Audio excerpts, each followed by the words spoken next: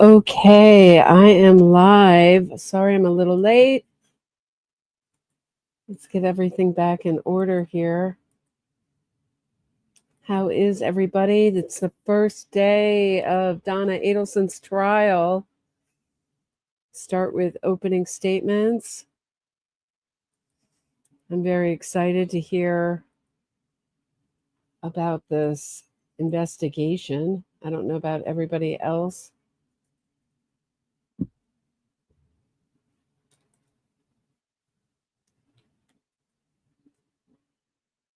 Okay, we have a seal.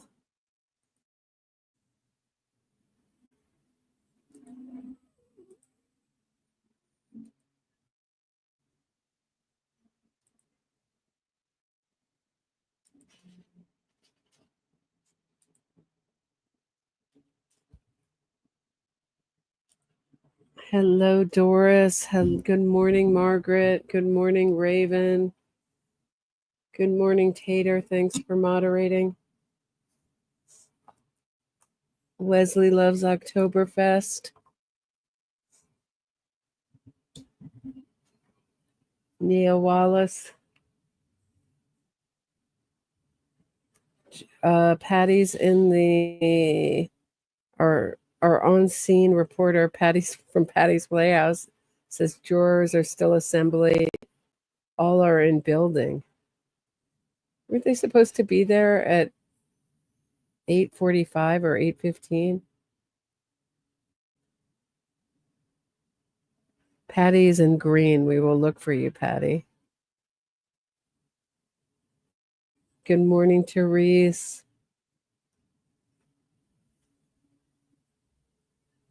Everybody's here. Gang's all here.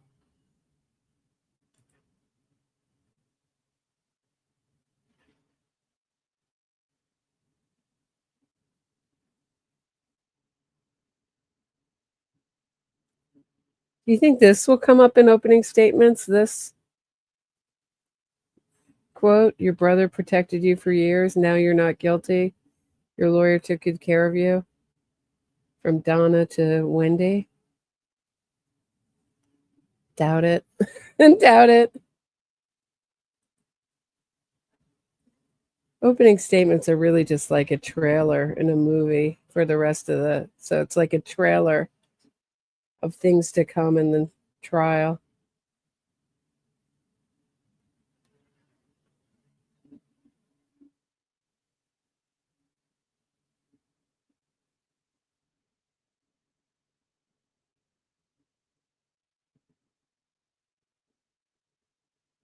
Hey, Eric.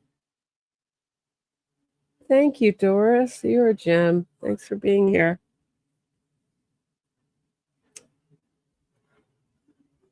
So thanks to my father's alibi, we have a whole, we can make some more emojis for the members.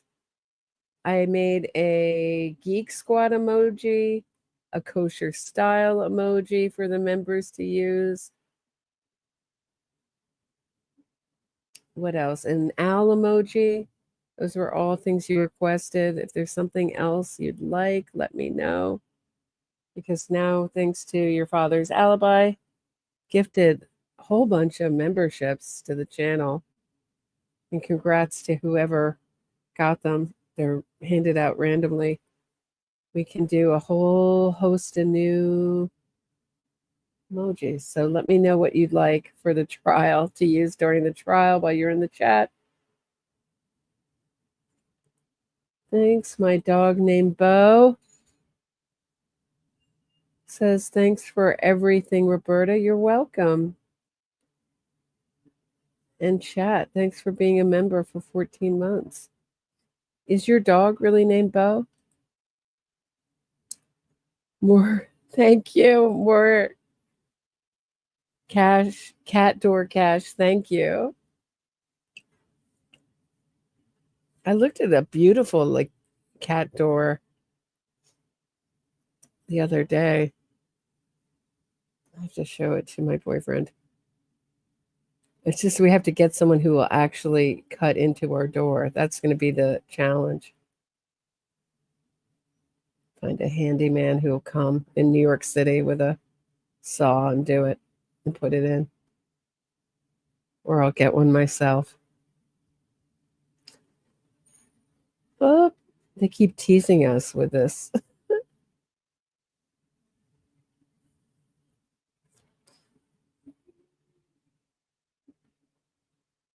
We need an emoji of a prescription bottle for Donna of her favorite kind. She'll really need it during the verdict. I don't think she can get that, right? In the staircase trailer, in that staircase documentary, they talk about getting Michael Peterson drugged so he won't scare the jury, but he was out on bail. Strangely, how he got out on bail was amazing. It was some amazing amount of money. That was like $1 million bail. Donna, not so. They don't fool around in Florida with bail like for murderers. I really think she thought she was going to get bail when she got arrested. That was my thought, but now I question myself. Oh, we're here. We have a Judge Everett and a Donna. Similar outfit to yesterday, but now she's wearing a blue and white striped shirt and a gray cardigan. Her lawyers probably got her those clothes. Looks like from the LLB catalog. Good morning, members of the jury. Thank you. Everyone recalled. Good job. Juror number one, how did I do on the snacks? You're welcome. Before we get started this morning, I'm going to give you some preliminary instructions as to how the trial will take place and also an instruction on note taking. Does everyone have a pen and notepad? If you can hold those up for me so I can see. For the record, each juror has a pen and notepad. After I've given you these two instructions, at that point, the parties will have their opportunities to give their opening statements, and the state will proceed with its case. Once again, throughout this trial process, I will be reading to you quite a bit. Again, it's not that I just do not wish to speak to you in a normal fashion, but the instruction that you are to receive from the court concerning the law during this case is to be specific and it is to be uniform. Ladies and gentlemen of the jury, you have been selected and sworn as the jury to try the case of the state of Florida versus Donna Adelson. This is a criminal case. Donna Adelson is charged with first-degree murder, conspiracy to commit first-degree murder, and solicitation to commit first-degree murder. The definition of these offenses will be explained to you later in this trial.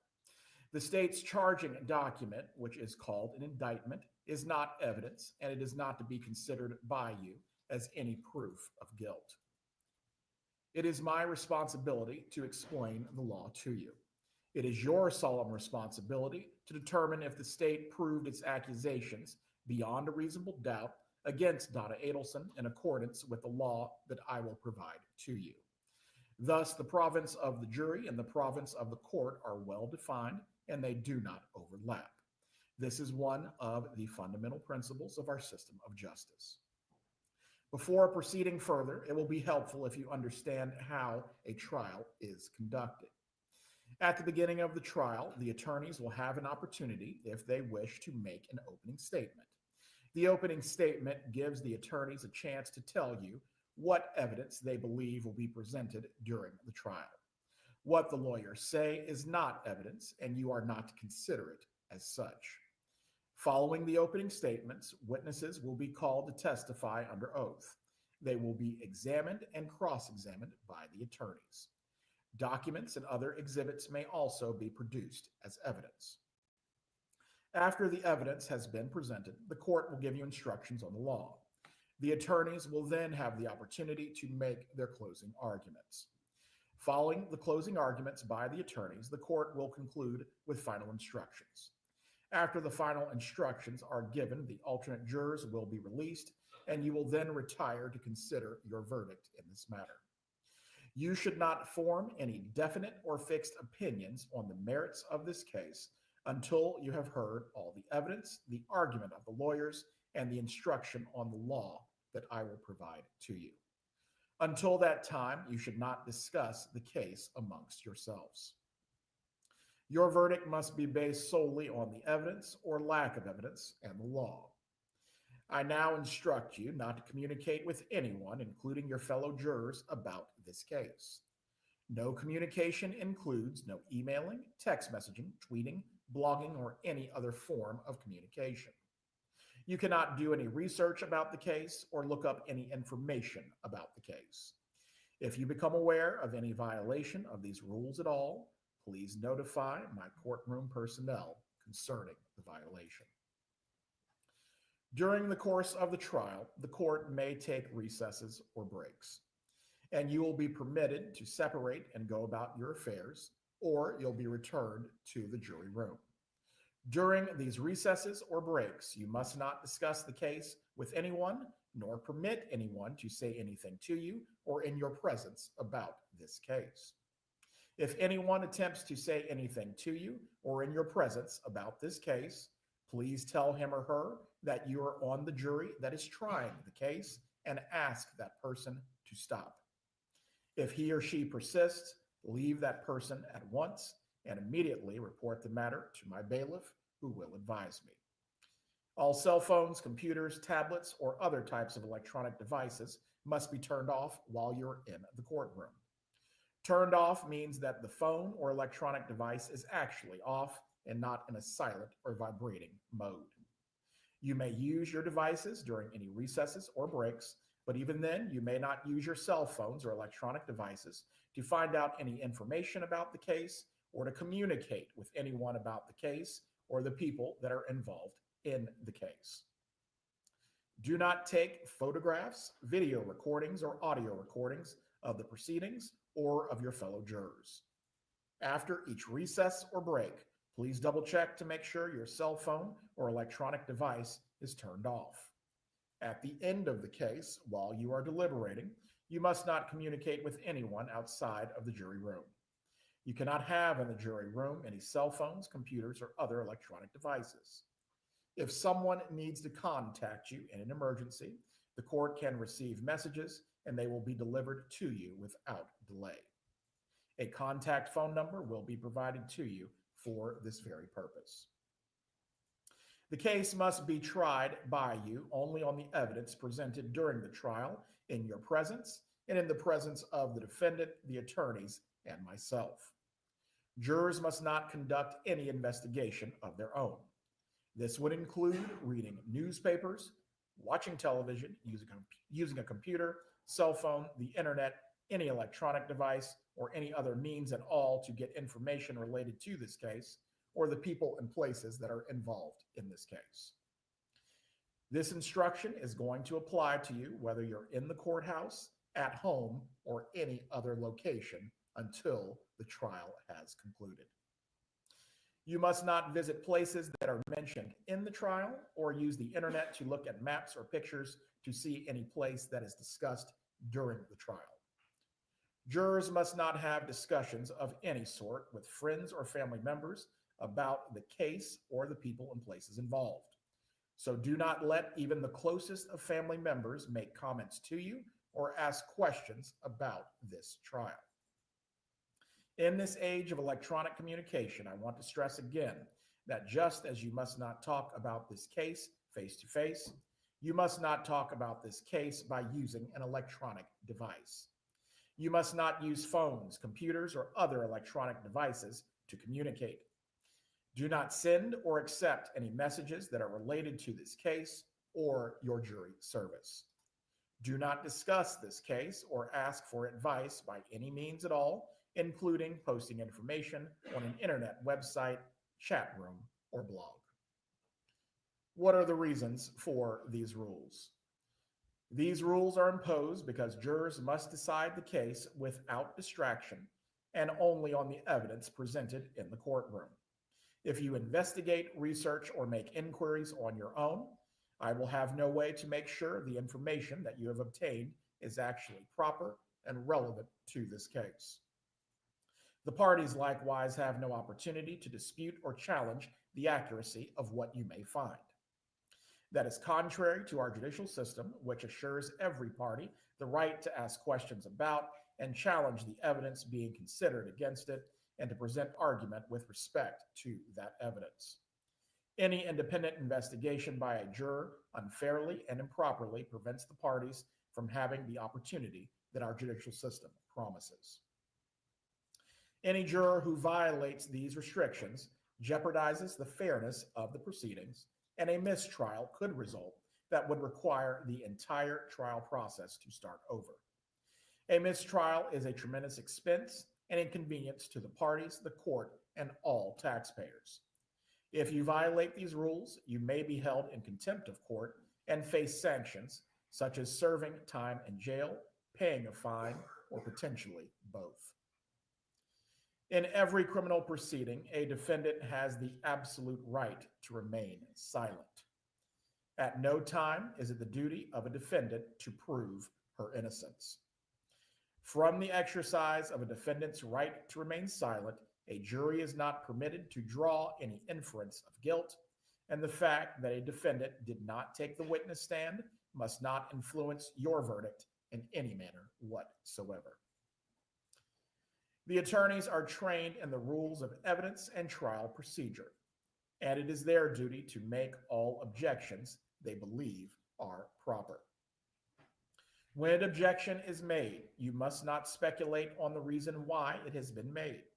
Likewise, when an objection is sustained or upheld by me, you must not speculate on what might have occurred had the objection not been sustained, nor what a witness might have said had he or she been permitted to answer that question.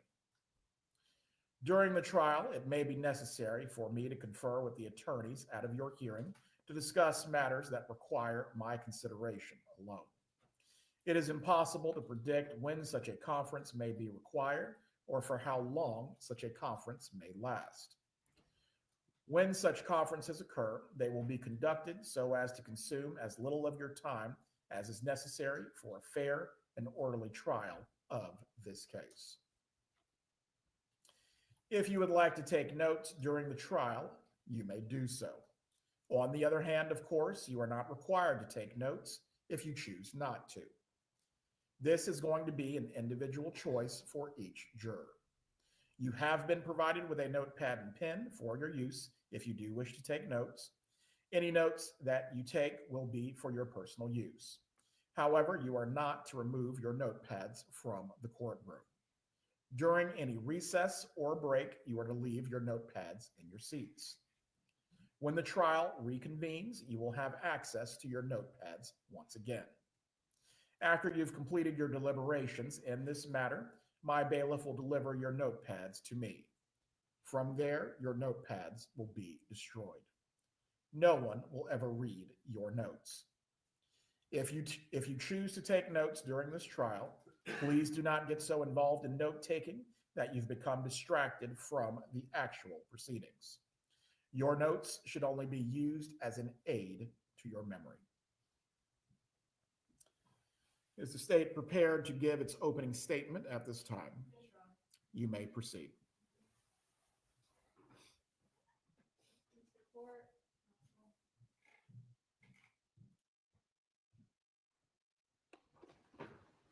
Good morning, everybody.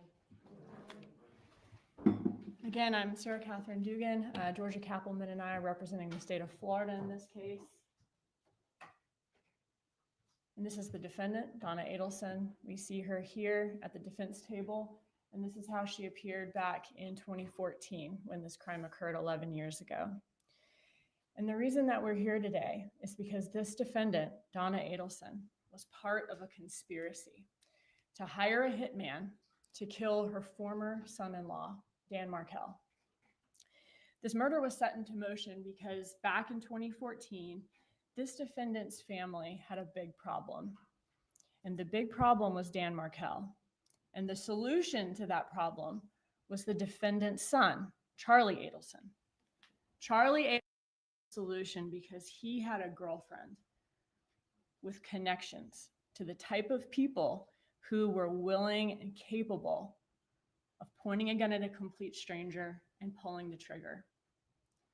The victim in this case, Dan Markel, was known as Danny to his friends and family. He was a loving father to 2 little boys, and he was a highly respected law professor at Florida State University College of Law. Tragically, on July 18th of 2014, Dan Markel was shot in the head in broad daylight in the driveway of his home in the Benton Hills neighborhood here in Tallahassee. The last day of his life began like any other day of his that summer. He woke up, he took his 2 young sons to preschool to work out. After finishing his workout, he returned home. He pulled into his driveway and he opened his garage.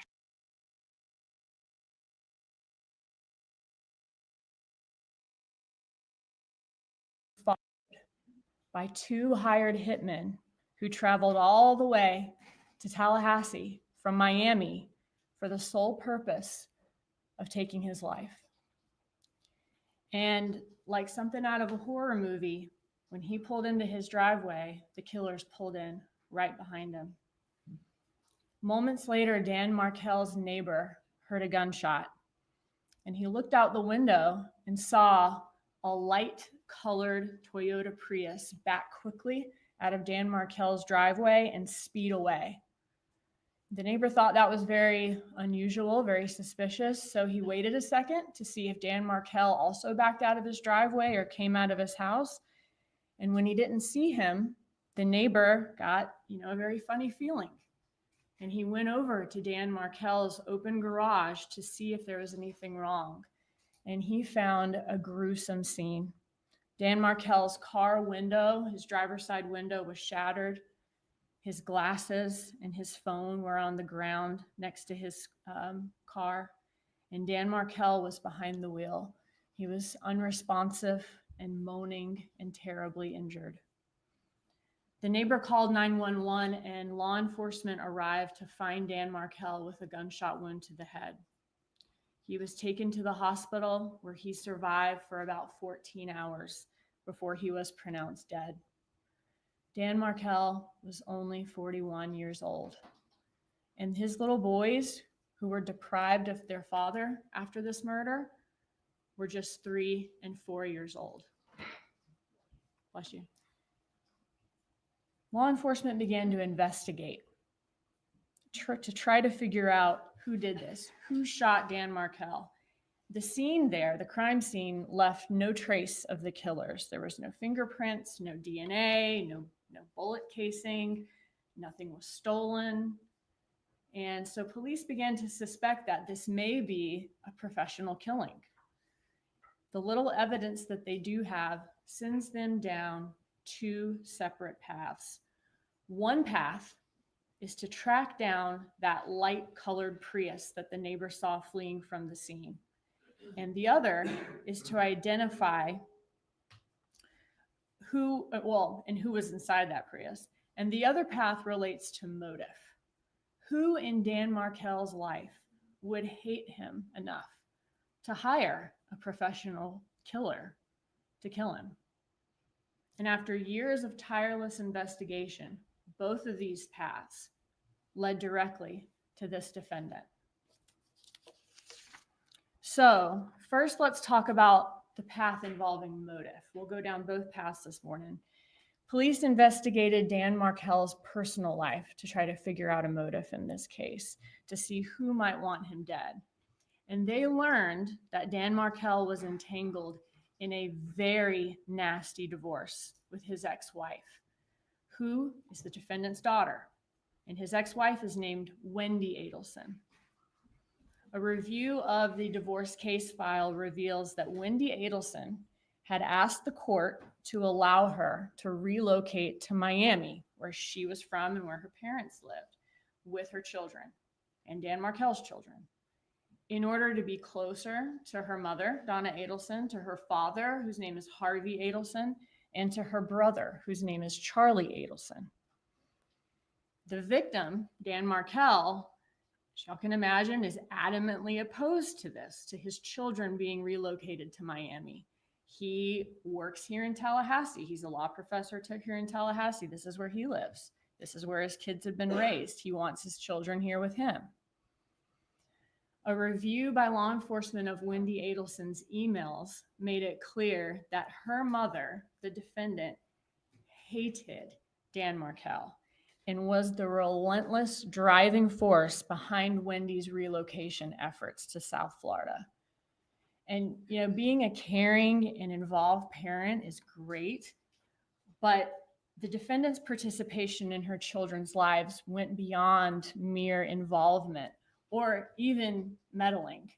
She was extremely controlling.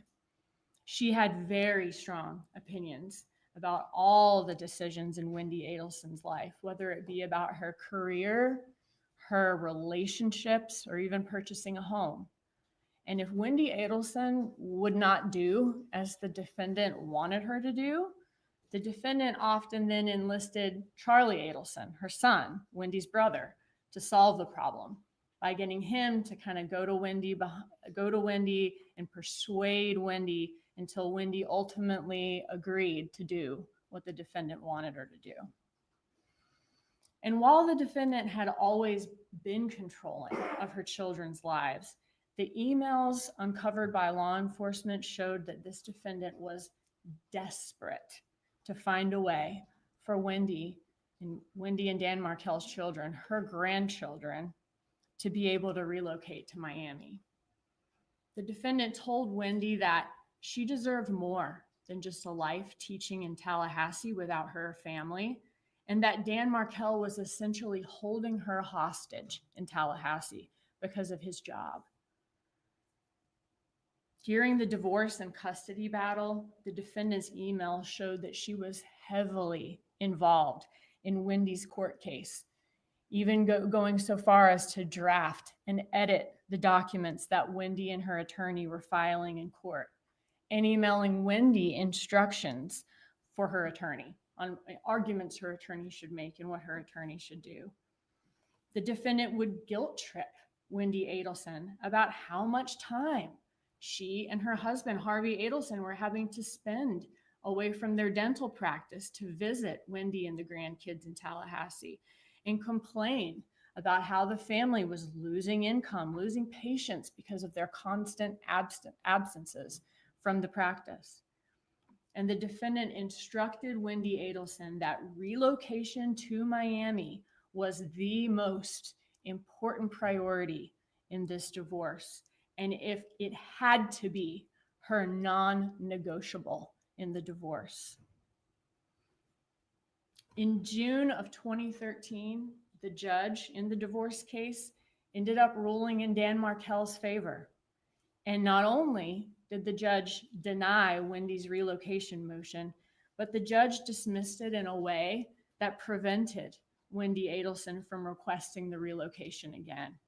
So Wendi would not be permitted to move to Miami to be close to the defendant and her husband with the children at that time or ever, unless of course something happened to Dan Markel. After the judge denied the relocation motion, after that was denied, the defendant told Wendi Adelson in emails that Dan Markel has not beaten the Adelson family yet. She let Wendi know that the Adelson family is a team and they are trying to win. Donna Adelson suggested in her emails several bribes to get Dan Markel to agree to relocation, like plane tickets, paying for her grandson's education. And the defendant even suggested offering Dan Markel a $1 million bribe to allow the relocation, to let Wendi move to Miami with the boys. And if the bribes didn't work, the defendant also suggested several ways that Wendi could threaten or bully Dan Markel into submission. The defendant told Wendi to aggravate Dan Markel like he aggravates you. And the defendant set out a plan of action that the defendant told Wendi would make Dan Markel absolutely miserable. And she's detailing all of these in her emails. So, for the plan of action, the defendant knew that Dan Markel was devoutly Jewish. So she came up with the idea for Wendi to pose Dan Markel's sons for pictures in front of a Catholic church, and then post the pictures to social media, and even announce on social media she was getting the children baptized just to make it appear to Dan Markel that she was changing their religion. The defendant assured Wendi Adelson that this would all be an act to get Dan Markel to agree to let her move to Miami, but told Wendi Adelson that in order to pull off this stunt, she had to put on the acting performance of her life.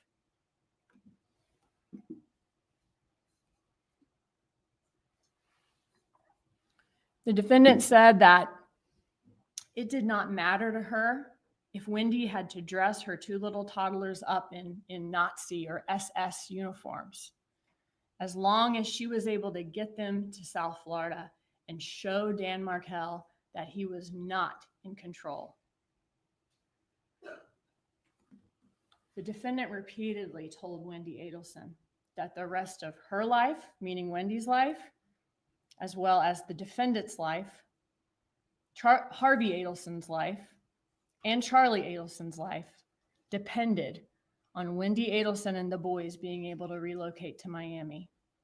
And the defendant said that she would never, never, never give up and never stop fighting for Wendi and the boys to be relocated to Miami.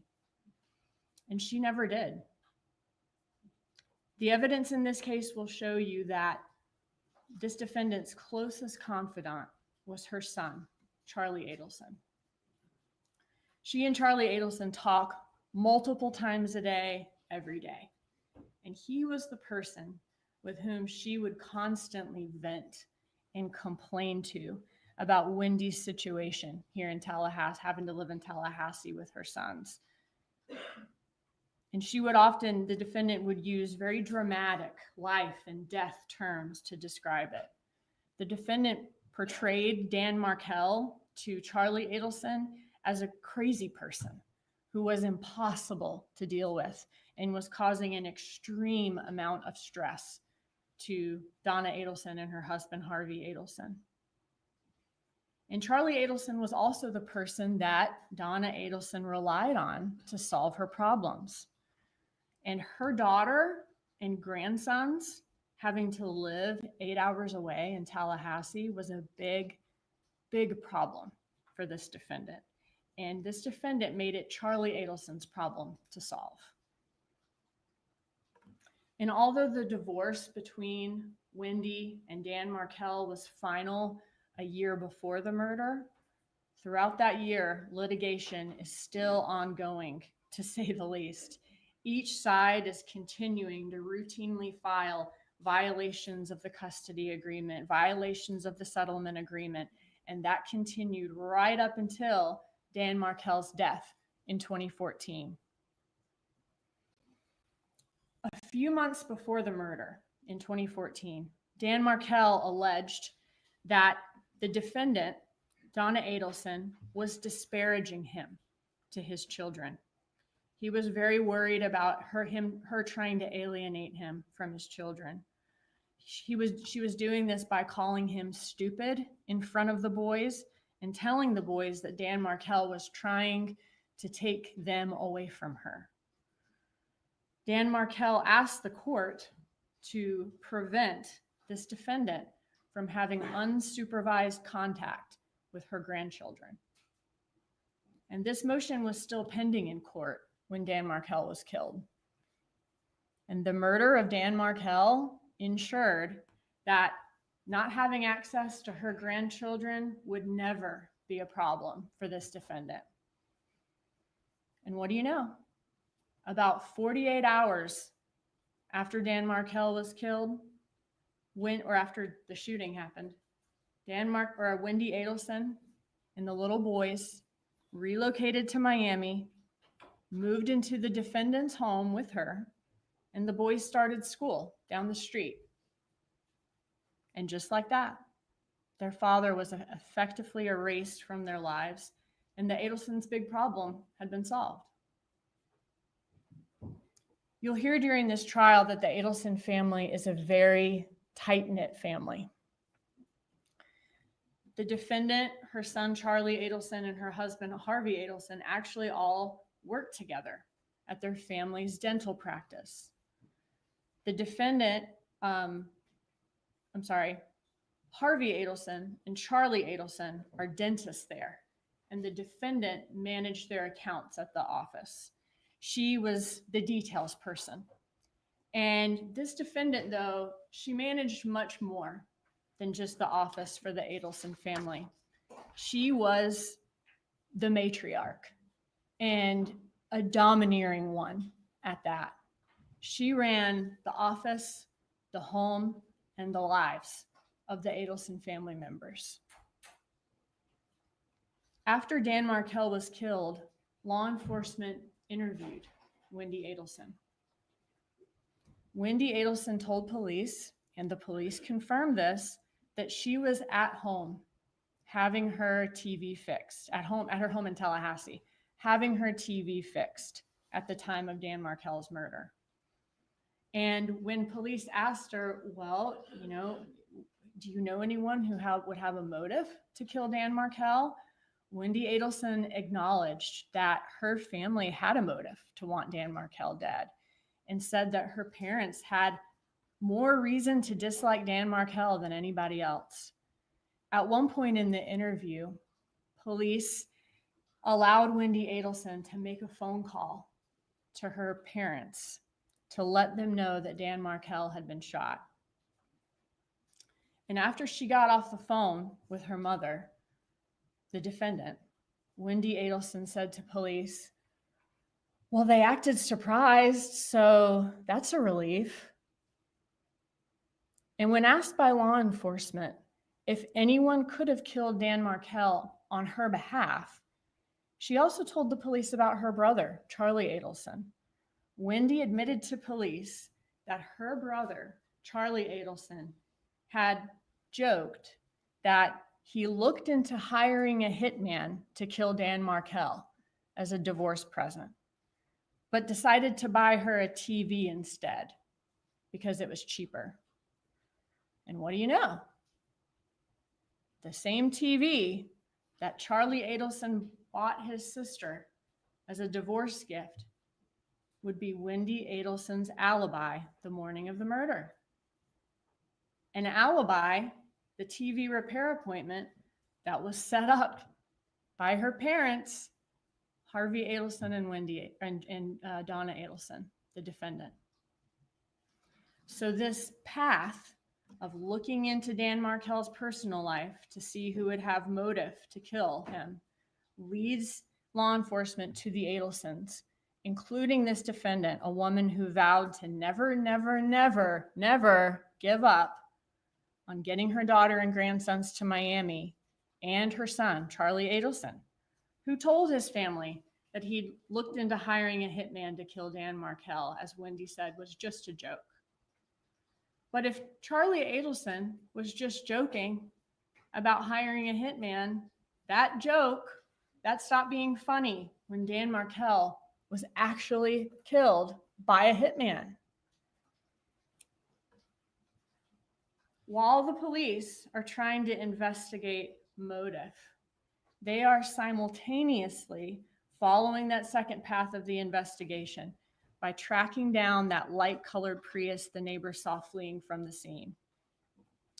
When law enforcement retraced Dan Markel's steps on the morning of his murder, they uncovered some very chilling surveillance video of that light-colored Prius fitting the description given by the neighbor, following Dan Markel into the Premier Gym parking lot and waiting for an hour while he was inside, and then following him home from Premier Gym back to Benton Hills.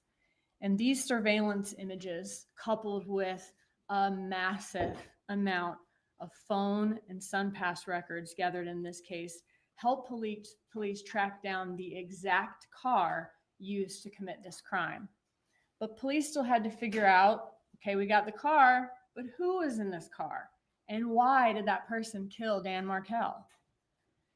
So law enforcement did a painstaking review of digital evidence in this case. And when I say painstaking, finding this Prius and finding evidence in these phone records was not an easy task. And it took much longer than your average investigation of a shooting, as you'll hear.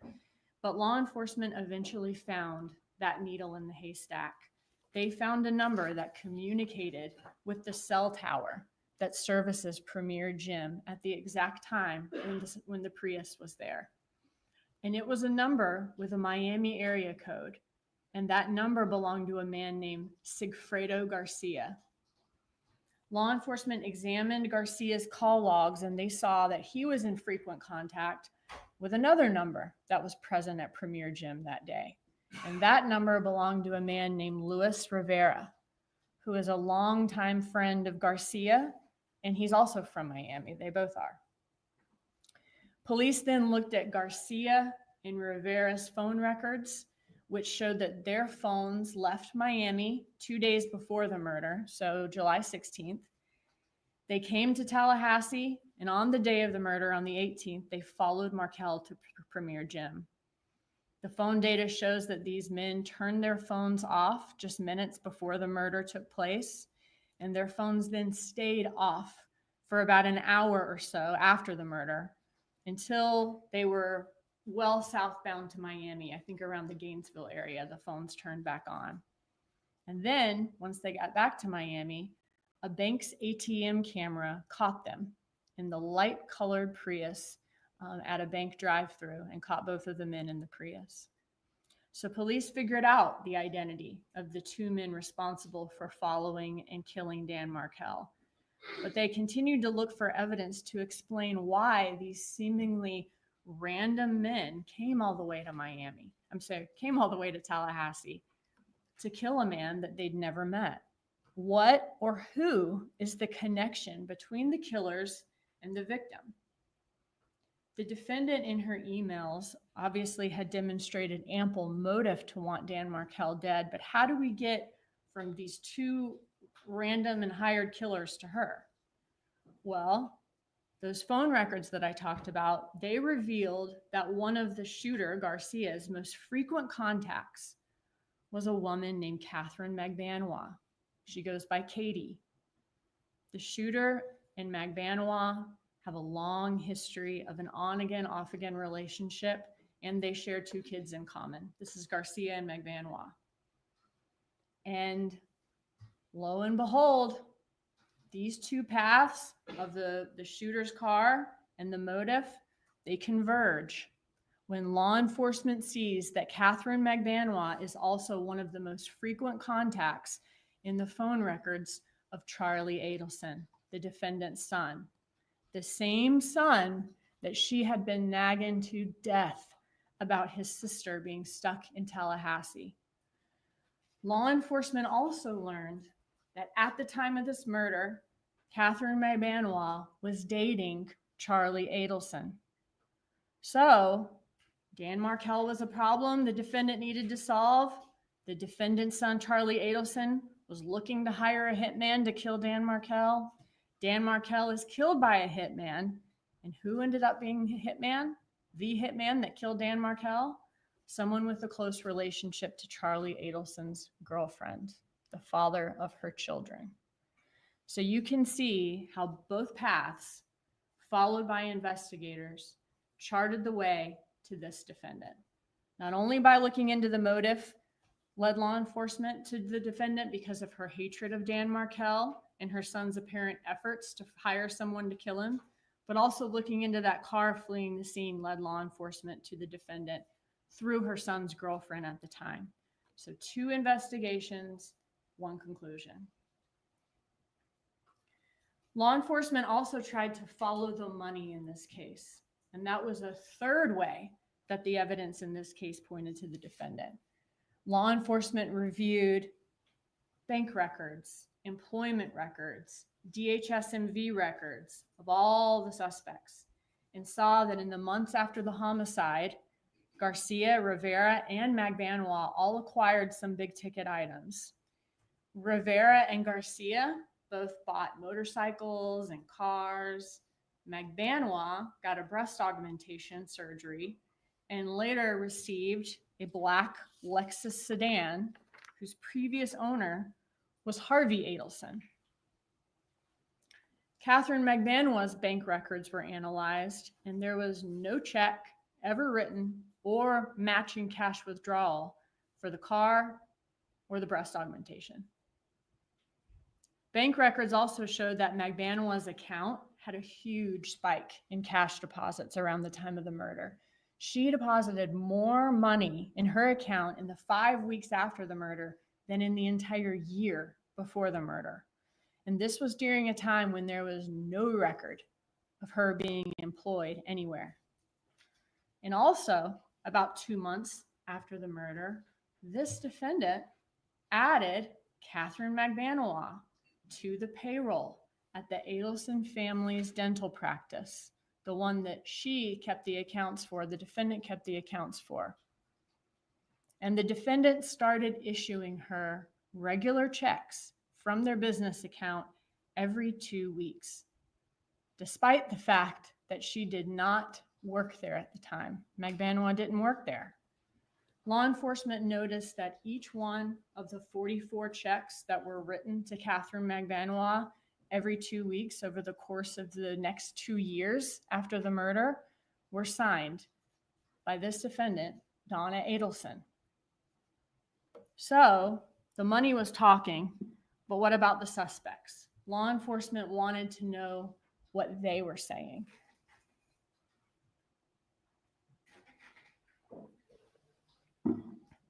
In examining the phone records in this case, law enforcement noticed a distinct pattern of communication surrounding important events or dates in this case.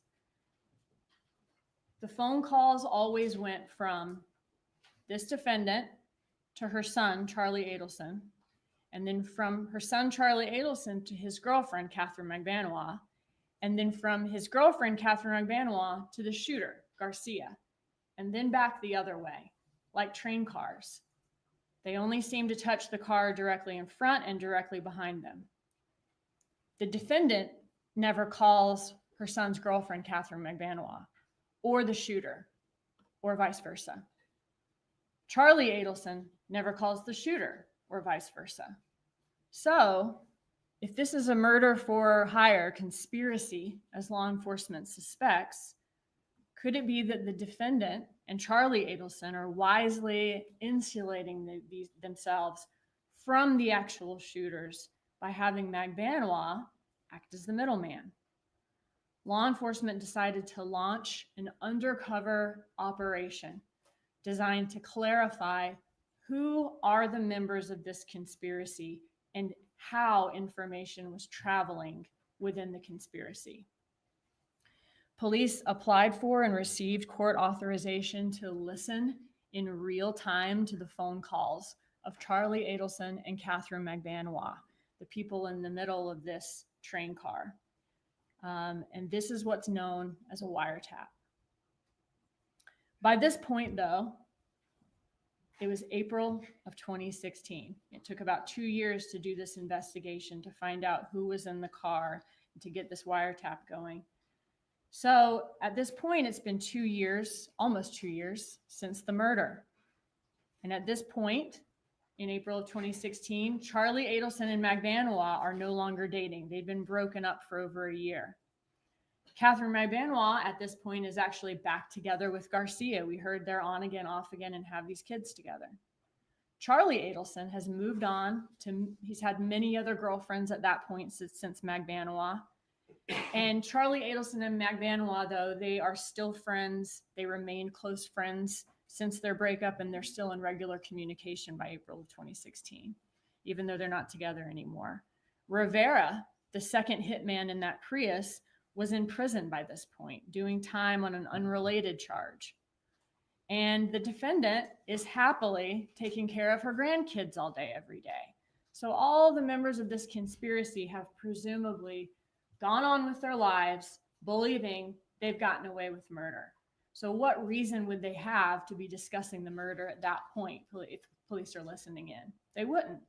So police needed to stage an event that would generate some conversation, some activity between the members of the conspiracy so they could see who the members of the conspiracy were. Their plan was to send an undercover agent posing as someone on behalf of Luis Rivera. He was the hitman who was incarcerated by April of 2016, to walk up to the defendant, Donna Adelson, on the street. There's a fly right in front of me. It won't leave me alone. To walk up to Donna Adelson on the street and try to blackmail her for money. Law enforcement refers to this as a bump. So this undercover agent posing as a blackmailer, and this is an actual picture from the surveillance cameras, that this is the undercover agent passing a piece of paper to Donna Adelson back in 2016. This undercover agent is posing as a blackmailer. He hands the defendant a piece of paper, and on the piece of paper is a news article about Dan Markel's murder. And written on the piece of paper is a phone number and the amount of $5,000. He tells the defendant that he knows the Adelsons are taking care of Katie, and he's basically there to blackmail to get more money out of them or out of her on Rivera's behalf, to even things out, because he knows they're taking care of Katie. He never says Charlie Adelson's name or anything about Charlie Adelson to Donna Adelson. The defendant then puts the piece of paper in her purse and walks away without ever looking at the piece of paper, because she knew exactly what it was about. Then law enforcement listens in to see what will happen next. Will the defendant go straight to the police to report the blackmail? Or will she do something else entirely? And as suspected, based on the previously observed communication pattern, the first person that this defendant calls is Charlie Adelson, despite the fact that the blackmailer never mentioned Charlie Adelson to her. On that first call, you would think the first thing that Donna Adelson would say to Charlie Adelson is, "Oh my God, it's so crazy. Some man just came up to me, handed me an article about Danny's murder, and he's demanding money from us." But she never says any of that. In fact, the defendant never says Dan Markel's name at all. Instead, she tells Charlie Adelson that she needs to talk to him in person about some paperwork that was just delivered to her. She said that it involves the two of us, and that he should know what she's talking about. The defendant and Charlie Adelson continue talking, and she says that he should bring cash to their meeting. And she says, the TV is probably about 5.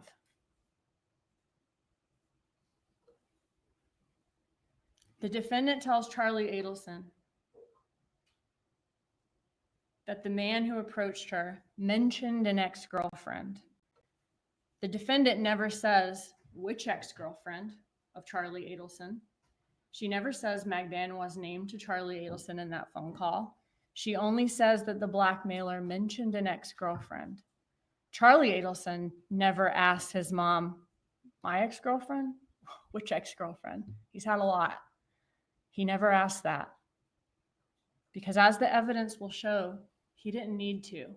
He knew the TV is probably 5 meant that she was being blackmailed about Danny's murder, where the TV was the alibi, and he knew that the ex-girlfriend in question was the only ex-girlfriend that he had solicited to find a hitman for him, Katherine Magbanua. And we know that because after this call with his mother, the defendant, Charlie Adelson, calls Katherine Magbanua. He does not call his most recent ex-girlfriend or even the one before that. He calls Katherine Magbanua. And his call to Katherine Magbanua is the only call he makes to any ex-girlfriend after getting the information from his mother that the blackmailer mentioned an ex-girlfriend. And he hadn't dated her for about 1.5 years at that point. And although they threatened to do it very often, neither Charlie Adelson nor the defendant ever reported this attempted blackmail to the police. You all will hear the calls between the conspirators, and as you listen to these, you'll notice that they're being very cautious about what they say. It's apparent that they're being very careful about the words they use because they are all immediately suspicious that law enforcement could be behind the bump. Law enforcement could be the person who came up to them on the street and gave her the paperwork. And law enforcement could also be listening to their conversations. After Charlie Adelson's first call to Katherine Magbanua, Charlie Adelson then meets up in person with his mother, the defendant. And in person, she gives him the paperwork that this blackmailer gave to her and makes it Charlie Adelson's newest problem to solve. And naturally, what does Charlie Adelson do? He goes to the next train car, Katherine Magbanua. Charlie Adelson and Katherine Magbanua meet in person at a restaurant called Dolce Vita in Miami. And while they sit at their table in this busy, noisy restaurant, an undercover FBI agent is sitting at a table nearby with a camera hidden in a bag, recording the conversation.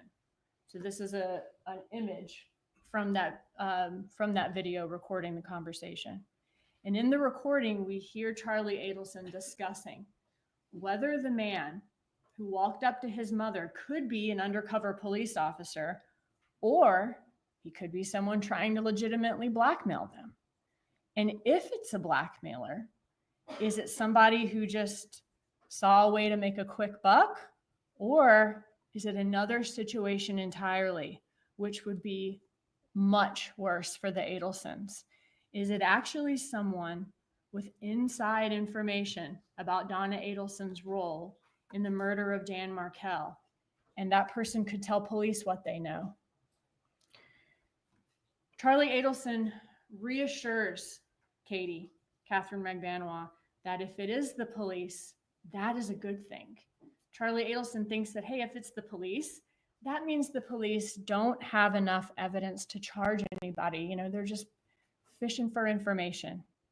And in fact, Charlie Adelson tells her, hey, if they had any evidence, we would have already gone to the airport. It's important to note that at the time of this conversation at Dolce Vita, no arrests had been made in this case. And the only thing that police had released to the public at that point was a photo of the light-colored Prius that fled the scene. Police knew at that point that it was Garcia and Rivera who were in the Prius, but the public didn't know that yet. So that fact is interesting in light of some of the things that Charlie Adelson started saying to Magbanua. He starts giving her several analogies involving rental cars being used to commit crimes. He reassures her that the police can't prove a person committed a crime just from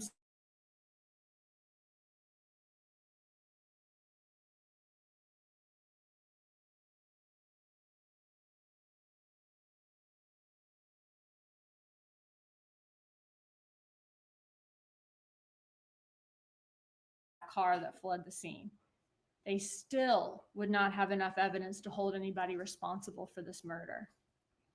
Charlie Adelson also says that crimes are tough to prove unless someone actually witnessed the suspect commit the crime, or the suspect confesses to the crime, or a suspect is caught on a wire talking about the crime. So he's trying to reassure her about the lack of evidence in this case, about no witnesses, and trying to let her know that, hey, as long as we all stay quiet and nobody confesses or gets caught talking on a wire, then we don't have anything to worry about. And he begins educating Katherine Magbanua about how blackmail works. He tells her that, hey, if this is a guy who knows information, there's two ways of dealing with this guy. You know, we could call the police, but then the guy blackmailing us could be charged, and then that blackmailer is going to start talking, and the police are going to be asking questions about what happened. The other option is to pay the blackmailer, but let him know that this is just a one-time thing. And we'll try to scare him off by saying, if you come around again, we'll go to the police. Charlie Adelson gives Magbanua very precise instructions on how to deal with the blackmailer. He tells her to call the blackmailer and tell her that my friends, meaning the Adelson family, have no idea what you're talking about. And I'm just going to give you this money as charity, but don't contact these people again or they'll go to the police. And Charlie Adelson said he would give Magbanua the $5,000 to pay off the blackmailer who approached his mother, except that he's concerned that this guy won't go away. He'll get that $5,000 and then he'll just keep coming back for more money. We'll see him as an easy target. And so Charlie Adelson then offers that the best solution might be to have the blackmailer killed, and that he's willing to pay whatever it takes. He says, so help me God, if they F with my family, it's going to be Nazi shit, because this will be done. I mean, Katie, I don't care what I spend. And after hearing that Charlie Adelson wants someone killed and is willing to pay whatever it takes to get it done, Magbanua then asked Charlie Adelson to help her out. And Charlie Adelson reassures her she'll be taken care of and reminds her she's on salary at the parents' dental practice.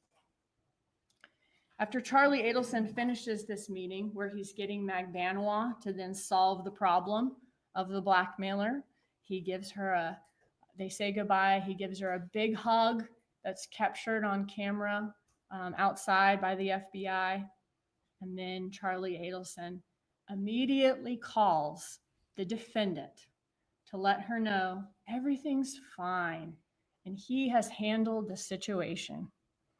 He does this using some pretty obvious code words that you'll often hear these conspirators use to mask the meaning of what they're talking about in case law enforcement's listening.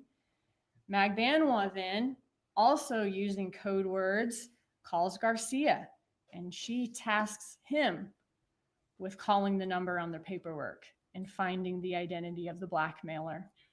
And in the series of recorded calls that y'all are going to hear later this week, you'll hear these conspirators talking and using words like TV, relationship advice, false leads, listings, patients, properties, clients, rap songs, CDs, pigs, all these terms that are obviously normal words, but they're used in context that if you're listening to the conversation don't make sense.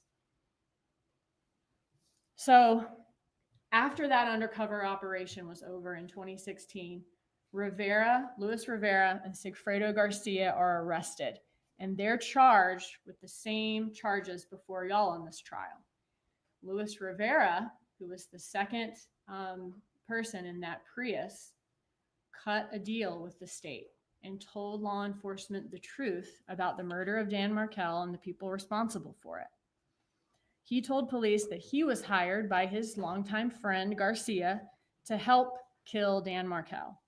Rivera described how Garcia told him that this was a job that Magbanua was able to get for them, and it was in Tallahassee, and it paid $100,000, and that Rivera was going to get a third of the money. Rivera said that during the trip to Tallahassee, Garcia had a piece of paper with a picture of the man that they were hired to kill and some handwritten notes. And during that trip, Rivera said that the first call that either of them made after the homicide was from Garcia to Magbanua, where Garcia told her that the job was done and Magbanua assured them they would get their money the next day, which they did. that Magbanua brought the money the next morning to Rivera's home. And law enforcement checked cell phone records, which corroborated Rivera's information. Law enforcement told police that the money that he received from Magbanua the next day was packaged in a very unusual way. The money was basically in stacks of 1,000. Each stack was made up of $100 bills that were then stapled together. And after each stack was stapled together of 1,000. And after learning this from Rivera, Magbanua was arrested, and that was in October of 2016. During this trial, you'll hear that the Adelson family had access to a lot of cash because their family gave cash discounts at their dental practice. Like if you paid in cash, you would have to pay less than if you paid on a card or check. And they kept the cash that they received in stacks, and they stored it in a safe. Law enforcement also learned from Charlie Adelson's friends that Charlie Adelson had a very unusual practice of keeping his money in these $1,000 stacks that were stapled together, just like the money Rivera received. And over the last few years, since the 2016 arrests of Garcia and Rivera in May, and then of Magbanua in October 2016, law enforcement has not stopped working on this case. 3 years after Garcia's arrest in 2019, he was convicted at his trial. Law enforcement continue, though, to gather evidence. They continue to interview people who may possibly have information and to clarify all of these recordings the FBI did that couldn't be clearly heard. And thanks to their tireless efforts, in March of 2022, Charlie Adelson was indicted. 2 months later, in May of 2022, Katherine Magbanua's case went to trial, and she was convicted. During Magbanua's trial, Katherine Magbanua took the stand, and she insisted, this is back in May of 22, she insisted she had no knowledge of the murder. The Adelsons must have just gone around her to hire the hitman directly. That's what she testified to. Her defense team insisted that the state's theory was correct about every co-conspirator except for her, for Katherine Magbanua. That Katherine Magbanua was just this victim of bloodthirsty and desperate prosecutors and investigators, and just a victim of this set of circumstances that appeared to prove one thing, but was actually, the truth was something else entirely. However, after being convicted at trial and sentenced, Magbanua finally decided to testify about the plot to kill Dan Markel and admitted that she was the connection between the Adelson family and the killers hired to kill Dan Markel. Magbanua testified in Charlie Adelson's trial in October of 2023 and said that Charlie Adelson wanted to hire someone to kill his sister's ex because his mom was stressed out over all of the problems his sister was having with her ex-husband. Magbanua said Charlie painted a picture that Wendy's ex was this terrible man causing his mom so much stress that she couldn't sleep or eat. Magbanua agreed to help him and ended up recruiting her children's father, Garcia, and also Rivera to kill Dan Markel. She says that the night of the murder, she went to Charlie Adelson's house to pick up the payment for the murder. And when she arrived, Charlie Adelson said that his parents had just been at the house and that Charlie Adelson had the money for her there.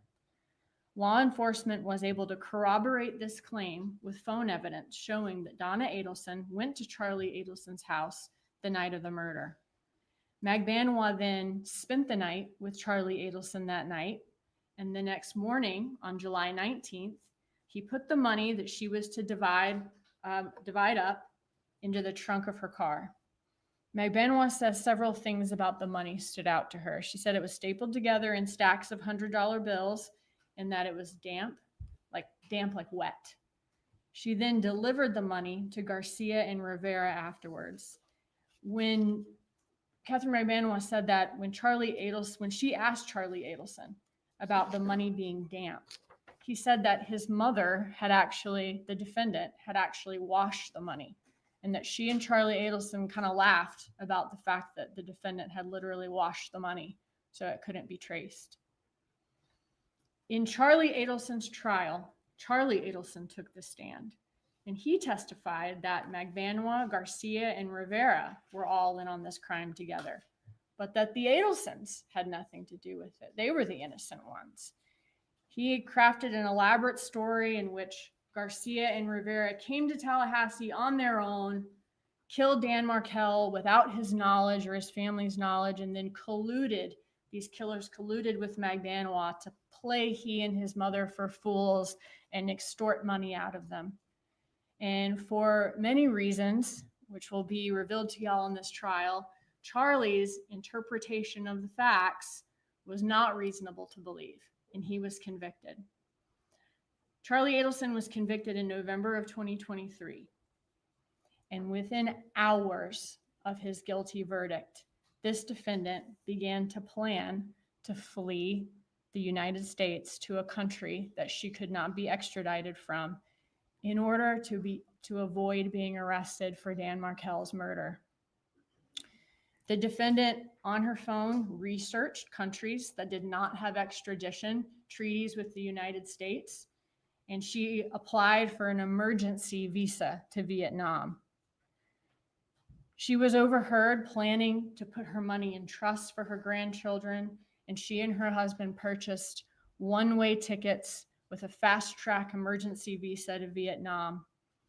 And Vietnam does not have an extradition treaty with the US, as she would have learned from her searches.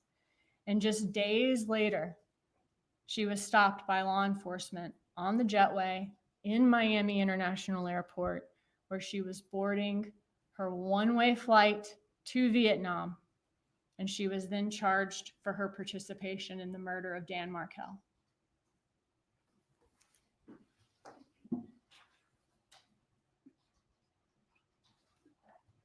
After the defendant was charged, law enforcement received information from women who said that the defendant, Donna Adelson, was offering them bribes in exchange for false testimony in this trial. They said Donna Adelson promised them money, housing, veneers, prescription drugs, if they were willing to testify that Katherine Magbanua told them a completely different story about the crime than the one that she would be testifying to. One informant was even able to show law enforcement a script, a question and answer session for a direct examination in trial that Donna Adelson herself wrote, and that Donna Adelson wanted this informant to memorize and come into court and perjure herself by reciting it to you here in trial. Please listen to all of the evidence that y'all are going to see and hear in this trial. I know it's been a long week already, and we have a lot of evidence for you in this case, but when you do, you will see that this defendant conspired with her son, Charlie Adelson, who solicited his girlfriend, Katherine Magbanua, to get this murder done. And then this defendant paid her with cash, with checks for the job once it was completed. The defendant acted in furtherance of this murder plot that went beyond just thinking about it or just talking about it. And these acts make her guilty as a principal to first-degree murder, just as if she was the one pulling the trigger in the garage herself. And while the defendant's choices helped solve a problem within her family, they came at a very high price. She took the life of a loving father of 2 little boys and caused a lifetime of grief for Dan Markel's loved ones. And at the conclusion of the evidence in this case, you will be convinced beyond any reasonable doubt that this defendant is guilty. And at that point, we'll ask you for the only verdict that does justice in this case, which is a verdict that this defendant is guilty as charged. Thank you. All right, briefly approach. I'm so shocked. I'm so shocked by what we just heard there. Never in my life did I think that Donna was offering veneers and drugs. I mean, it makes sense. That's why so many of the snitches have drug offenses. But just imagine being in jail with Donna and you're going to AA, or, you've had to detox. I don't know. Maybe you're doing drugs in jail. Who knows? But, and she's offering drugs to you on the outside. Like, I know you're clean in here, but once you get out, I'll give you drugs. I mean, I don't know. Maybe they're not clean in jail. Maybe they're getting them from guards or whatever. I know a lot of drugs go around prisons. I don't know about jails. I don't know about Leon County. I assume it's the same. It's just freaking evil. Go to the right. Tater says they go to the vulnerable and the poor. It's so cruel. Opening statement. We are going to take a brief break. The bailiff will take you to the jury room. It's like, don't even give them a chance of maybe, getting their life together. Just use them for what you want. Oh. Yeah, she is screwed, Marcy. I don't think Tallahassee's going to take well to this. I thought it was a good opening. Someone said she made some mistakes. What were they? I'm curious what they thought they were. I'd have to listen again. Gallery or the observers need to use the restroom, please do so at this point, so that way when the defense is ready, we can continue moving on seamlessly. We'll resume again at 10:20.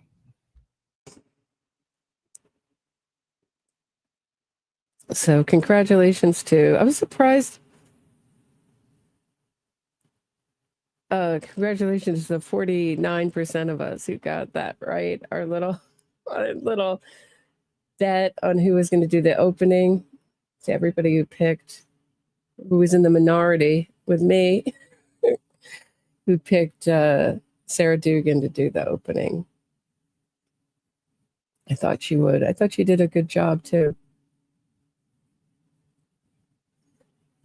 Veneers, housing. We're forgetting the housing.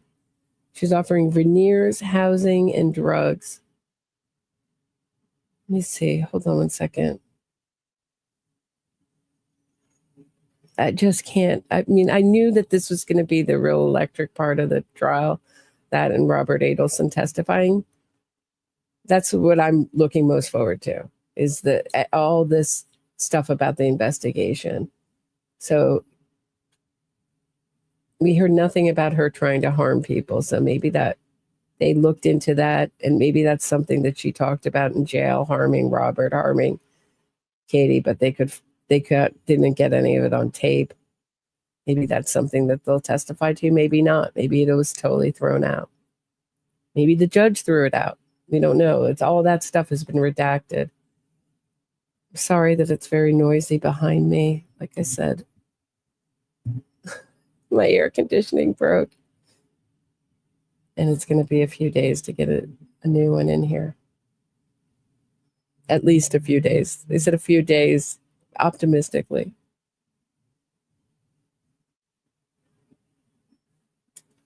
Let me just go through these super chats. Thank you to everyone who supported the stream. Trying to find a cure says we were finally here. Yeah. I was just like a little bit shut down. I can't believe, like, with everything that's happened with this case, being pushed back and almost started and stopped, that we finally had opening statements. Sherry's Life became a YouTube member. Thanks, Sherry. Enjoy the emojis. If you want new emojis, if you have ideas for new emojis, let me know. I think we're going to have to do a bottle of pills. Someone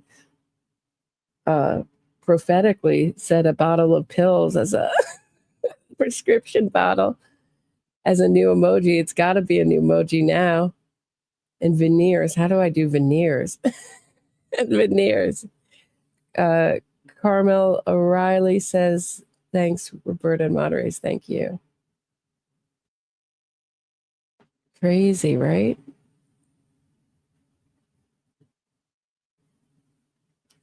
Yeah, it's just going to have to be a prescription bottle. I don't know if YouTube will come down on me or even let me put up something that says Xanax. We'll know what it is. We'll know what it is.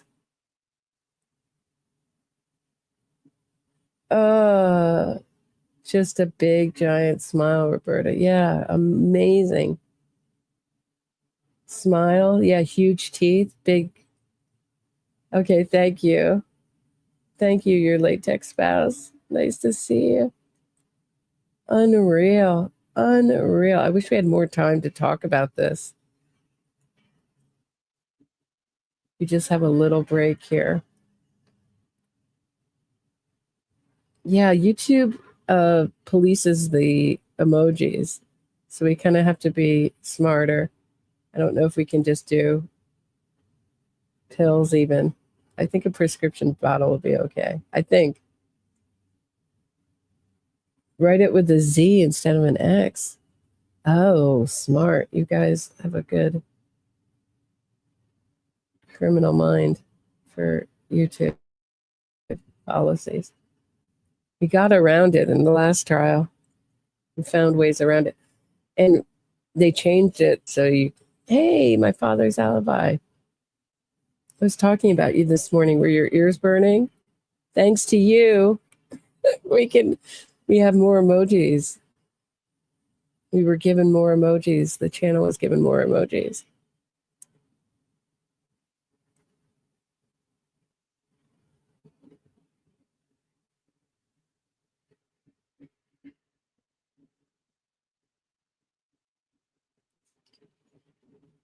Oh, thanks so much. Down, down, down. Donna's going down. I think so. Your latex spouse says down, down, down. Donna's going down. Yeah, pretty devastating. I didn't know that they could talk about all the other co-conspirators that got convicted in this opening.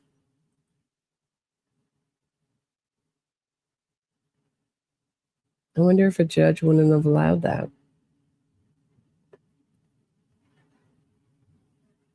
Oh, I don't think she's going to cry when she sees Robert. Did you notice that her ears have gone down? Now she can't hear. She had no problem hearing through all these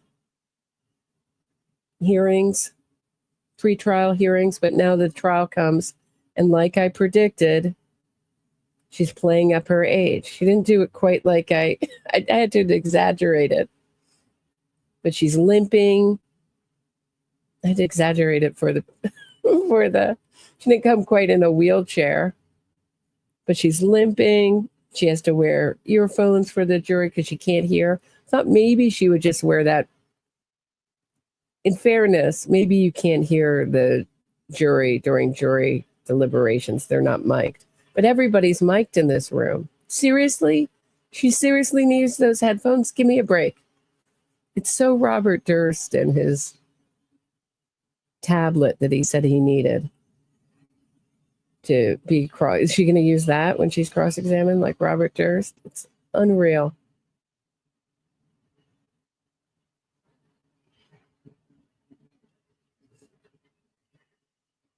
Oh no, Yala, I hope you feel better. Ginger, if you can stomach it. Ginger is always good for an upset stomach.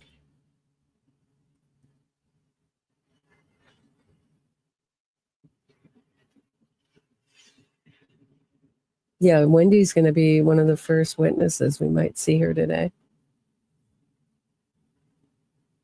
Aren't they entitled?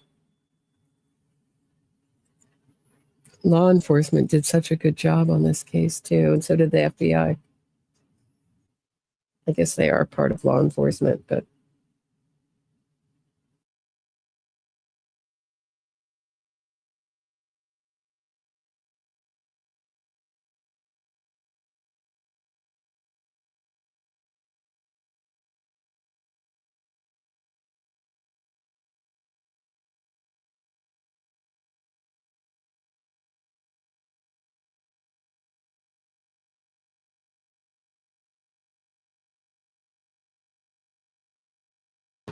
Oh, they're called footballs? I didn't know that.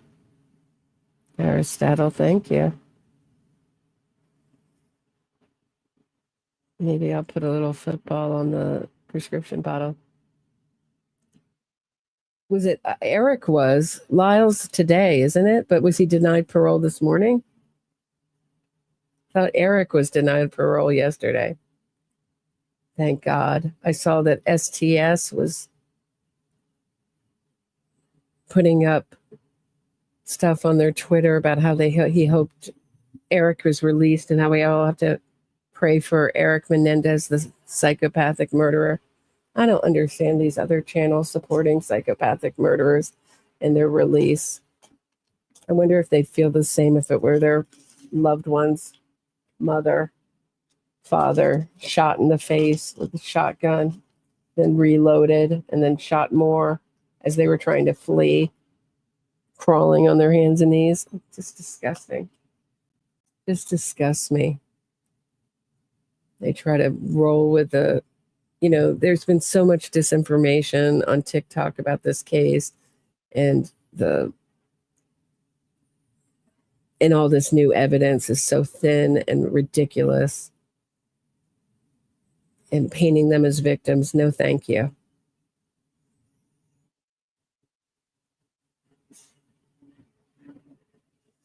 Are you kidding, Kitty? Yeah, right. No, they weren't. I hope you're kidding, Kitty. But they were so abused. They were. Story makes no sense. The Menudo guy's story makes zero sense. Gone over it. The guy who's behind it is named Robert Rand, who's behind that innocence fraud campaign. And he got caught on Megyn Kelly saying he had all this stuff that didn't materialize. Interviews. He's like a real fraudster. Apparently, he's had other sold other convicted killers as innocent and done the kind of wrongfully convicted narrative too. It's just disappointing altogether. I think it's just like me and AA Legal Focus. We're the only ones who don't run with this narrative.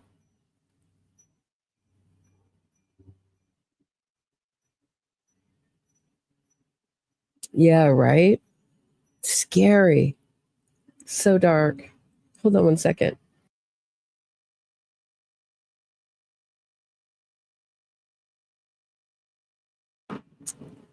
Melina Barry, a prescription bottle with a gift ribbon and a bow around it. Good idea, Melina.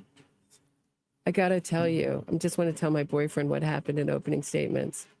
So Donna, it turns out in opening statements, Donna tried to buy off prison snitches for favorable testimony with the offer of veneers and drugs from, I guess, her husband, Harvey. Oh my God. Would write them prescriptions and money and a place to live, property. Wow. It's crazy. What's your reaction? I just didn't expect that. Nobody expected it. That's crazy. So they're going to have people coming in from jail testifying that she was literally writing them scripts. I have to go back and look what was on the exhibit. I wonder if Patty caught wind of that, what was on that exhibit. I'm going to blow it up as soon as I can. To Donna's script. How bad do you think Donna's script is going to be? I would say I would give it about a D- already, not even having seen it, knowing what her other dialogue sounds like or monologues sound like. They're so bad. Yeah, thank God the psychopath Menendez brothers Is the defense set up at this point? got denied. All right. Is any further clarification needed about what was discussed at sidebar? Not at all, Your Honor. All right, very good. You can be seated, but they're coming right back in, so it's probably going to be some pop goes the weasel musical chairs, whatever your variation is of that.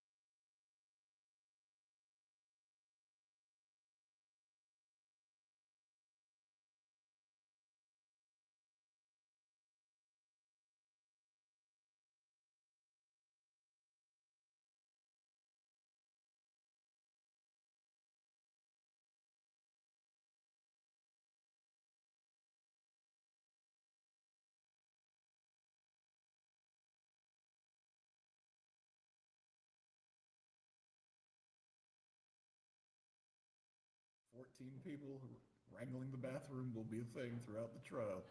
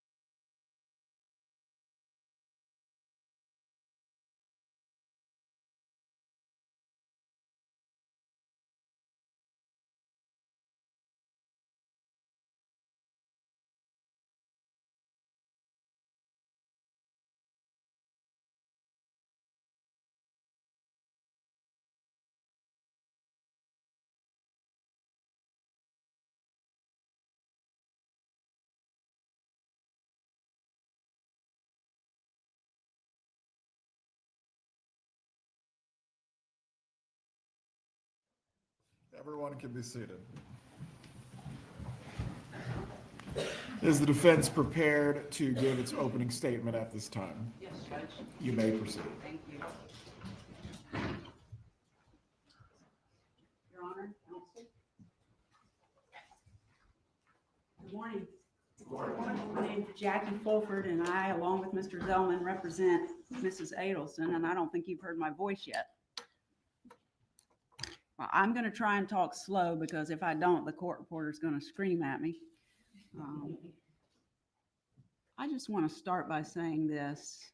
Remember, during the course of the proceedings, that the state always gets to go first, but the defense has a right to be heard too. So please keep an open mind until you hear from us as well. You just sat through an opening statement. The presentation was pretty cool. I'm old-fashioned, so I don't use that kind of stuff, but for an hour, you heard about this killing. And we're going to talk about that in a minute. And you heard an awful lot about why they think Donna Adelson has the motive to kill Danny Markel. And you heard an awful lot about what other people did in this case. But not a single piece of evidence was discussed that shows that Donna Adelson planned this, hired anybody to do this, or intended that this happen. And I just want you to be mindful that when we're at the end of the case and the judge gives you the instructions, and he gives them, I won't do that. When he gives you the instructions, he's not going to give you an instruction that says the state has to prove motive. He's going to give you elements of each offense, and he's going to say that each element of each offense has to have actual evidence to prove that. Not motive, actual evidence that those things happen. We're going to have a long trial, and I know you all are kind of prepared for that, at least in your minds. You know it's going to happen, and it's going to be long, and we're going to have days. And you're going to hear a lot of evidence and phone calls and text messages and emails. But I want to ask you to never, ever stop thinking for the 2 weeks or 2.5 weeks that we're here about why it is we are really here. Not just because Donna Adelson is on trial, but because 2 men killed Danny Markel. Don't forget Danny. He was an amazing professor. He was very well educated. He had 2 degrees, I think, from Harvard, one of them from law school there. He was a professor. He had students. He was very well respected by his peers, his colleagues. He traveled all over the place to talk at conferences. They wanted him there for him to come and speak. Very, very intelligent man. And I can't say I know because I never met him. I wish I had. But I know he had to be proud of all that he had achieved. It was his career was important to him. Him continuing to educate himself so that he could get tenure at the law school as a professor. He worked very hard. He earned a lot. What he did not earn was for somebody to do this to him. You're going to hear that Wendi Adelson, the daughter of my client, was married to Danny. And I'm not trying to be informal when I say that. I respect Mr. Markel, Dr. Markel, but because so many people in the trial are going to refer to him as Danny, I'm going to do that if that's okay. But I don't mean any disrespect by doing that. More important to Danny Markel than anything in the world were his little boys. He had 2 little children when this happened to him, a 3-year-old and a 4-year-old. When the divorce first happened, when Wendi moved out, he did not want the divorce. That was in 2012. And they squabbled during the divorce. They did. Each side argued for their side. The other side argued for their side. That's what happens in divorce. Divorce is not fun. Divorces, not usually friendly. Some of us have had friendly divorces, but not everybody does. And a lot of things were said. But moving forward to 2014 is where we're going to concentrate on, because that's when Danny was killed. And in 2014, with these little boys that he had, the divorce had been over for a year. Relocation, the opportunity, even discussion about it, ended. On July 31st, when the final judgment was entered, relocation was over. The state told you that. The court denied it with prejudice. She could never raise it again. Nobody was fighting anymore about where these little boys would be. Danny advocated for not only himself in the divorce, he advocated for his children. They are an important part of his life. He wanted as much time as he could get with them. They ended up splitting the time equally between Wendi and Danny.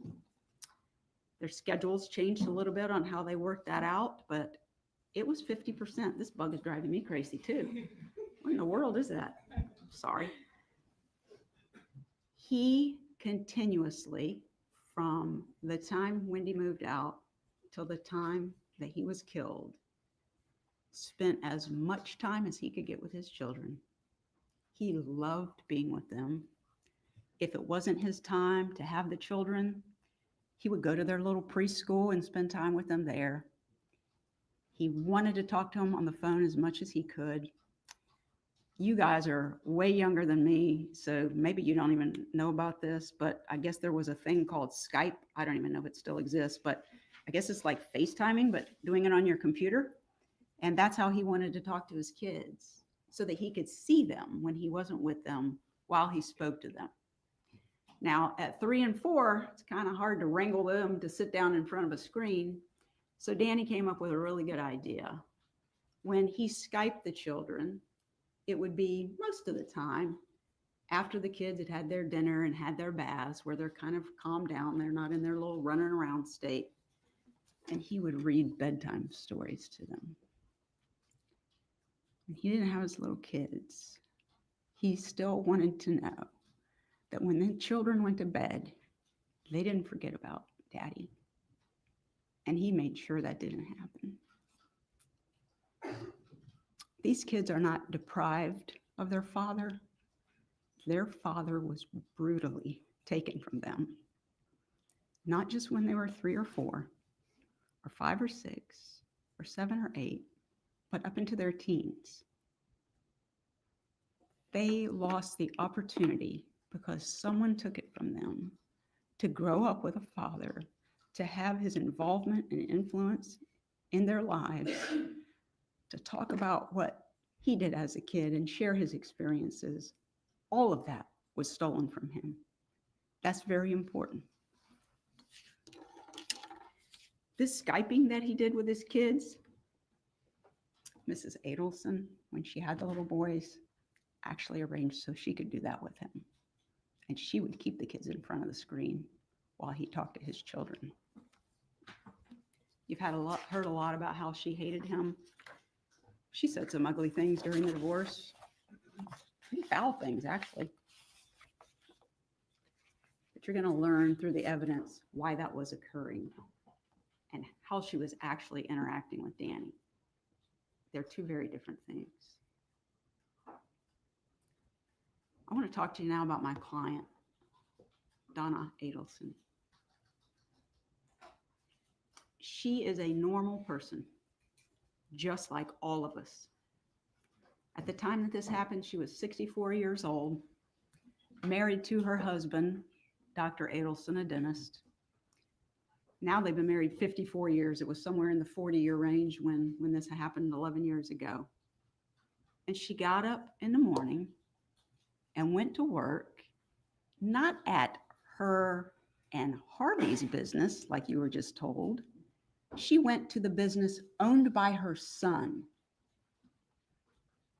Every morning, they got up and they went to work. She did the books, she kept the books, she greeted patients, she got charts out. At 7:30 every morning, she was there and organized and had everybody ready to go because they had a little staff meeting so everybody could know what to expect, what patients they were going to see, what they were going to take care of. She was there working, sometimes late into the evening, just like all of us. She's a normal person. People who know Donna will tell you that she is not the person that the state is portraying her to be.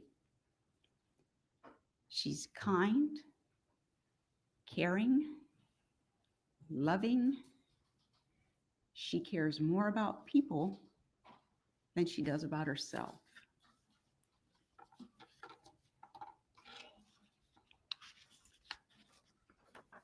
Now, what happened on July the 18th of 2014? You've heard the state describe it, but I want to talk about it for a minute.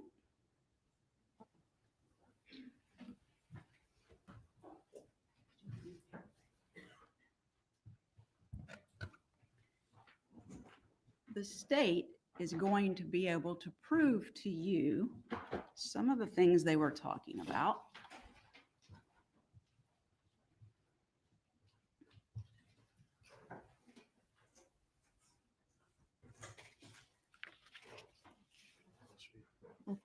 Can everybody see it okay? No? Oh, Just raise your hands and everyone can see the easel clearly. Thank you. thank you. Thank you.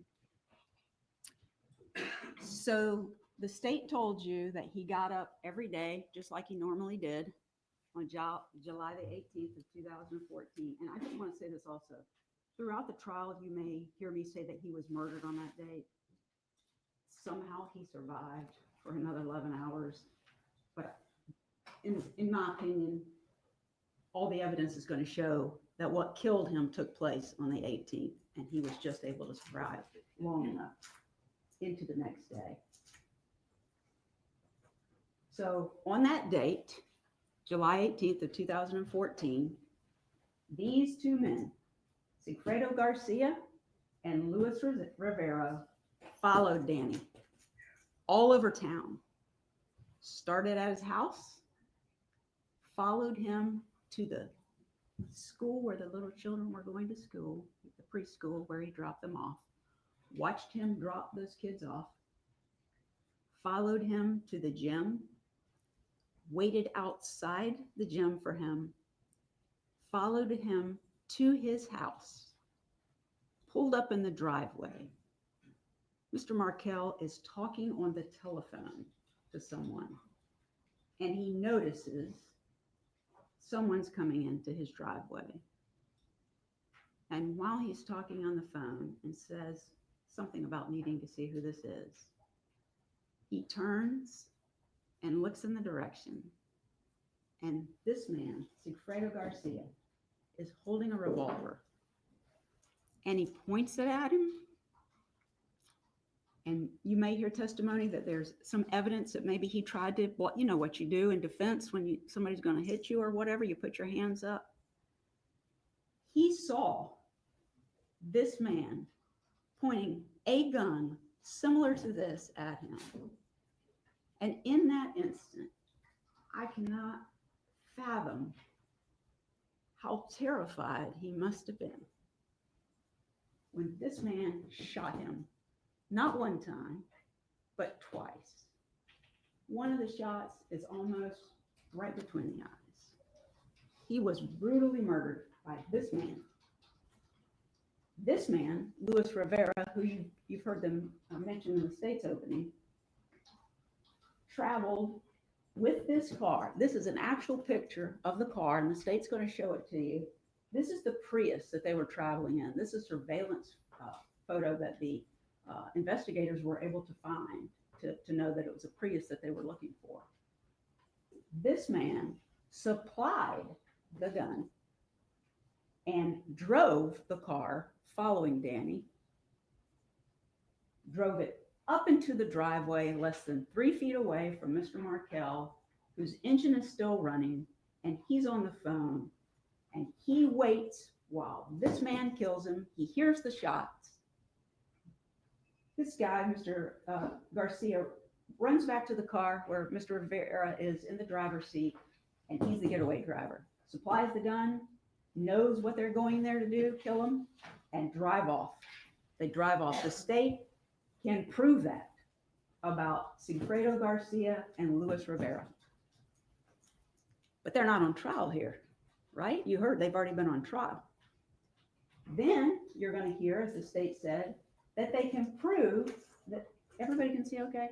They can prove that Katie Magbanua, her name's Katherine, some people call her Katie, they can prove that she's the one who set it up. This is the father of Katie's children. This is his buddy that was recruited to go along on this trip to kill Danny. They can prove that she arranged these guys to do it and that she's the one who paid them the money. The money that was in stacks, stapled, $100 bills, all $100 bills. There may have been something other than $100 bills, but each stack was $1,000 stapled together. And you're going to hear testimony that that's exactly what he did with his money. He kept it and saved it for a long time. And you're probably going to hear testimony that this happens on July 18th, and on July the 19th, Mr. Adelson, Charlie Adelson, which is her son, gave approximately between $130,000 and $138,000 that he had in his safe that he collected and stapled together. His money went to her, not Miss Adelson. They can prove and have that he paid her to get them to kill Danny Markel. That's what they can prove. And they've done it 1, 2, 3, 4 times.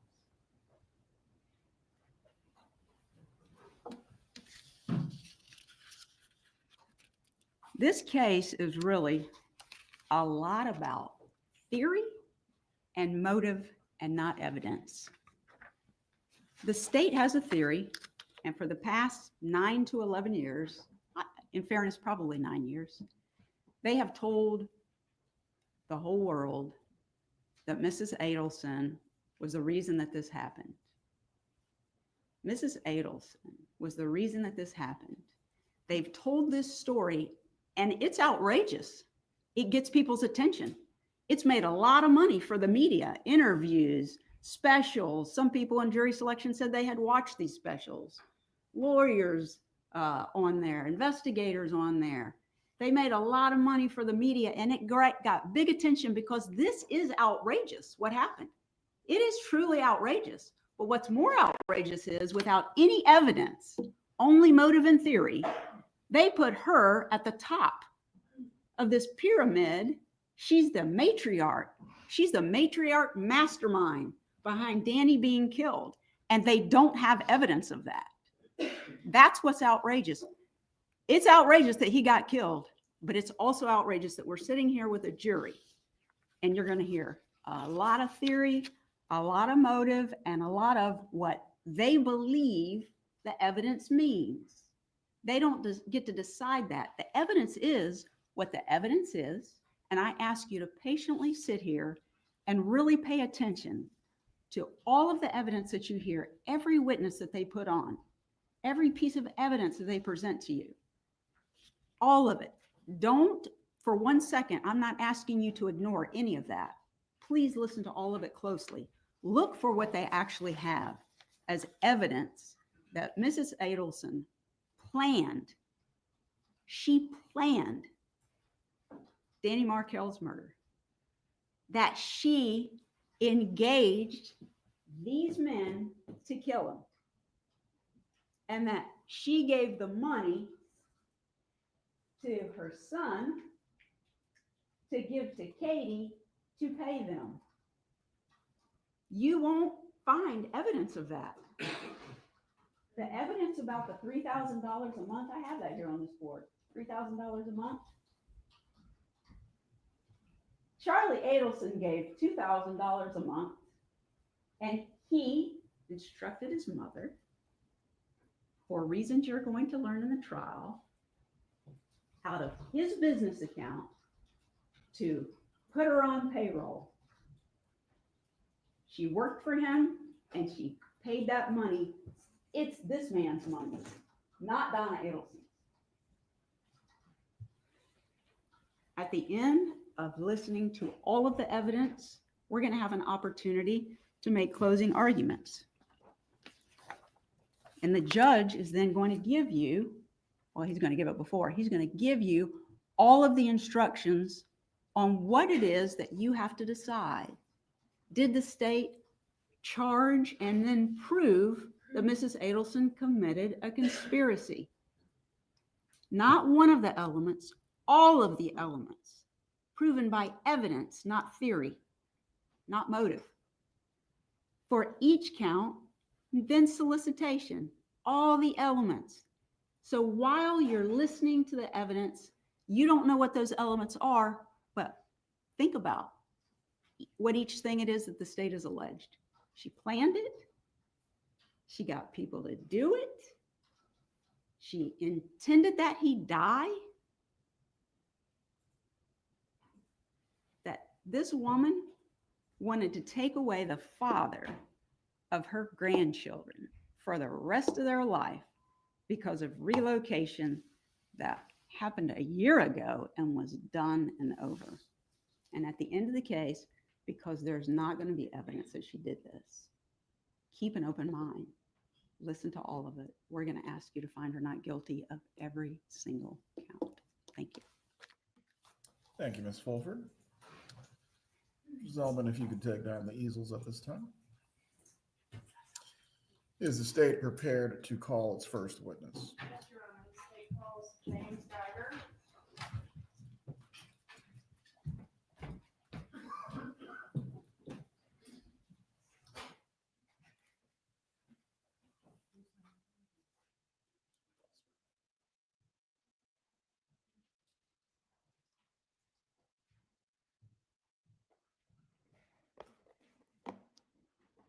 May I reposition the lectern, Judge?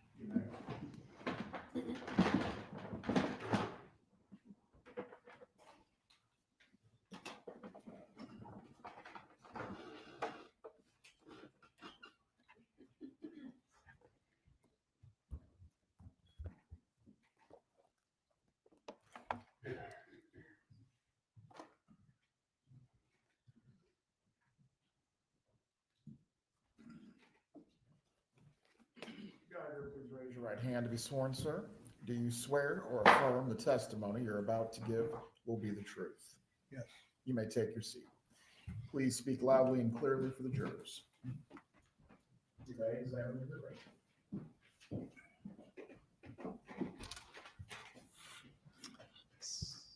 Yes, sir. Perfect. Thank you. Please say your name and spell your name. My name is James Geiger, Geiger. Sir, where do you live? I live at 2122 Trescott.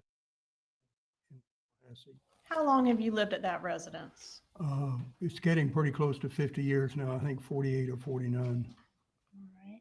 I want to take you back to July 18th of 2024. Now I've got an ad on me. Do you recall something unusual that happened that day? I'm sorry, I said 2024, 2014, sir. You know what case we're here about. Do you remember what happened on that date? Yes, I do. All right. Could you please tell our jurors how something unusual first got your attention? It was a Friday morning, about 10:30. My wife and I were sitting in our living room looking out towards Trescott Drive, out to the street. And as we were sitting there, we were doing something with our iPads, and we heard a noise, a popping, loud sound, bang sound. And we immediately got up and walked to the front. We have a big picture window. Walked up to see if we could determine what had happened and where it had come from. We weren't sure it was to the right or to the left. And All right, let me pause you right there and show you a couple photographs that I have as marked as states 1, 2, and 3.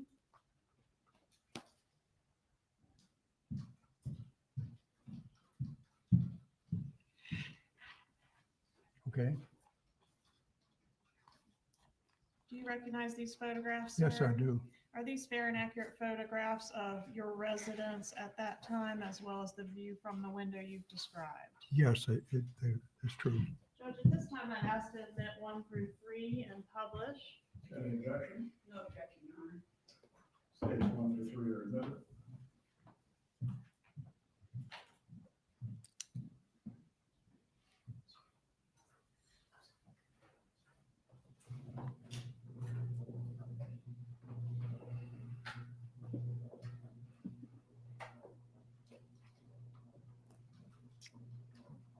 If we could publish states 1, please.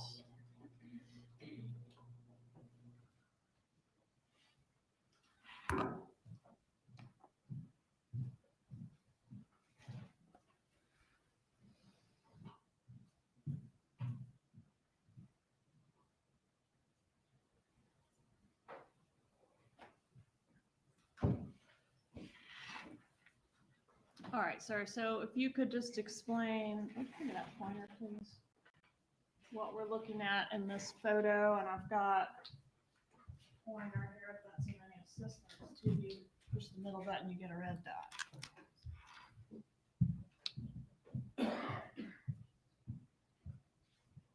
You don't have to use it. Oh, if you are going to use it, though, use it on the big screen, please, sir. All right, so just describe what we're looking at in this photo, states 1. This is taken from Trescott Drive. The house on the right is my house, and the house on the left was Danny's house. Okay, and the bay window that you've described, is that what is pictured in this portion of the photo right here? Yes, sir. That's correct. So publish states 2, please.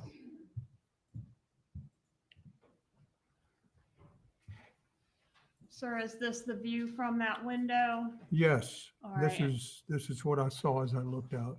Okay, and the driveway that we can see there on the right side of the window, is that Dan Markel's driveway? Yes, it is. All right, so you've described that something got your attention. Can we have states 3, please?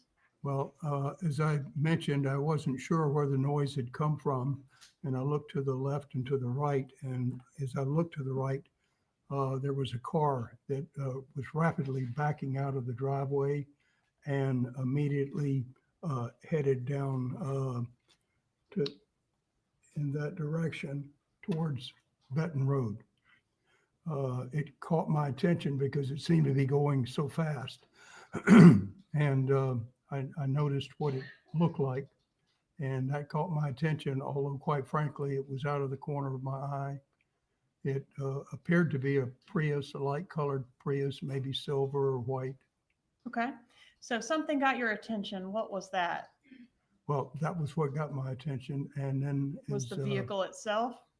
excuse me? Was the vehicle itself, or some noise preceded you seeing the vehicle? Well, initially we had heard this loud noise, which we weren't exactly sure it was. It could have been a gunshot. We weren't sure. And then when I saw the car back out, that prompted me then to walk next door.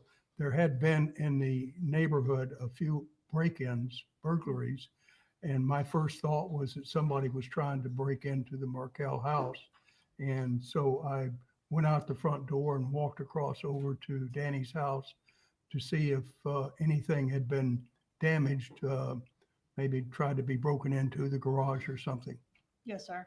When you looked out, you said you saw the car back out and then exit toward Benton Road. Would that be going this direction, to the right of the photograph, or toward the left of the photograph? It would be towards the right. Okay, so out this way. And you said you walked over there just to sort of look around, make sure everything was okay. What did you see? As I approached his garage, I noticed that the garage door was open. His car was inside, and the motor was running. And so I thought then, well, I guess so much for a burglary. I don't think that's happened if Danny's there. So I turned around and walked back to my house. Okay. What happened next? After that, I can't tell you why, but I just stood at my front window and looked out and waited for a few minutes, maybe 3 or 4, up to 5. And for some reason, it just didn't quite seem right. Danny hadn't backed out. And I thought by this time he should have backed out of his driveway and he didn't. And so I said to my wife, I think something just seems wrong. I'm going to walk back over. And so I did that. All right. And what did you see when you got over there? Excuse me? What did you see when you got over there the second time? Well, when I went back the second time, I noticed that the garage door was still up, the car was still running. And this time I thought, maybe I better walk on into the garage. He's probably in the driver's seat. He's probably on the cell phone talking, but I just wanted to make sure everything was okay. Yes, And sir. so I walked into the actual driveway then, and I saw that the window, the driver's side window, had been shattered, and I stepped on glass at that same time. As I looked inside, I saw a bloody head, and the head was slowly moving back and forth, rolling back and forth, left to right. And I hollered immediately, "Danny, what happened?" And I didn't get any response other than the head rolling. And so I hollered again, Danny, what's happened?" Still nothing. And at that point, I knew that I had to get the emergency medical team there as quickly as I could. I reached into my pocket to pull out my cell phone, which is where I normally keep it. And it wasn't there. And I thought, gee, I've left it back on the couch at the house. So I quickly dashed back to the house, got the phone, and called 911. How many minutes do you estimate elapsed between the time you saw the Prius backing out, or really I should say the time you heard the loud bang, to the time that you were able to reach 911? Less than 10 minutes, more than 5 minutes, somewhere in there, I would say.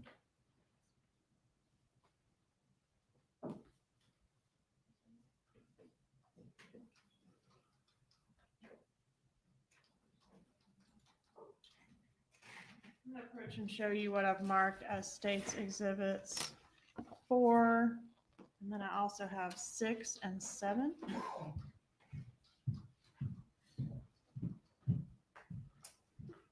This is number 4, and I'll draw your attention to some initials on number 4, and then also 6 and 7.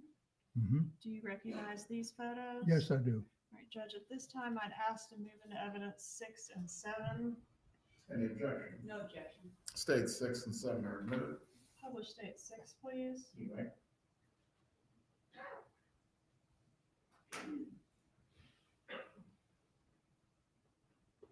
Sir, is this how the vehicle was positioned when you went over there and found Mr. Markel so badly injured? Yes, that looks correct. Publish State 7, please. Was the doors to the vehicle are open in this photograph? Were they open or closed when you went over? No, they were all closed. Okay, closed, and the only window that was damaged, was that the driver's side window? That's the only one I saw. That's if there were some others, I didn't look at any other windows. I just simply saw the driver's side that was completely shattered. All right, yes, sir. And State's Exhibit 4, is this consistent with the type of vehicle that you observed in the driveway backing out that day? Yes, it was, although I didn't quite see that angle. Okay.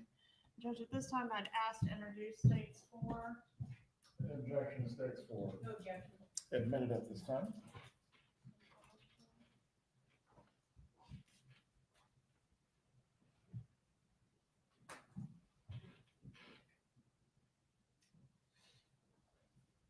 All right, and you described it as a light-colored Prius. You weren't exactly sure of the color, maybe white, maybe silver, right? Yeah, silver came to mind first, I guess, but certainly a light colored vehicle. I'm gonna approach and show you State's Exhibit 5. Recognize States 5? Yes, Is that Mr. Markel? yes, it is. All right, may I introduce States 5, Your Honor? Any objection? States 5 is admitted. Publishing States 5. What did you know about Mr. Markel? Well, this occurred in 2014, and Danny and Wendi were newlyweds and had moved in about 5 years earlier than that. They moved next door. We were not particularly close to either one. We would see them occasionally out on the street.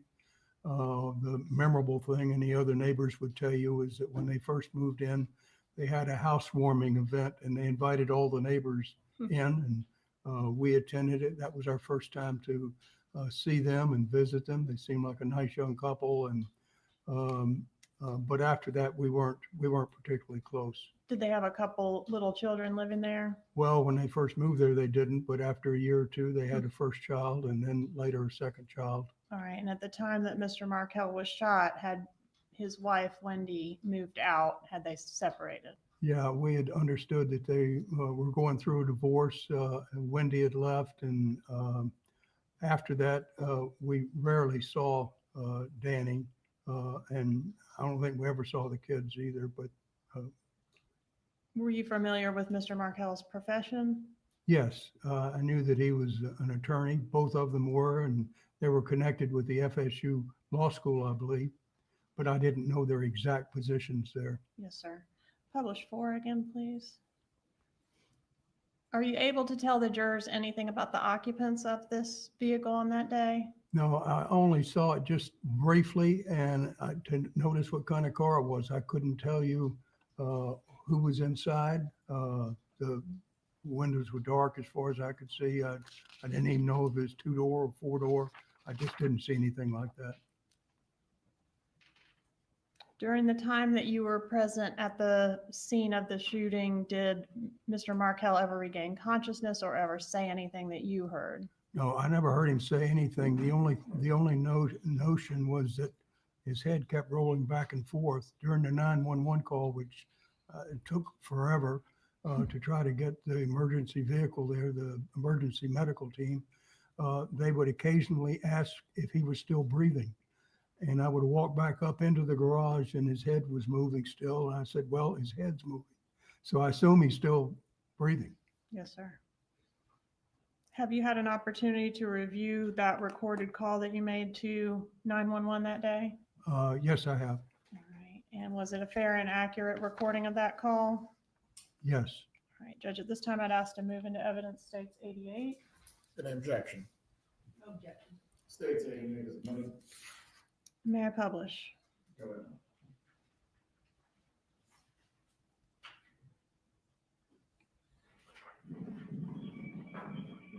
What's your emergency? It's right next door at my house, which is 2122 Trescott Drive. Can you repeat that for verification? 2122 Trescott Drive, T. Okay, the phone number you're calling from? I'm calling from 8502. Okay, tell me exactly what happened. We heard a loud bang and the car pulled away from next door. I came over and looked in, the garage door was up. And I thought the gentleman was backing out, and I went back to my house, but he never backed out. And I came back over, and his driver's side window was shattered, and he's spattered, and can't answer. He's inside. I don't know if somebody tried to shoot him, or if he shot himself, or what. I don't know. And it was at this location, correct? Right next door. I'll give you mine. I don't know his address. It's next door.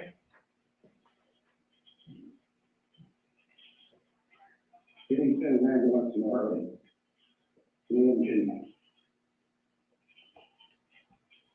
He's still alive. He's moving. Okay. What's going on with it? I don't know. The driver's side window was all bashed in. He's inside. The car is running. And he's got blood all over his head.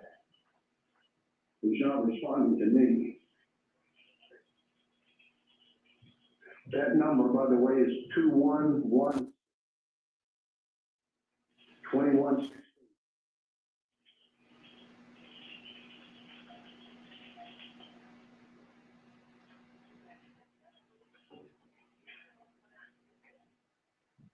All right, that's the first few minutes of a 14-minute call. Is that how long it took them to get somebody to you? Seemed to me a lot longer, Seemed like 14 hours, didn't it? long time. Nothing further, Your Honor. Cross-examination for Mr. Geiger. No question, Your Honor. Mr. Mr. Geiger, you may step down, sir. Is he released from his subpoena? Will anyone need to recall him for any purpose? He's released, Your Honor. Have a good day, sir. Please call your next witness. State calls David Sims. Judge, before he's just asking me to approach, please. Please approach.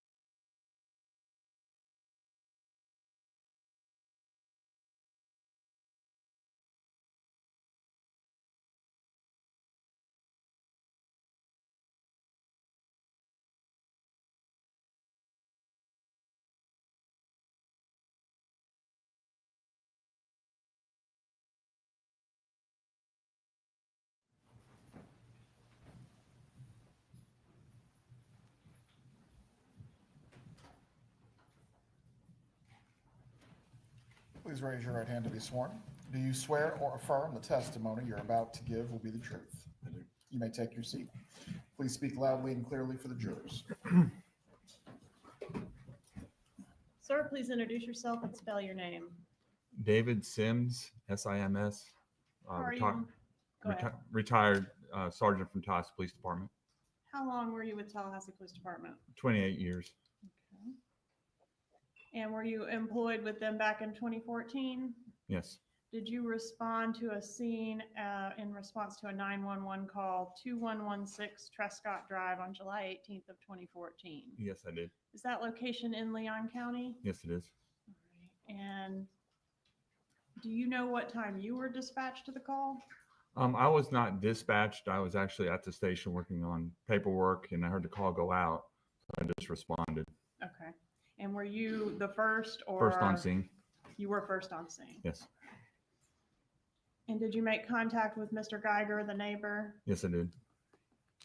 And did Mr. Geiger indicate something going on in the garage next door to his residence? Yeah, he said his neighbor. He thinks it was his neighbor in there, and he heard a loud noise, and there was broken glass in his car. All right.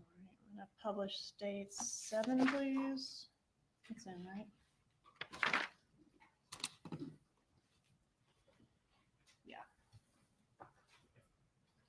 Has the vehicle been moved from the position it was in when you first arrived? No. Okay, other than the doors being opened, right? Correct. Okay. When you got there, was the vehicle running? Yes, it was. All right. What did you do when you first arrived and observed the vehicle? I walked up to the driver's side window. Mr. Geiger had told me that the homeowner's name was Daniel, and I saw someone in the car, and I spoke his name and said, Daniel. There was no response, and I got a little closer and found that the driver's side window was broken kind of at an angle. Some of the glass was in, some had come out, but there was also a small rounded spot in that glass that was still in there. I said, Daniel, again, no response.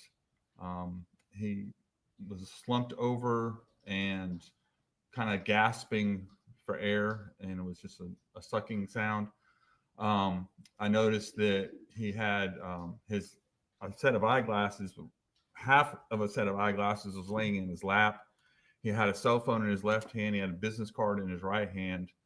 I walked around to the other side of the car. Well, first I reached in and unlocked the door, and I went around to the other side, and I opened the door and reached in and shunned off the car, so the car wasn't still running. And then I noticed the other half of the eyeglasses laying on the floorboard of the car. Let me pause you there and approach and show you what I marked as states 8 through 10. Yes. Yes. Are these 3 photographs fair and accurate representations of how the vehicle appeared that day? Yes. Judge, I'd ask to introduce states 8 through 10. No objection. States 8 through 10. Publish 8, please. All right, can you got a pointer. Show us what you're talking about as far as the way the window was. Part of it had broken out, part of it was still intact, but right there looked like a little rounded area. All right, And was this void, large void that we see in the window there before the door was opened? Yes, yes. Okay, so you said you were able to reach in and unlock. Yeah, the I reached car. in, the door was closed. I reached in through that broken area, unlocked the car, and then ran around and went entered from the other side to pull out, turn off the car and pull out the keys.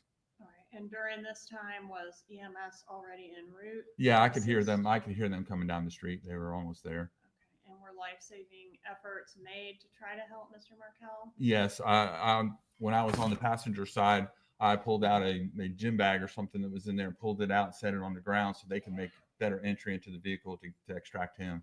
Okay. And did he ever regain consciousness or say anything during the time you were Not in there? my presence. All right. Publish 9, please. Publish 10, please. All right. Do you see the half part of the eyeglasses there in that photograph? Yes. Could you indicate with your Oh. pointer? Yeah, right there. And is that where you observed them or had they fallen out? They had fallen out. One was in his lap and then one was on the floorboard on the driver's side. All right. And what about the cell phone that we see pictured to the left of the That eyeglasses? was in his left hand.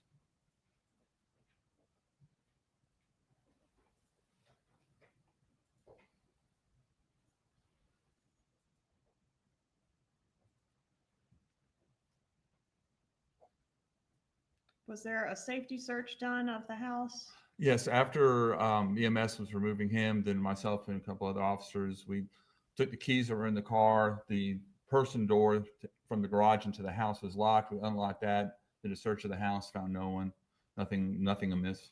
Any indication that this was a burglary, a robbery? No, Any obvious signs of a struggle? no. No further questions.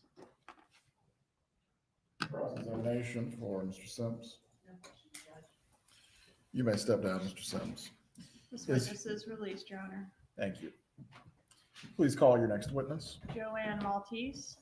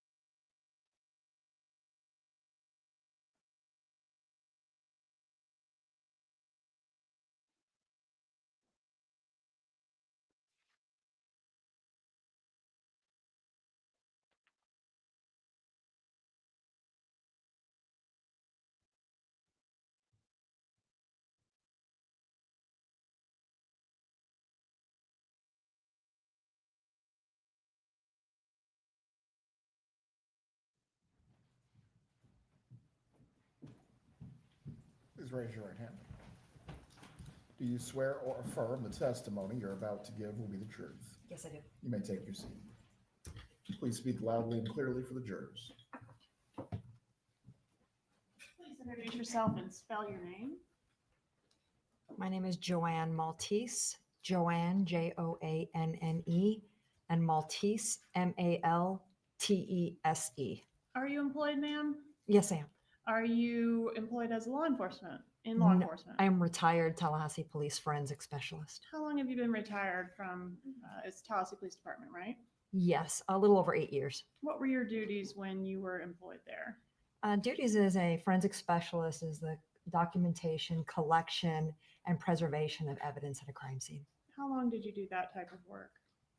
Done that work for probably 15 years. Okay. And were you doing it back on July 18th of 2014? Yes. As part of your job, did you respond to 2116 Trescott Drive on that date? Yes, I did. All right. And what was your job once you arrived at that particular scene? That particular day, I was called to document and collect evidence at a crime scene. Publish 10, please.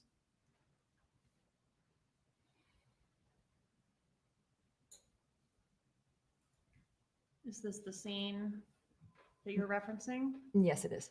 All right, I'm going to approach and show you states 11 through 17 as well.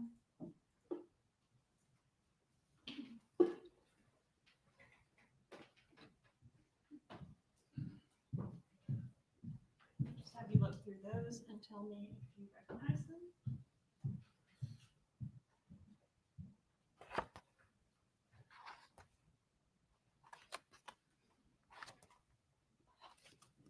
Yes, I do. How do you recognize them? I took these photographs at the scene. All right, Judge, at this time, I'd ask to move into evidence states 11 through 17. 11 through 17 are admitted. Publish 11, please. Publish 12, please. Did you collect the eyeglasses shown in State's Exhibit 12? Yes, I did.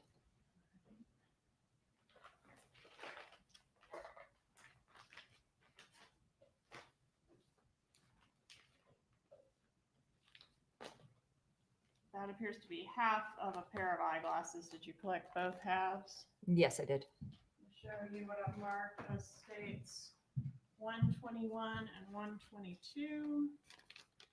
Do you recognize those? Yes, I do. Are those the two halves of eyeglasses collected from this crime scene? Yes, they are. Judge, at this time, I'd ask to move into evidence states 122 and 123. Any objection? There you are. States 122 and 123 are admitted.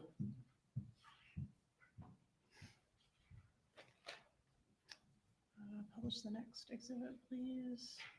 Did you collect this eyeglass lens? Yes, I did. Where was it located?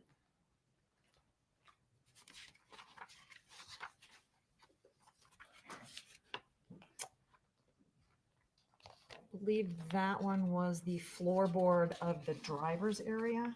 Was there another piece of eyeglass lens also collected by Yes, you there that was. day? Yes, there was. Okay, where was that piece found? That was the other optical was on the driveway, or I'm sorry, the garage floor right below the driver's area. Showing you 123 and 124. Are these the two pieces of lens that you collected that day?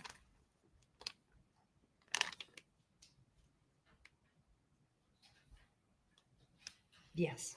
Move into evidence 123 and 124. Any objection? There you are. States 123 and 124 are admitted. Did you take any swabs or attempt to get any fingerprints from the scene? Yes, I did. And what efforts were made on those fronts? I processed the entire exterior of the vehicle for fingerprints. There was an area that was lifted, but it did not have fingerprints of value to compare. As far as the swabbing, all of the exterior and interior door handles, as well as a phone that was collected, and the doorknob from the garage to the interior of the house. What were the results of those efforts? Those I would not know. It'd be sent to FDLE lab for analysis. Did you find any fingerprints of value to send to FDLE lab? No, I did not.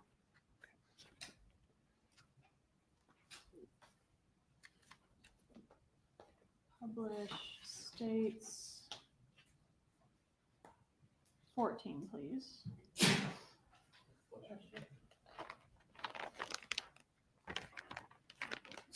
Approaching with states 125. Do you recognize 125? Yes, I do. What is this item? This is going to be a brown wallet with its contents that were found in the glove box of the vehicle. All right, and did the wallet contain Dan Markel's driver's license? Yes, it did. And in the exhibit, there's no cash, but there's some cash pictured in the photograph. Yes. Was there cash that was seized as well? Yes, there was. All right, so based on this, didn't appear there was any effort to take Mr. Markel's belongings.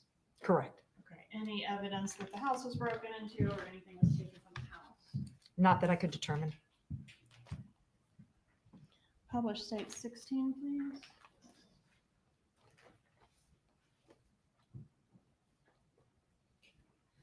And 17. And then back to 16, if you would. What efforts were made to document this What is it that we're looking at? We're looking at the front driver's door window that was shattered with a hole in it. Okay. And what did you do to try to document this? The glass was very fragile because it was broken. So prior to doing anything to it, besides fingerprinting, I would have put clear tape on both sides, the interior and the exterior, just to hold it in place for transportation and collection. I'm approaching with what I've marked as states 126. Is this the glass that you were able to remove from the vehicle? Yes. Is it in the same or substantially the same condition as when you seized it? Yes. Move into evidence states 126. Any objection? No, Your Honor. States 126 is admitted. I publish. Right. And the glass evidence, is that consistent with the gunshot? Yes, it is.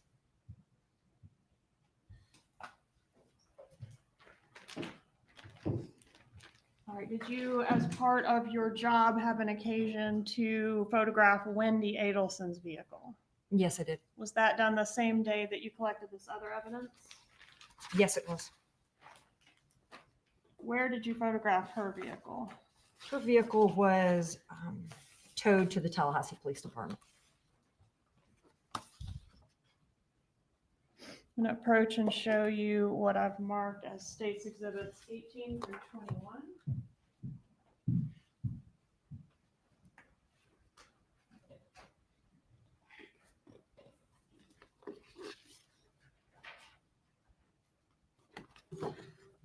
Do you recognize 18 through 21? Yes, I do. Are those the photos you took of Ms. Adelson's vehicle? Yes. Move into evidence 18 through 21. Any objection? No, Your Honor. States 18 through 21 is admitted.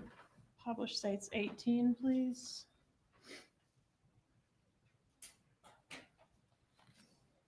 Publish 19.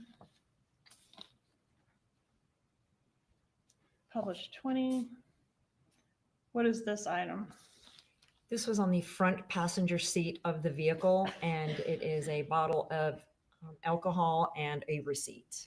All right, and did you take a closer photo of the receipt? States 21, please. Yes. And what does that show about when the alcohol was purchased? On 7/18 of 2014 at 12:49 from ABC Fine Liquor and Spirits, or Fine Wine and Spirits. Did you also go to the hospital? Yes, I did. What were you asked to do at the hospital? Document and collect any evidence. At the time that you responded to the hospital, was Mr. Markel deceased or still alive? He was still alive. I'm going to approach and show you what I've marked as states exhibits 22 through 24.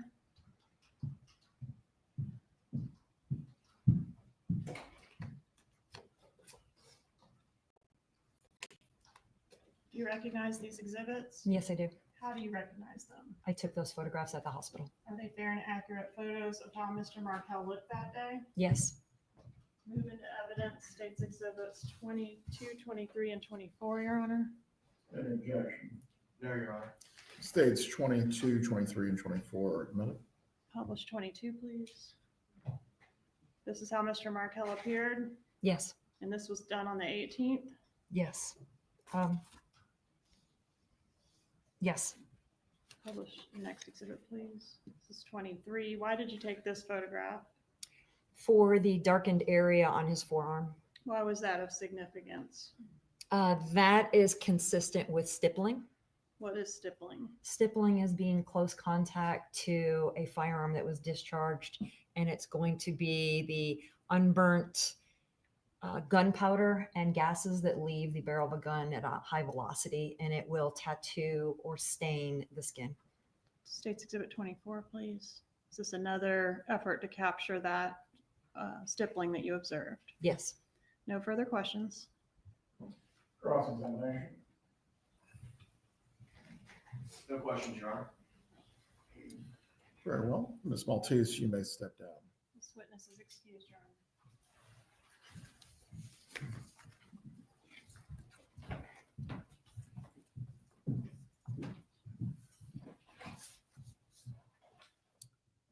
Please call your next witness. State calls Dr. Clark.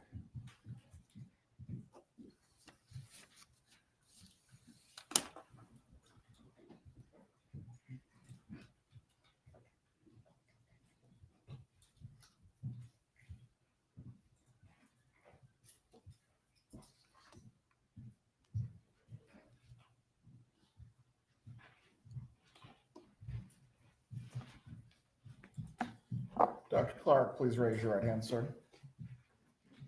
Do you swear or affirm the testimony you're about to provide will be the truth? Yes, I do.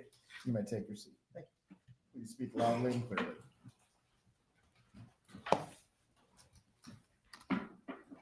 Sir, please introduce yourself and spell your name. I'm Dr. Anthony J. Clark, Anthony J. Clark, Clark. How are you employed? I'm currently employed as Associate Medical Examiner for the Georgia Buell Investigation Division of Forensic Science in the Central Regional Office in Macon, Georgia. What are your duties there? I work as an Associate Medical Examiner. I perform what's called the autopsy and forensic autopsies and death investigations. Was there ever a time that you worked here in Tallahassee as an assistant medical examiner? Yes. What time periods did you do that? It was from 2007 to 2023. All right. And how many autopsies have you performed during the course of your career? It's over 8,000 now. And what is the education and training that you have that qualifies you to do that type of work? I obtained my Bachelor of Science degree from the Massachusetts Institute of Technology. I did 2 years of animal research before moving on to Jefferson Medical College in Philadelphia. I graduated from the college and then traveled over to New Britain General Hospital in New Britain, Connecticut, and did a 2-year general surgical internship. I then went to the Hartford Hospital in Hartford, Connecticut, did 4 years of anatomic and clinical pathology. I then traveled from that program down to Atlanta, Georgia, where I did a 2-year forensic pathology fellowship at the Fulton County Medical Examiner's Office in association with Emory University. I am board certified in anatomic and forensic pathology. I have medical licensures both in the state of Georgia and Florida. Have you ever testified as an expert in the area of forensic pathology? Yes, I have. How many times? Several hundred times. Tender Dr. Clark as an expert in the area of forensic pathology, Your Honor. Does the defense wish to voir dire the witness? No, Your Honor. Is there any challenge to his ability to provide an opinion? No, Your Honor. Members of the jury, the witness will be permitted to testify before you today in the form of an opinion in the fields of both medicine and forensic pathology. You may continue. Doctor, did you conduct the autopsy of Dan Markel? Yes, I did. When was that conducted? We performed it on July 19, 2014, and we started at 11:55 hours. Where was the autopsy conducted? At that time, we were in the Tallahassee Memorial Hospital morgue. Did you take photos as part of your autopsy? Yes, I did. Would use of those photos assist you in your testimony? Yes, they would. Would they assist the jury in understanding your testimony? Yes, they would. Grouping of states 25 through 34. Take a moment to look through those and let me know if you recognize them.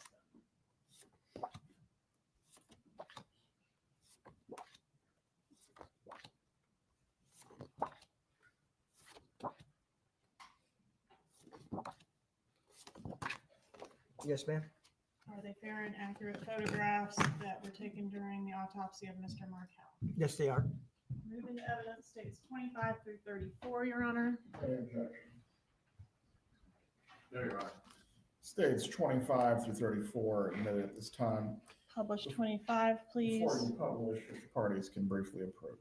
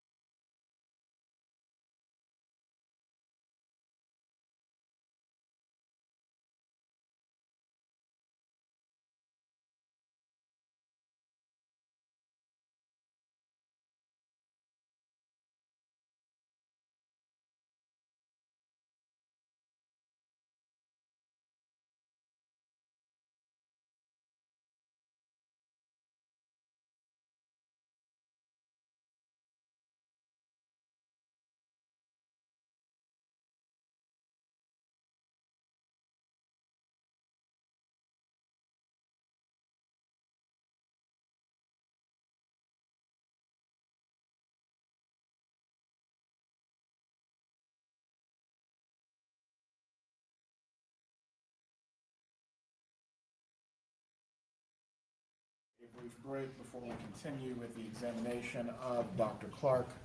The bailiff will take you to the jury room.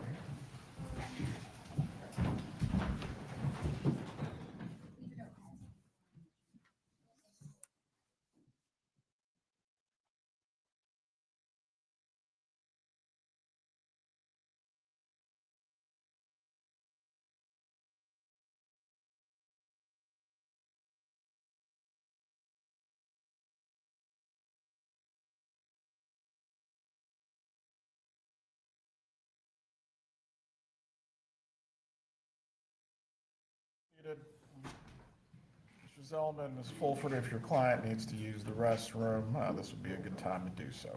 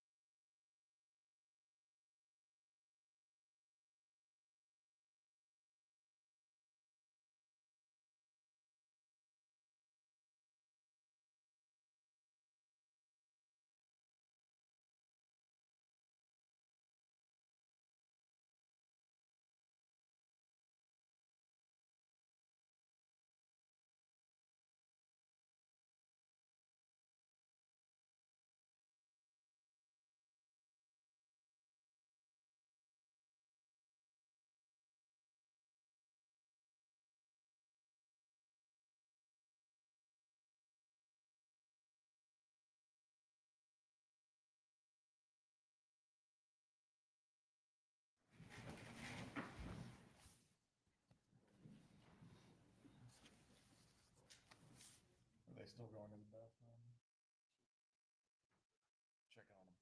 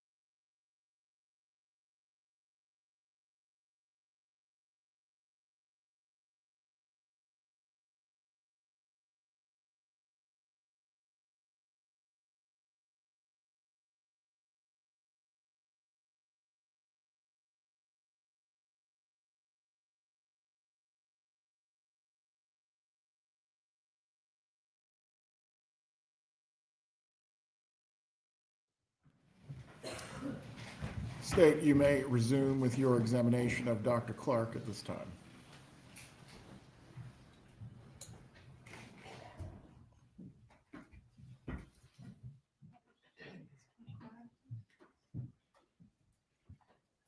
Publishing 25. And doctor, you should have a pointer. All right, explain what we're looking at in states 25. As part of the examination, particularly in gunshot wounds, we like to know whether the bullets are still in the body or how badly they are broken up, etc. So we do X-rays, and this is an X-ray of the head. You can see the top of the head here, the jaw, right side, left side, and these really bright spots here and here are the bullets that we recovered from this individual. They come out because they're very dense. The X-rays bounce off and turn them white here, just like bone. It's fairly dense. These are the bullets here, here, and here. Published states 26, please. How many bullets were in Mr. Markel's head? There were 2 bullets in his head, and you can see on this one here that hit the left cheek, actually fragmented a little bit. And then we had a bullet inside the head, back to the left side, right side, excuse me, right side. States 27. What are we looking at here, doctor? This is actually the identification photograph of the individual. We like to get them cleaned up. We'll put the identifying tag underneath their chin, the case number, the date, and usually my initials. And you can see that there has been quite a bit of damage here, particularly in the left side of the face. We have a gunshot wound here that's labeled number 1 in the autopsy report. And this is number 2, labeled number 2 in the autopsy report. By labeling them 1 and 2 respectively, are you opining that that's the order in which those shots were fired? No, the numbering system in the autopsy report is just for me to discuss during the trial. Publish 28, please. What does 28 show? So this is what I call gunshot wound number 2. And you can see it's quite irregular. It's not a nice round hole you'd like to see, but the way it hit the bone, it caused a lot of damage and tearing in this area here. You can see that there's some what we call raccoon eyes or hemorrhage around the eyes, and quite a bit of swelling going on here. Also in this area here, you see a lot of minor superficial abrasions that vary in size. Some are much bigger and some are small. You can see it's all over the cheek here, so and the ear and the side of the neck here. This is what we call pseudo stippling, and this usually happens after the bullet goes through a door or a window or hits concrete and causes those items, the glass or the wood or the concrete, to splinter and cause small particles to fall out, to shoot out and hit the individual's skin. So this isn't true stippling, which is due to gunpowder. We'll see an example of that in a minute. But so we have large areas of pseudo stippling around the left side of the face, the left side, neck, and ear. So each of those small red injuries represents a piece of glass striking? Piece of glass, yes, ma'am. Or part of the bullet that fragmented off the main part of the bullet.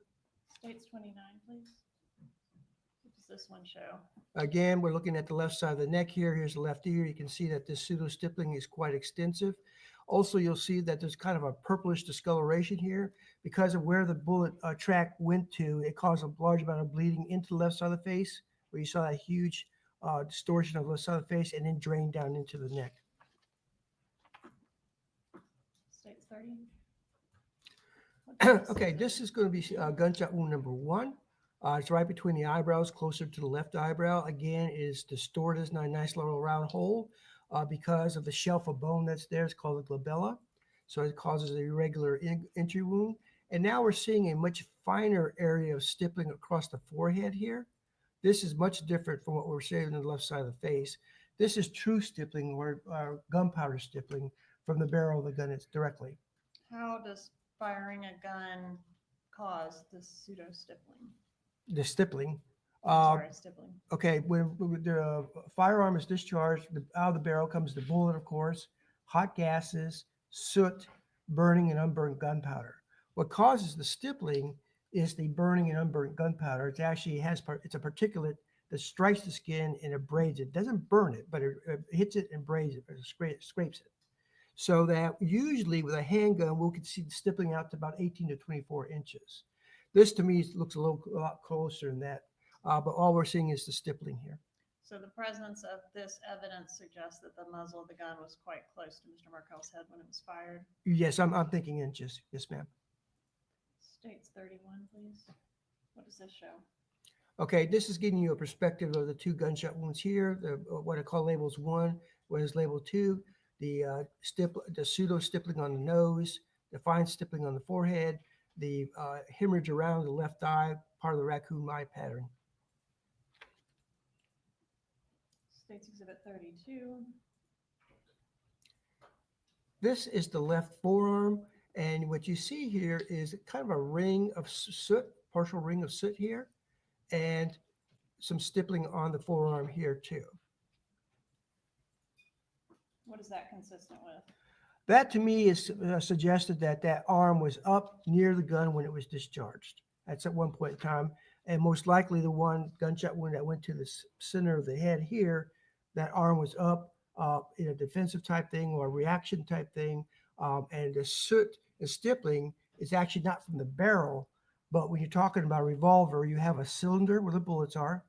You have a space between the cylinder and the barrel. It's called a cylinder gap. And soot and gunpowder can come out of the cylinder gap and cause this kind of pattern. So again, consistent with the firearm being very close to the victim? That's correct. And also, is it consistent with the victim at least having enough wherewithal of the impending danger to raise his arm in defense? In my opinion, yes, ma'am. Right. And you said that the number that you order the shots for purposes of your reports does not necessarily mean that's the order of the shots that were fired in this case. Do you have an opinion as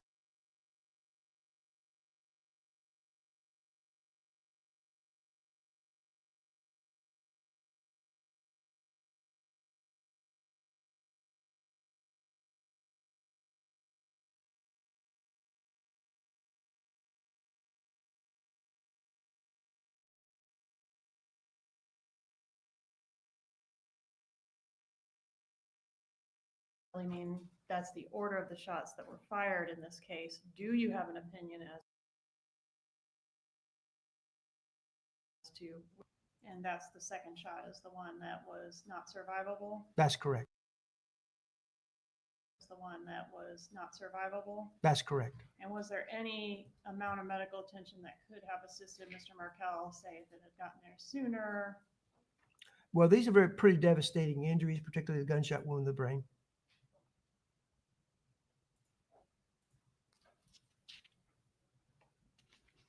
Did you collect the projectiles from Mr. Markel's head? Yes, I did. I'm going to show you States Exhibit 127 and 128. If you will publish 33, please.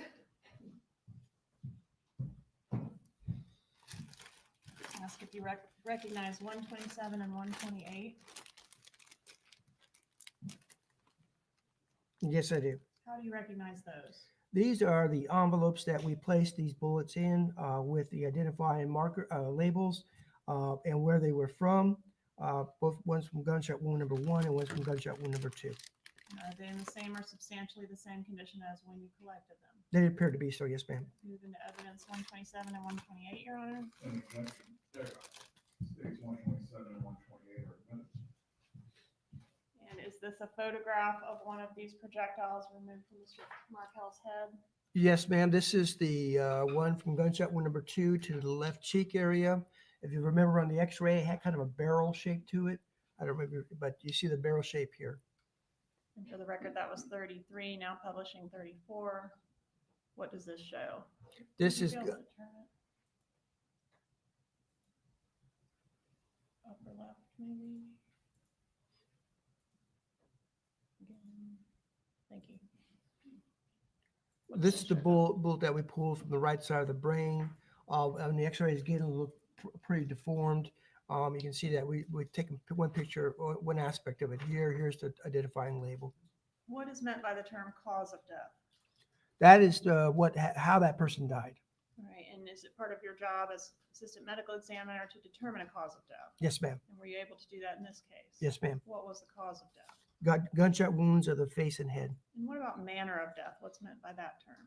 Manner of death is how what were the circumstances that eventually led to the death. And do you have an opinion as to the manner of death? Yes, I do. And what is it? Homicide. No further questions. Cross-examination, Dr. Clark. No, Your Honor. Judge, this witness can be excused, and this might be a good time to take our lunch recess. Very well. Dr. Clark, you may step down, sir. Have a good day. Members of the jury, we are going to take our lunch break at this point. As you have been previously instructed, I'm just going to remind you again, you are not to discuss this case with each other or any other person. During your lunch break, you may eat together if you choose to. Again, you may converse about any manner of things, but this case. Does everyone understand this instruction? Please raise your hands. And for the record, the jurors have raised their hands. Please return at 1:15. Enjoy your lunch break.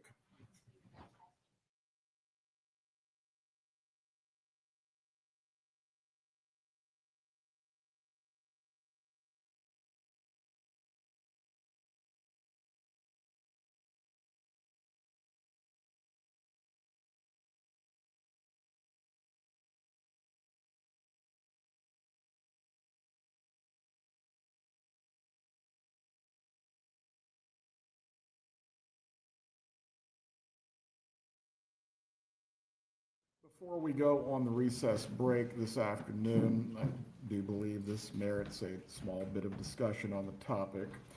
The matters that we've discussed at sidebar concerning emotional responses, I do feel it is important at this point. Mrs. Adelson, when the testimony is occurring or the evidence, I know you may have a natural reaction, but as best possible, you need to control your reactions concerning any head movements, any expressions of disagreement, or any emotional outbursts. The jury must decide this matter on the merits, on the evidence. Do you understand this? Very well. I do not wish to do this in front of the jurors at all, but it's very important that you are able to control your emotions. Do you understand what I'm saying? Does either party need to be heard before we before we go into the lunch break? No, Your Honor.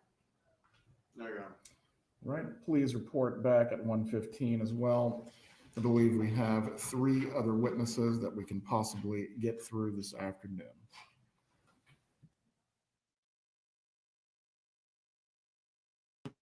Whoa, whoa, whoa. Shocker. Shocker from Judge Everett. Basically calling Donna out for emotionally manipulating the jury. This is why we love him. He takes control of his courtroom. Something, if you follow me through other trials, it's a disaster when judges don't take control of their courtroom. This is what they're meant to do. I know I've talked to you about being in the NXIVM courtroom for Keith Ranieri's trial, the NXIVM cult guru, and Judge Garifas threw out a reporter for making a look. Exactly for the reason that Judge Everett just gave. You want the jury to decide on the merits of the case. You don't want outside actors or even inside actors like Donna Adelson emotionally manipulating the jury. That's what he was saying. So originally he thought, well, maybe, you're like, is this unfair? I mean, he's like, you're going to have natural reactions, but I don't want head shaking. He just threw out one of her plans to take control of her defense by acting for the jury. She had planned this out to act in front of the jury. She wanted to start in, warm up, start acting that she was so upset. This is the same Donna Adelson who said everybody's talking about Dan Markel. This is according to Sarah Youssef, like he was some beloved professor. He was a jerk. That's what she felt about him. I have a lot to say, and I'll save it for tonight, but put some of them in the comments about Jackie Fulford's opening. How do I say it? It's akin to feeling danger. I don't know, the women in the audience, if you're around someone who just gives you a feeling you feel danger, it's a visceral emotional response that this person's dangerous, that they're dark. She chose to go in front of the jury and emotionally try to manipulate them and say that we're really on the victim side as I'm representing Dan Markel's accused murderer. Her son went down, got convicted, so I don't think I think of her as one of Dan Markel's murderers. I don't think that's unfair. And then she gets into the gory details of the crime and seems to really enjoy describing it. As if her describing it will somehow negate the goriness and the awfulness of the crime. I guess that's what she was telling herself, but it seems like she was enjoying it. Oh, it was terrible. And calling him Danny, like she knew him in front of the Markel family. While her client is Mrs. Adelson.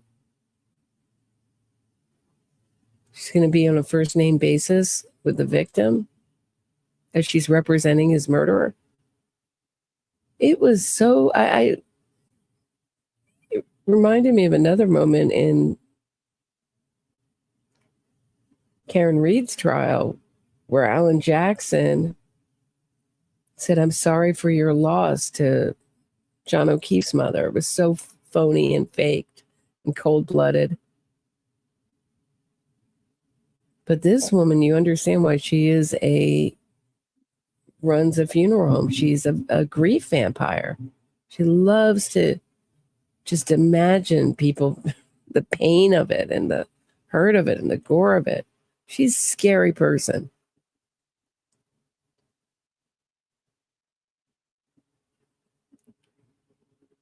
Awful, dark, scary person, human being. What a terrible opening. Besides it being an ineffective opening, just terrible. It made Dan Rashbaum's opening in Charlie's trial look brilliant. And now I'm sad that Donna Adelson, she really has ineffective assistance of counsel. Not a good team. Terrible. Legal. Jackie Fulford is awful. Not likable. She looked like she just threw that together at the last minute. Didn't care about that opening at all. It was bad just on that level. But then on the things that she had planned for her were morally repellent.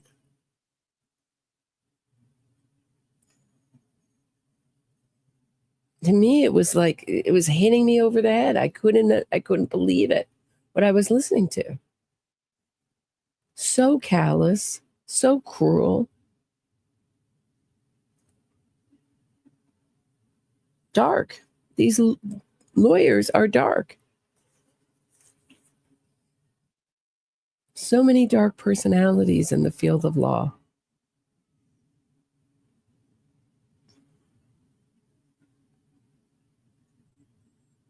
Right. And then she said, oh, I don't know about Skype.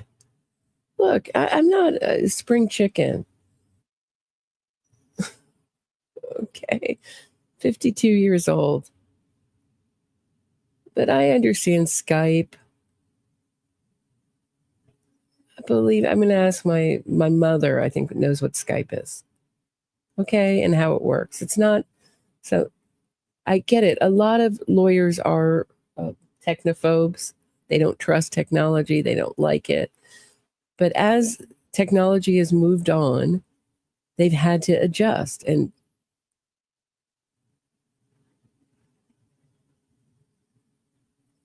the smart ones, they're not, it's rare that you're going to find a lawyer who's like technically like a tech whiz.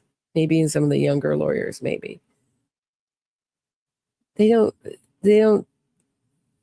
like what works, what's tried and true and works. But even the older lawyers have adjusted to doing depositions on Zoom, etc., knowing how to present things on Zoom, etc., etc., etc. So spare me that you don't know what Skype is. They seemed to have, whose Apple Watch was being used by Donna to communicate with Harvey? Was it Zellman's? Is this what she's talking about? Like, wasn't my Apple Watch? I don't use technology. I don't even know what Skype is. I don't even know how she was going to call from the Apple Watch to Harvey or my iPad. Come on. She doesn't use an iPad. She doesn't use a phone as a lawyer and running a funeral home. She doesn't use email in her phone. Come on. It just came off as so, in some ways it was really real because I think there's some parts of it that are the real Jackie Fulford. She loved to talk about the head wound and putting his hand up in a defensive posture and every last detail of the crime in a way that the prosecution didn't. And how horrible it must have been for Danny. Just imitating her. Danny's last moments, like it was her best friend.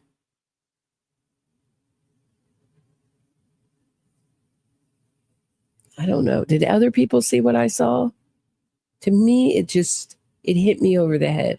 What a scary human being she is. And I'm not surprised that she got thrown off the bench now as a judge for acting so inappropriate and for insisting that other people in her courtroom support the same sheriff she did. And she wouldn't have anyone in her courtroom. She had a life-size cutout of him, and she was letting people pay off restitution at $1 a month. It was like $15,000. That's my memory of it. Forgive me if I'm wrong, but it would have taken them till they 2076 to pay it off. I.e., they would have never paid off restitution. It's a kind of way to torture the victim. Here, okay, you'll get restitution, but you'll get it at $1 a month. It's like every day I'm going to bring a penny of the restitution to you. Or 2 pennies. That was essentially what it is.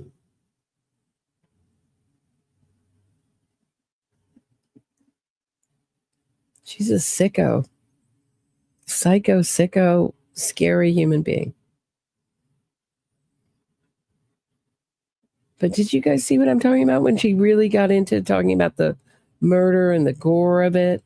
She seemed to really like that, enjoy it, and the grief that the Markel family and how brilliant he was and what a loss and how awful it was. She just seemed to really like to rub salt on the wound.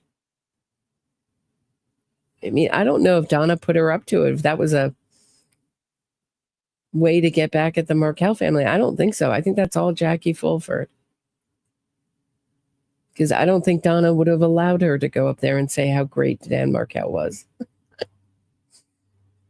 What a brilliant legal mind, etc. What a loss.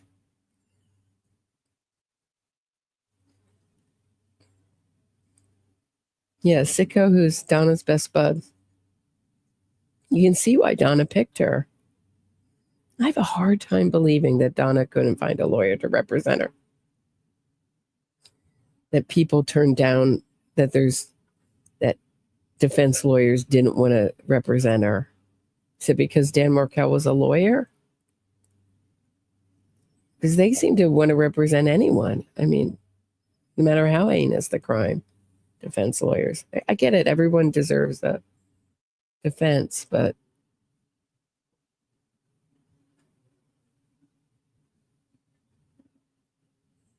it's just not a career I could do. I do have a sixth sense about these evil people. To me, it's so obvious. It can't be any more obvious. Your latex spouse. It says, Roberta, you have a sixth sense about these evil people. Jackie and Donna are both narcissists. Yeah, but there's something just so dark about her. I mean, it's all out in the open. I mean, she's not even hiding it well.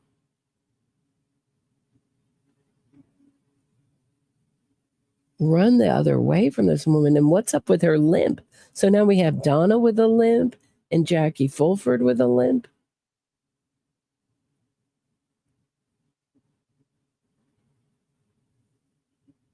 Right. That's why, Matt. Yeah, I agree. They don't care about anything other than their money. They don't have the kind of moral feelings we do. They get paid to win or lose. The one defense attorney that I felt was a decent person is having a hard time being a defense lawyer. That's what I'll just put it. It's kind of falling apart. Personally, moving through it. I don't know. I interviewed, he's been on the show a bunch of times.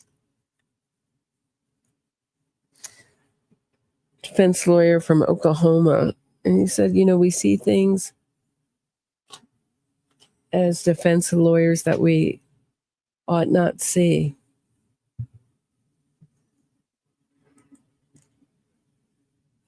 Disturbing.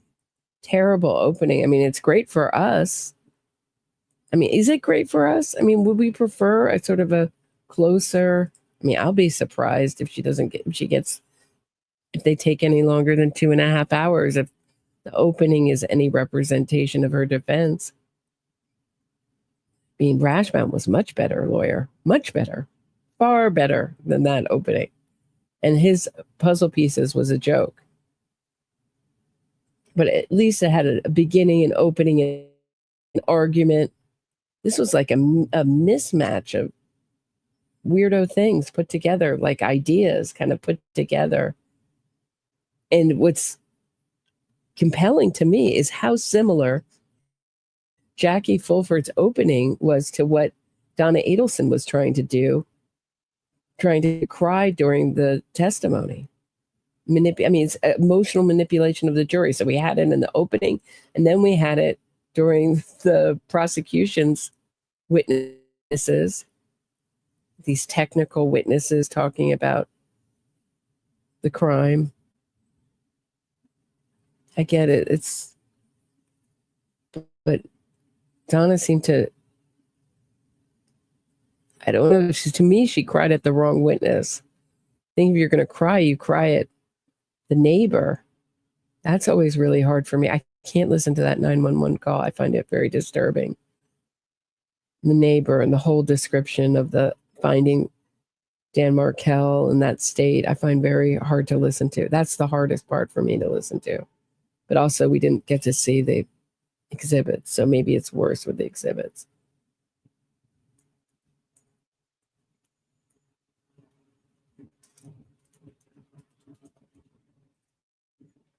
Yeah.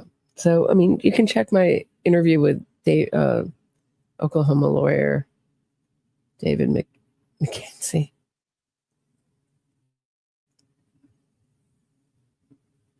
But he says that he talks about not being able to sleep. Here, I'll put the, and having just representing, this is when he was representing someone who killed an infant, father killed an infant. He said he couldn't sleep. He was actually wetting the bed. He was so upset. He says it takes a heavy toll on you. I'll put the link to the episode in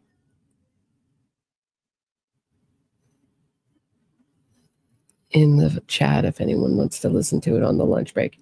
I mean, anything else anybody wants to talk about or share?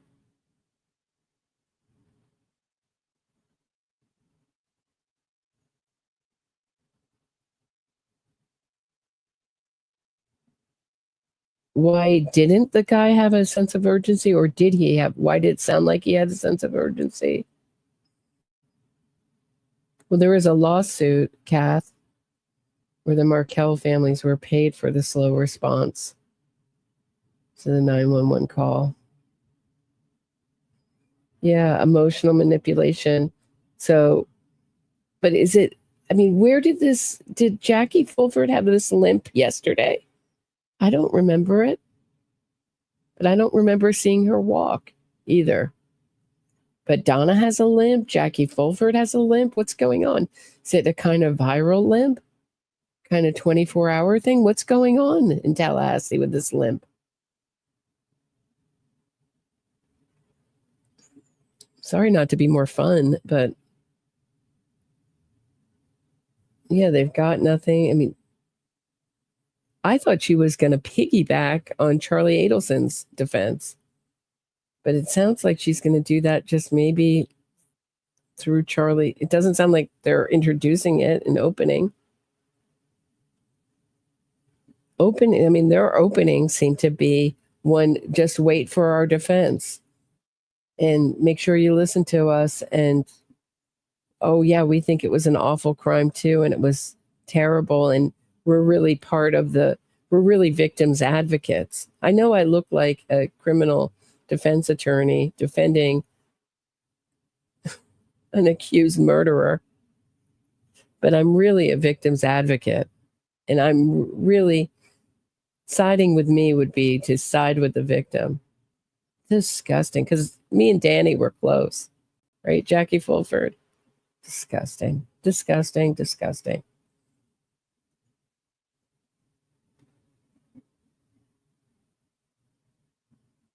Yeah, what's going on? I mean, I knew Donna. I mean, you can go back to my old episodes. I said, this is what she's going to do. She's going to play up her age. She had no problem hearing in any of the pretrial hearings. She never complained, I can't hear. Can we get something at these pretrial hearings so I can hear? I can't hear anyone. She wasn't even smart enough to do that. She heard fine everyone being mic'd. So I had no problem with her using the hearing aids. Look, she's 75. I get it. Your hearing's not as good at 75, but it's a joke. These people are mic'd through the courtroom. I mean, I'd have to ask Patty how good the acoustics are, but I think this is part of her plan to manipulate the jury. So I said this, I did an episode a while back where I had her with, and got a lot of flack for it. But I wanted to make my point that she would manipulate the jury, come in a wheelchair, oxygen tank, just like Bill Cosby, play up their ailments and their age, meaning, because that's the best thing she has going for her, is hoping for a juror who does not want to send a grandmother to prison no matter what she did.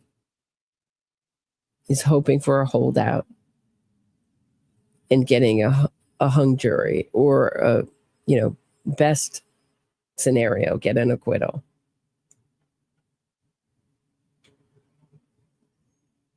Tally says, appreciate you sharing your wisdom and insight on this case, and thanks to all for such a welcoming live chat forum. Nice to have you, Tally. Glad you're here. The defense strategy seems to be that there's no direct evidence against Donna conspired to have Dan killed. Right. This isn't, thank you, JP, for reminding me. That's another thing that angered me, is when she says, first of all, the refrain, there's no evidence, is the refrain of innocence fraudsters. and manipulative defense attorneys everywhere. There's no evidence. If there's no evidence, let's give it right to the jury. Why is it taking 2 or 3 weeks to try this case if there's no evidence? First of all, she knows that if she's talking about physical evidence, she knows testimony is evidence. And testimony was referred to in the opening. No, they didn't detail every bit of evidence in the opening statement. They didn't have to. It's just a preview. It's just a trailer, like for a movie. Give you a flavor for what's coming. Just touch on the key points. What's the case is about, what they intend to prove. Here's how the crime was done. It's like, trailer, cliff notes, whatever else you want to call it. It's just a little summary, what's to come. So that when you see evidence, or you won't wonder, what's this witness about? What are they going to testify to? And then we heard about these jail snitches, which I was most interested in hearing about. This is the part of the case that has been hidden from the public that's new.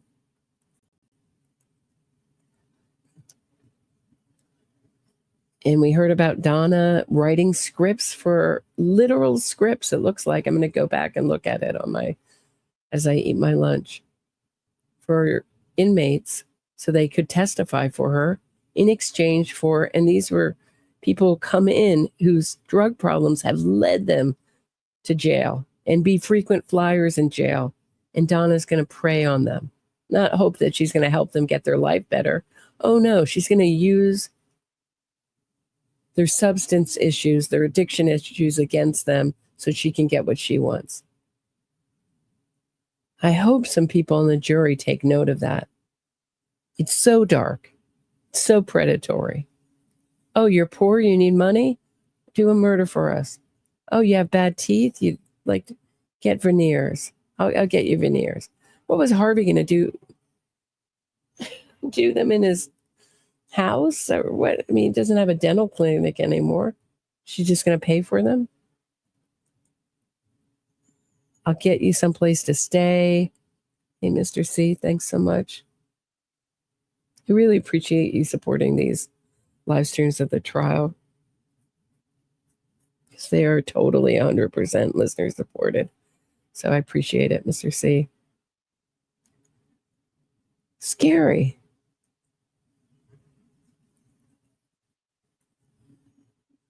Not like I'm going to befriend you and hope that, maybe you make it out of Leon County and improve your life. No, I'm going to help make sure that you continue this cycle, and that, this cycle of addiction, you never get better. And I'm sure Harvey was the one who was going to write those. I don't know how. He still has his license. Pull out his old triplicate pad. Do they even still have those? I think so. And give you some controlled substances. It was sick. Yeah, it was worse than I thought. It was worse. It's sort of humorous in some ways, but more predatory and revolting than ever. What's a class 3 drug? Is class 1 the lowest or the highest?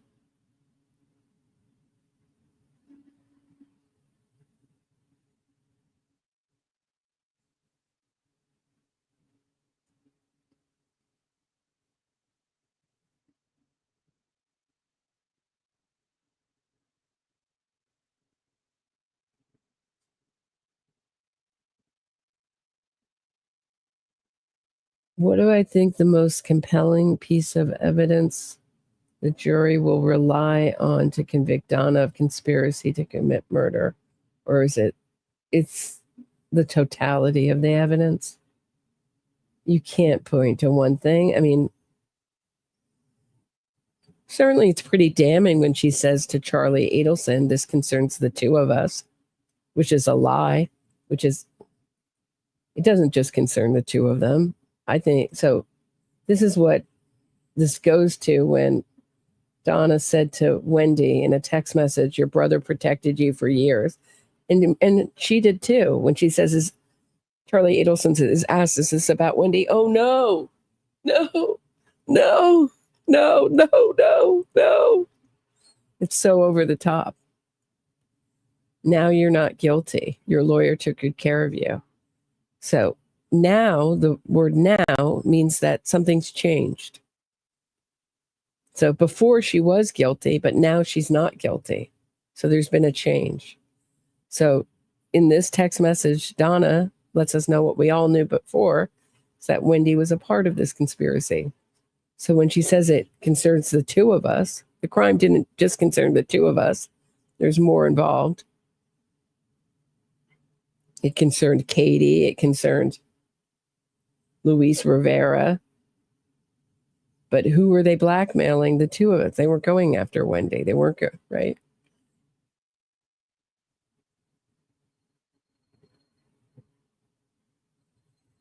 I'm curious to know, do you think Katie ultimately got paid more or about the same as Luis and Sigfredo?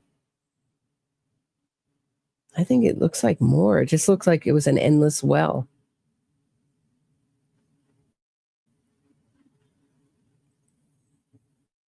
And did they mention Charlie Adelson trying to off the blackmailer, the undercover? I've always found that a chilling detail, that he wanted to kill the undercover if he was willing to get it done. And then when they realized that it was the police, they act like they always knew. But they were totally willing to pay the undercover off and say it was charity.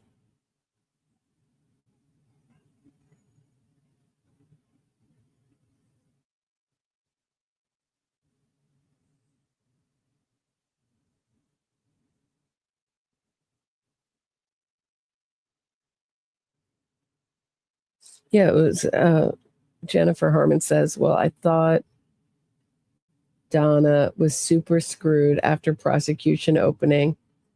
I mean, these cases aren't won on the opening, but it gives you an idea of the evidence coming.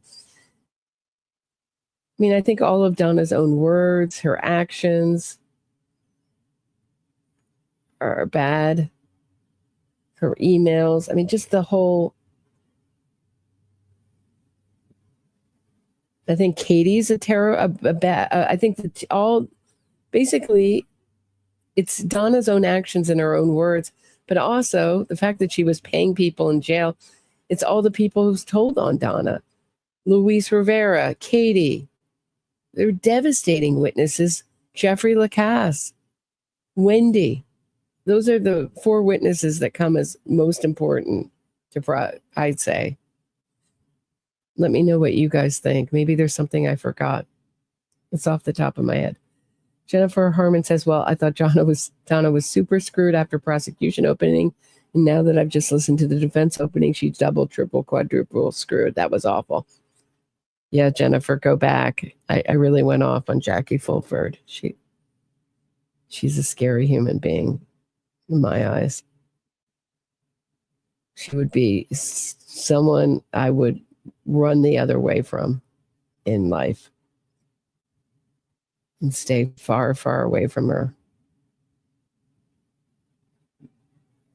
But Jeffrey Lacasse says the whole dynamic of the family, all the things that Charlie Adelson tried to hide and Wendi tried to hide, and he's devastating for Wendi, but he's the one that Wendi told that her brother hired a hitman. So.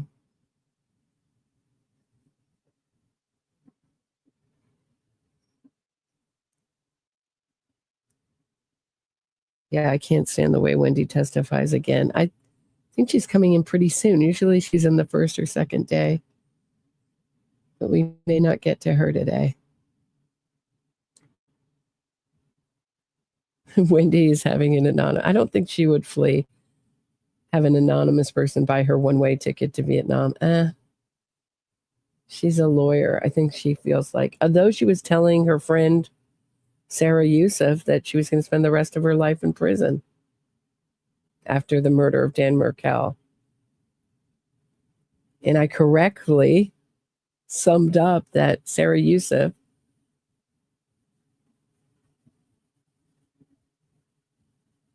came from the wrongful conviction movement, is a wrongful conviction type lawyer.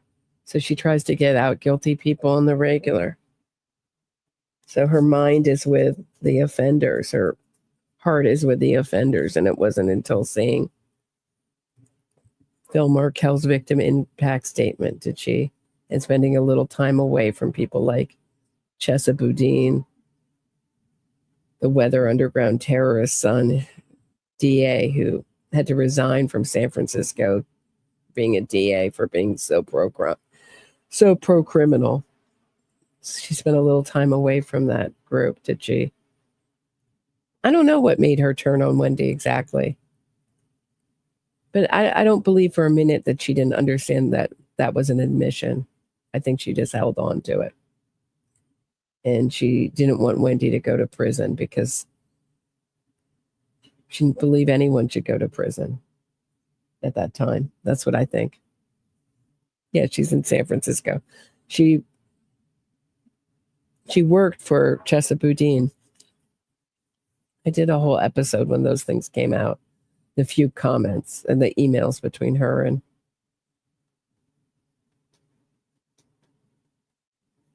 Wendi came out. You can go back to that episode. You can hear how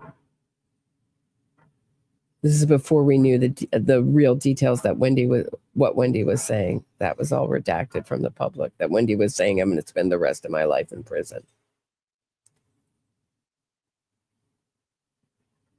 This is before anyone got arrested in the case. All right, I'm going to take a break. Let me just put up, hold on one second. Just going to put up a little banner for the bottom.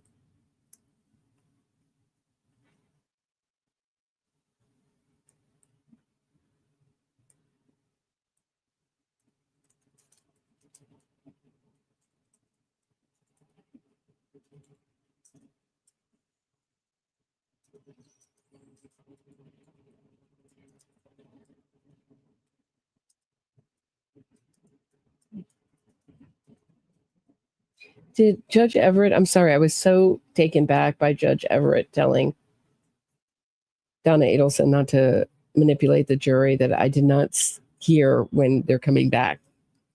Do we know for when they're coming back? Did I just talk all through lunch break? Is it at 1?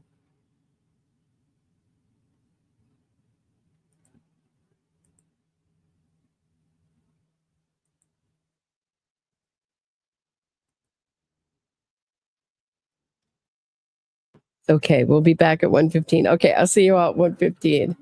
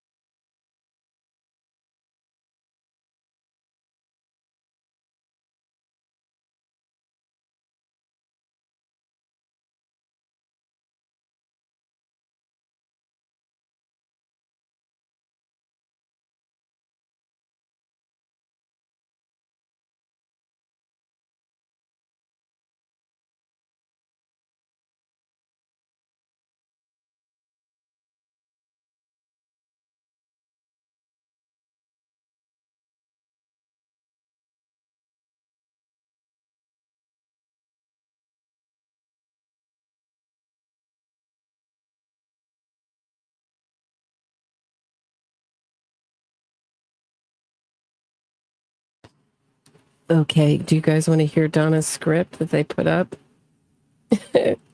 Okay, what?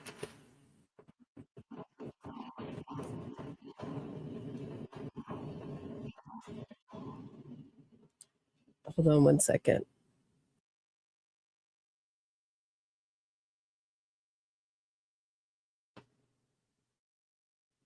Okay.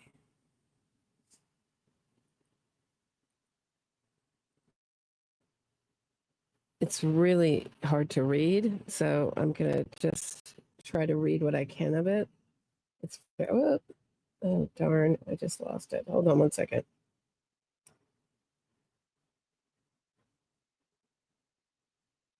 I'll be right back. Please hold.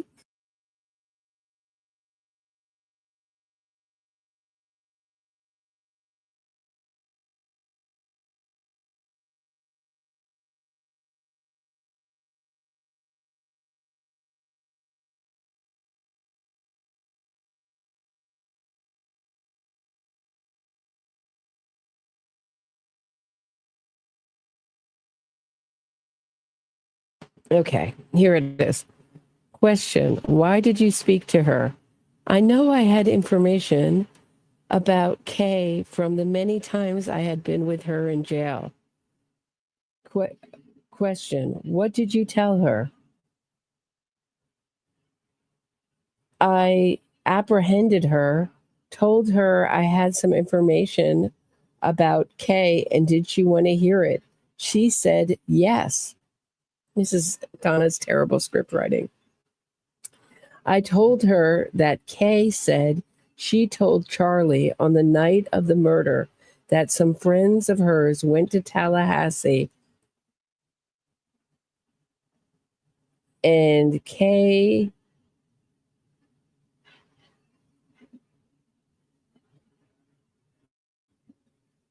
oh, this is really hard to read, and killed him. Okay, I'm going to go back. I told her that Kay said she told Charlie on the night of the murder that some friends of hers went to Tallahassee and killed him. She asked him to give her the $350,000 that he was going to pay so his sister could relocate with her children so his sister, he was going to pay so that his sister could relocate with her children to them. He went crazy on her. He said, and that's where it ends. The more terrible Donna dialogue. Terrible Donna dialogue. This is the script she wrote, The Prison Snitches, or One Prison Snitch, about, and Katie was called Kay in prison. You remember from that hearing? So that is what she's talking about. Your reactions. Took me I apprehended her. Who talks like that? As a screenwriter's daughter, I give her her ear for dialogue an F, a D-, failing. It is the most wooden, terrible dialogue. Donologue. Shebrick. I'm going to steal that. Donologue. That's what it is. Terrible, terrible, terrible, terrible sounding dialogue. Wooden, the way no one talks ever. So how did you know? How'd you know it? Is this what she's going to testify? That Katie really cared that Wendi relocate with her children? So now Wendi could relocate with her children, and now she's going to pay up. She's going to pay up. I apprehended her, told her I had some information about Kay, and did she want it? She said, quote, yes, unquote. This is the way she's writing it. I told her that Kay said she told Charlie on the night of the murder that some friends of hers went to Tallahassee and killed him. She asked him to give her a third of $1,000,000 that was going to pay so his sister could relocate with her children to them. He went crazy on her. Okay, so here's the plan. So now I understand reading it again. So Katie heard about this $1 million bribe and Charlie was going to pay a third of it. So she asked Charlie to give her the $1 million, the third of $1 million after Dan Markel was murdered, because that's what you want to do. You want to do the job and then ask to get paid later. Just like, you know, how you order food, you get, it's like a restaurant. You get the food. And then you pay at the end. Oh, that's how murders are done. Wesley loves Oktoberfest. More cash for Donna Sue voiceover. Cat door. It's so ridiculous. Wesley loves October. How did she think of this stuff? Thank you. It's so wooden. I think Ed Wood wrote better dialogue than this. You want to keep on moving. You're upset. You're not that upset. All you Ed Wood fans know what I'm talking about. You want to get through that door. Who was a better screenwriter, Donna or Ed Wood? Why did you speak with? I knew I had information about Kay from the many times I had been with her in jail.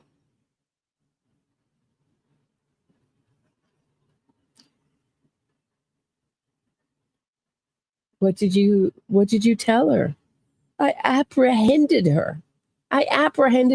Not how about Donna? I went up to her and I said, "Hey, yo, I have some information."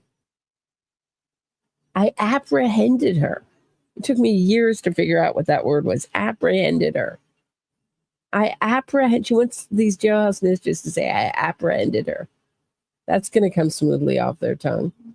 I apprehended her, told her I had some information about Kay. Did she want to hear it?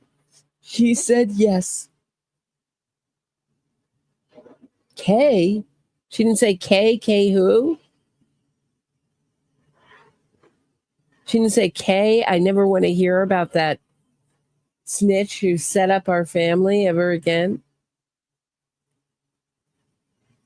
That liar. Apprehended. I apprehended her. And I told her, you have to get kind of hysterical. Told her I had some information about Kay. Did you want to hear it? She said yes. I told her that Kay said she told Charlie on the night of the murder that some friends of hers went to Tallahassee and killed him. She didn't say her ex-husband did, her baby daddy. How about her baby daddy?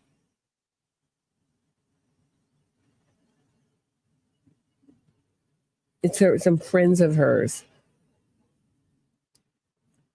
Not the father of her children. Okay. And killed him. She asked him to give her a third of $1 million that he was going to pay so his sister could relocate with her children to them. He went crazy on her.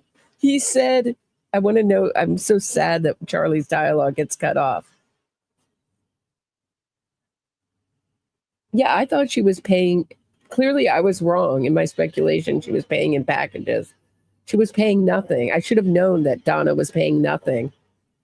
Packages are too immediate.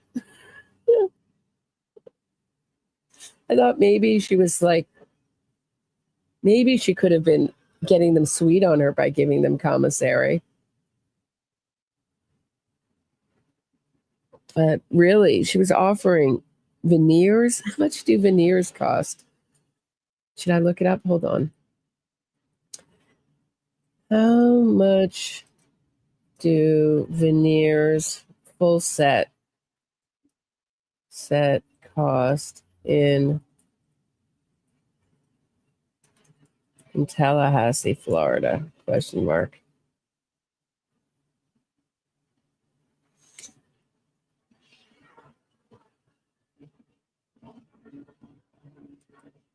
Okay. Average cost. I don't know. I don't even know if they'd even give you this online.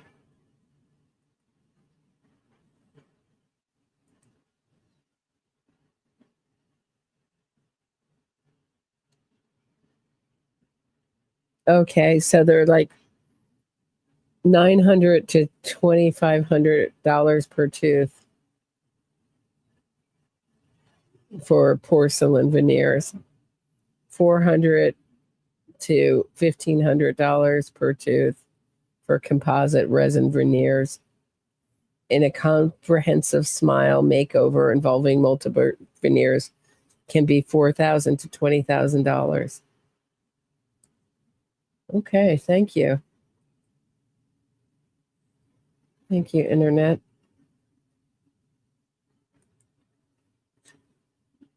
Yeah, you got it right.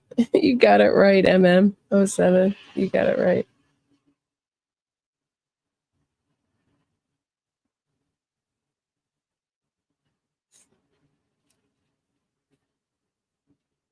Don't talk to me about dental work. It's so expensive here. And insurance always just pays a little bit.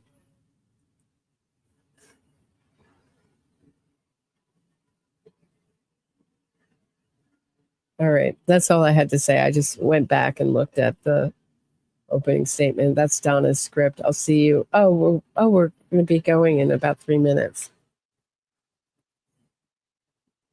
Crazy. Crazy, crazy, crazy. I mean, where was she going to get drugs from? Was it Harvey or was it one of Harvey's friends who was a doctor?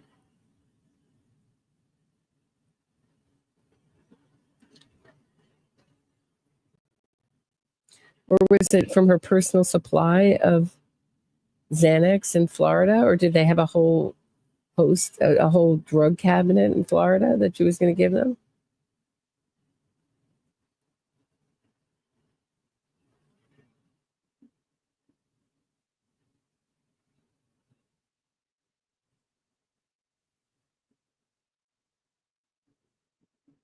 Yeah, I thought Harvey probably still had his script pad, but they're not going to.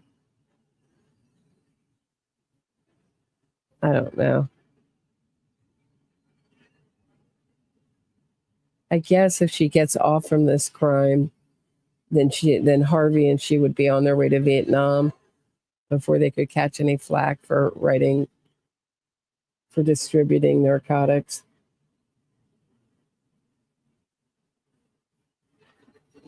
Wild, wild, wild.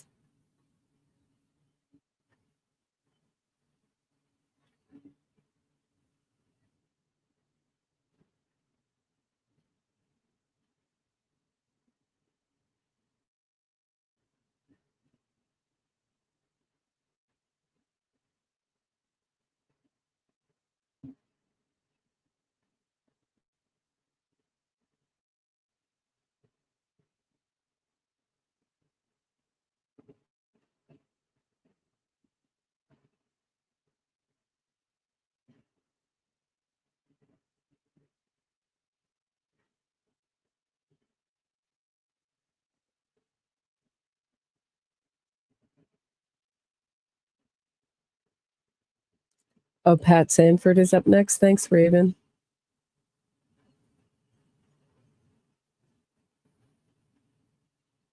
Remember Pat Sanford came all the way to Miami to arrest her?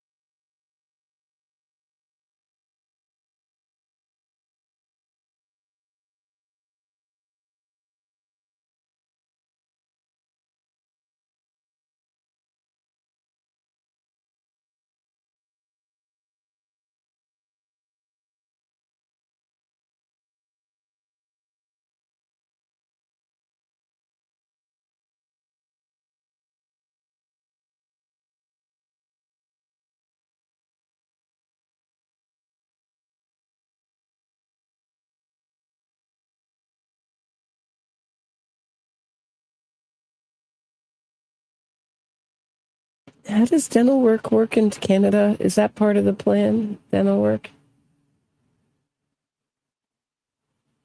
Do you get free dental work in Canada? I don't think so, right?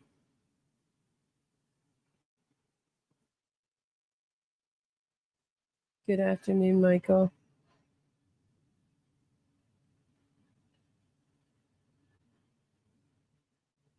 I'm reporting from a tunnel, it probably sounds like.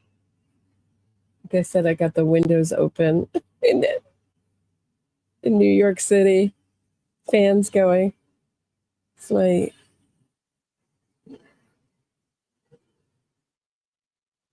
air conditioner's broke. Rosemary, thanks. Rosemary Romero says, I just heard Laura and Isom are in the hallway.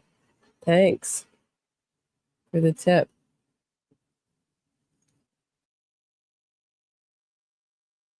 I doubt it, Daz. I don't think they reported their cash payments on dental work to the IRS. I'm sure that was the point of it, why you got a discount.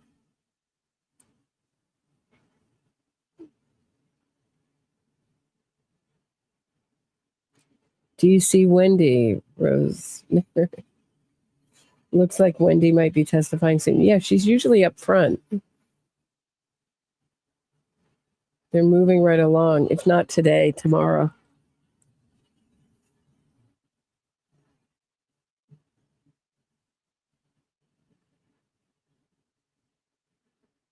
Lord's Girl, they did mention the arrest at the airport in. Oh, you mean the Pat San? They did mention it in the opening statement, Lord's Girl, but maybe they'll mention it with Pat Sanford. Oh, Sanford will be in and out. Tomorrow's Saturday. Oh, thank you. You're right.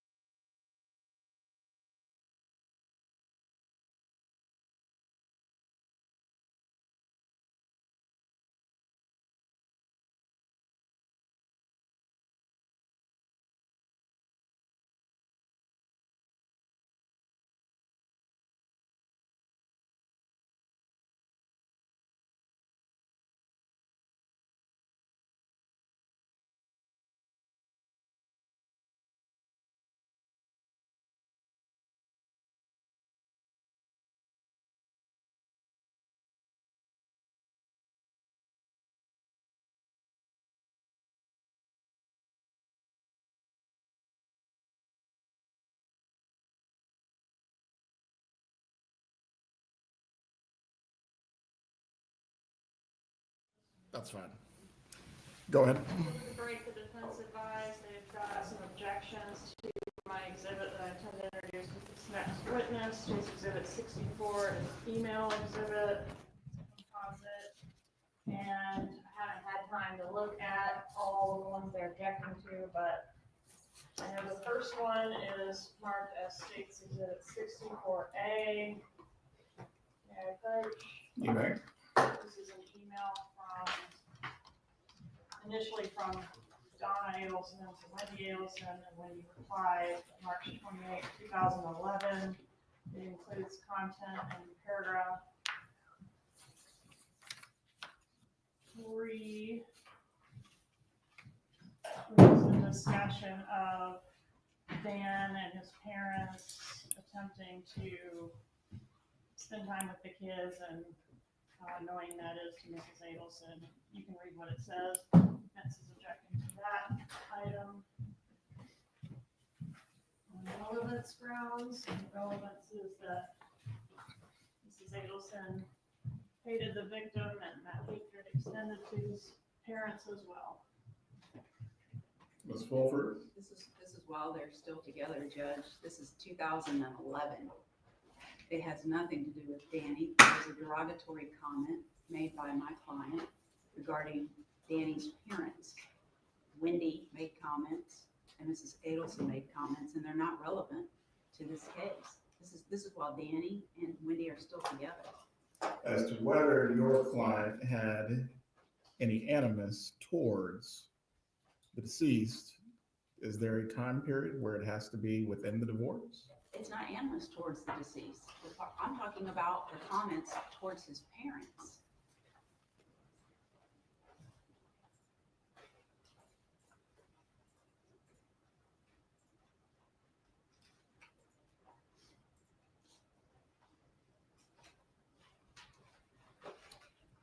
Kappelman, as it relates to the comments going towards the parents.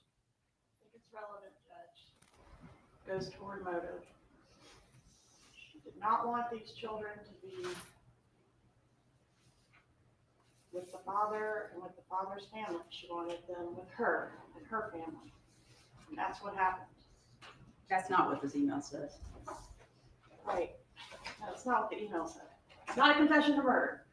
It's a expression of dislike, which just goes to the motive.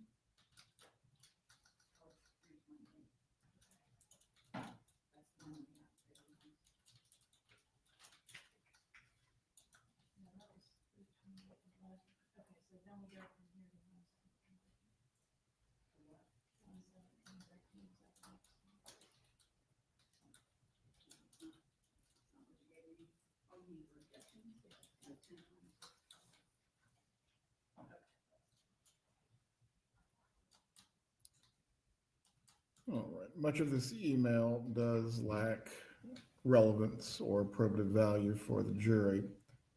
However, Ms. Kappelman, does this tie into other messages which otherwise would demonstrate the motive you're trying to prove? Or is this a standalone item?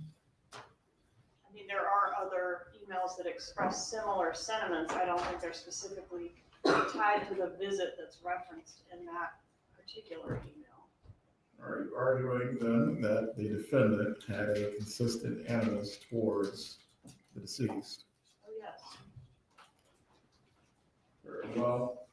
Over objection, I will permit it only on the grounds that it shows that the defendant had a consistent animus towards the deceased or his family. However, if the defense is asking for a limiting instruction As to this evidence, you may request it now.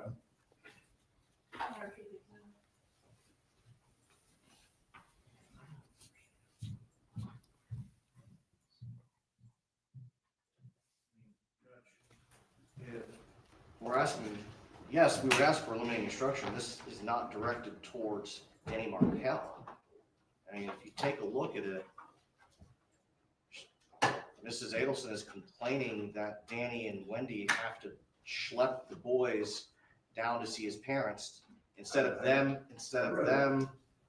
driving up to see the boys. It has nothing to do with trying to keep the boys from the family. So I'm not sure what limiting instruction would be effective, but this is as to, it doesn't express any animus to Danny. So I'm not sure what the court would suggest. Or his family. The state's theory is not hatred towards Danny Markel's family.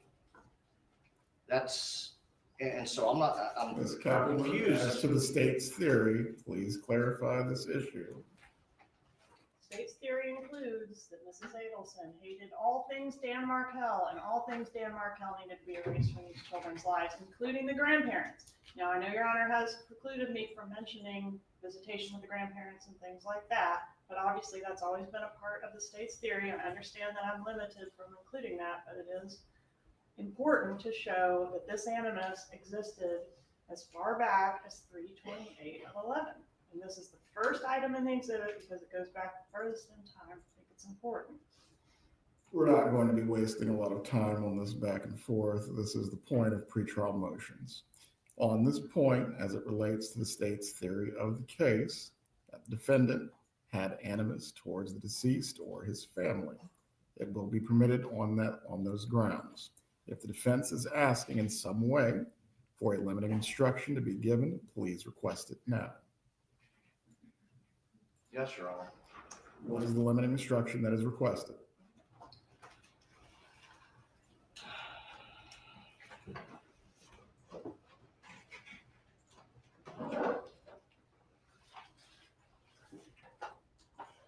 Your Honor, I'm at a loss. I think that an instruction that, I mean, this doesn't show hatred towards Danny. So again, I'm not sure. Obviously I disagree with the state's argument concerning this. So I'm open to suggestions. Be considered for the defendant's state of mind as it related to the deceased or his family. I would ask that it be related to the deceased's family. It's not to do with the deceased. Ms. Kaplan. Well, down. There's 5 more items, Judge. Let's go through them. Yes, sir. State's Exhibit 64D is an email dated 10/26/12. May I approach? You may. This email is from Donna Adelson to Wendi Adelson, showing her a list of prospective love interests from the website Mrs. Adelson has identified as potential matches for Wendi. It's offered to show how controlling Donna Adelson was over her children's lives, how much she inserted herself into their private lives. And again, she likes to be in control of who they date and who they marry.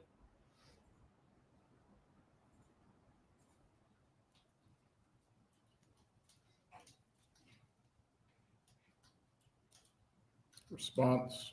Judge, this is not an email from my client, Wendi Adelson. This is an email from Match.com to the email address that my client has.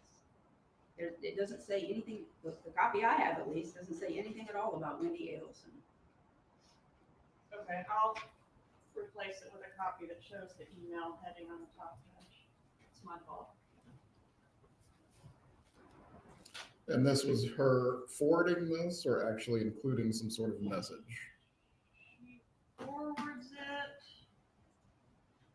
I'm not sure if she included a message. She definitely did on the next one, which is also subject to Defense objection, it's State's Exhibit 64I. I'll approach with that as well. Related. What's the date on that? What's the date on that? It's got one.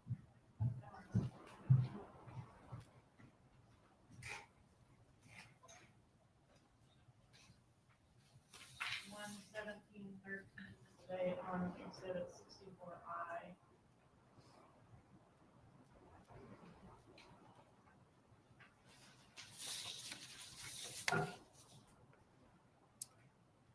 As to any questioning of Wendi Adelson as the role her mother played in her life, including screening potential romantic interest, that question certainly can be asked, but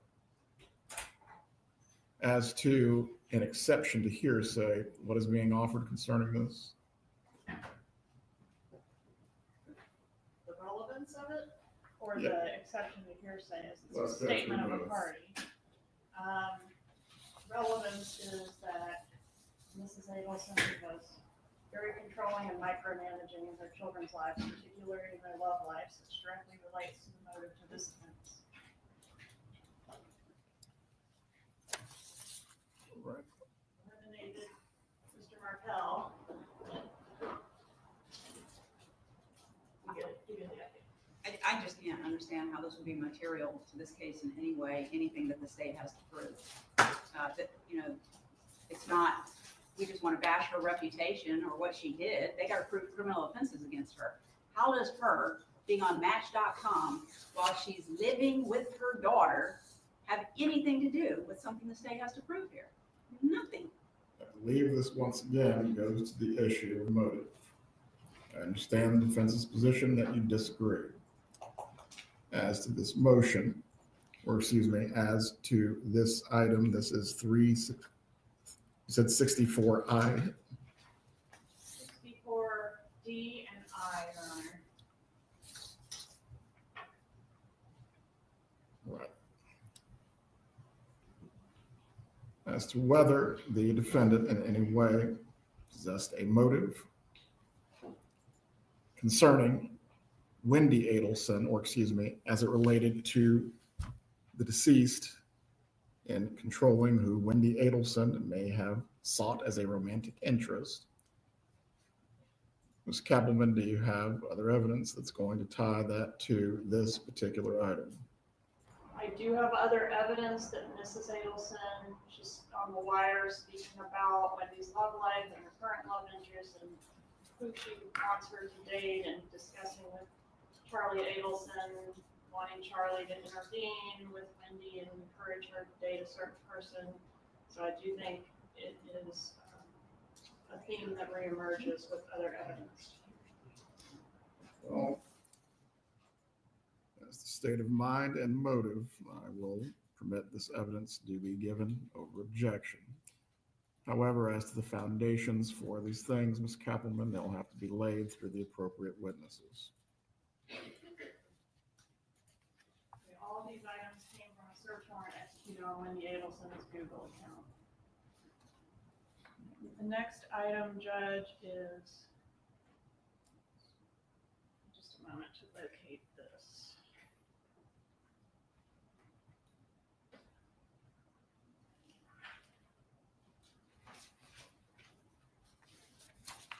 I believe it's 64W, an email dated June 27th, 13. And the objection in this case relates to the characterization of Judge Hobbs as a, can't find the quote, but something like a Southern black lady. They just were proposing redacting that. Find the page for Your Honor.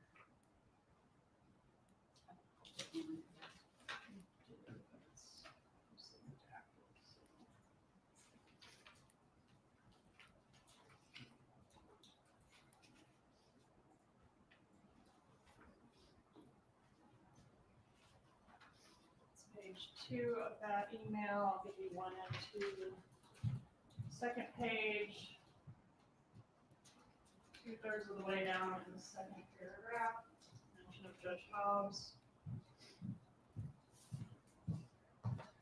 There's no particular relevance to that characterization of Judge Hobbs, so I just don't think it's prejudicial, so I don't know why we're redacting. Whatever Your Honor thinks on that one, Judge. Folks, I believe the jury could take that as in a very derogatory way. It has absolutely nothing to do with this case, that comment. Nothing. Unless there's another motive I don't know about.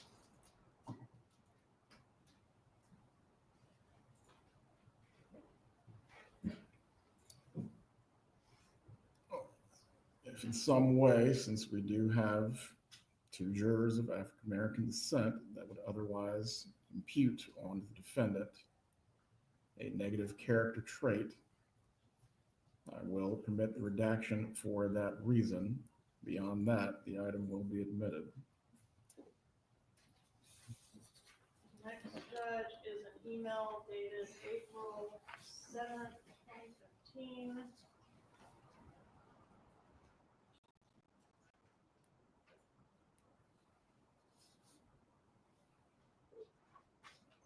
I believe what's referenced here is 64HH.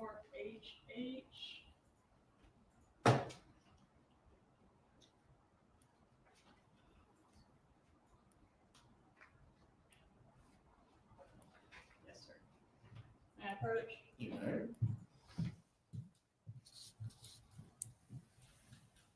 Yeah, the other exhibit. Judge, this email is an email regarding Wendi moving, and the evidence is going to show that she moved from a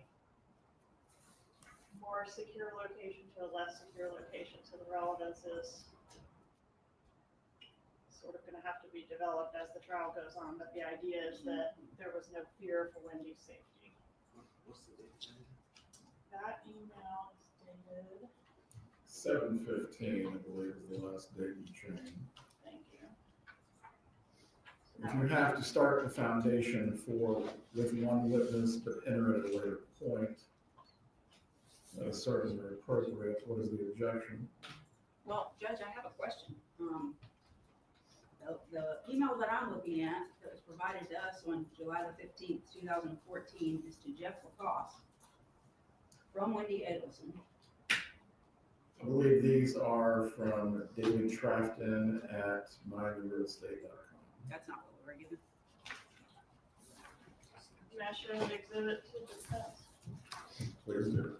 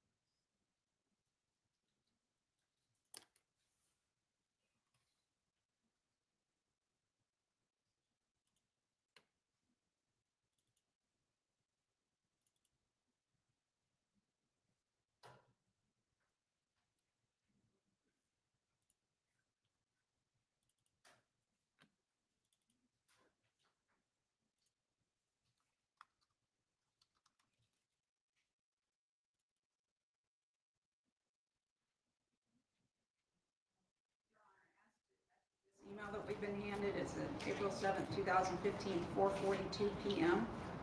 This is regarding Wendi moving. It had the same security as where she was living with her mother, so less secure. There's nothing in here that indicates that. I'm going to ask Ms. Adelson about that. My understanding is it is less secure. They're asking lots of questions, but they're not about security. But they're being actively extorted under threat for their lives. One would expect and would inquire about such a thing. You may lay the foundation, or at least begin to lay the foundation for that item with when that witness is examined. Going back to the last trial in this matter, when the intent instruction was given, the intent with which an act is done is an operation of the mind and therefore is not always capable of direct and positive proof. It may be established by circumstantial evidence like any other fact in the case. Specifically, as counts 2 and count 1 that are charged in the indictment deal with aspects of intent. I'm going to find evidence that demonstrates the defendant's alleged motive, which goes specifically to intent, is admissible. One thing, though, that is starting to trouble me with those. We had many motion hearings in this matter, and we've continued this case several times to handle these matters pre-trial. Why is this coming up now? The exhibit that we were provided with, I went through thoroughly and had all of my objections listed. And then was told that's not correct. It's another binder. It's different emails. The binder I was handed by the state was completely discombobulated, not in date order. It was a train wreck. As the state's exhibits you're referring to. That's correct. And so then they provided us with this binder. It appears to maybe still be missing something, but they have a list, an exhibit list, everything laid out by date, by exhibit A, all the sub-exhibit numbers. So that's why, Your Honor. We're not going to waste the jurors' times.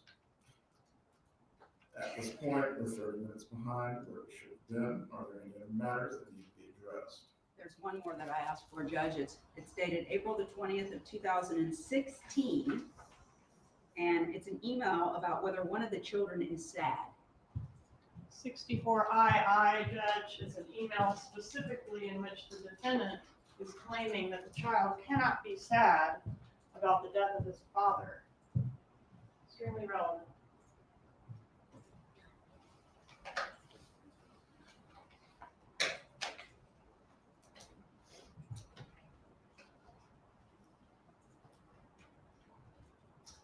Its probative value is outweighed by the undue prejudice, Your Honor.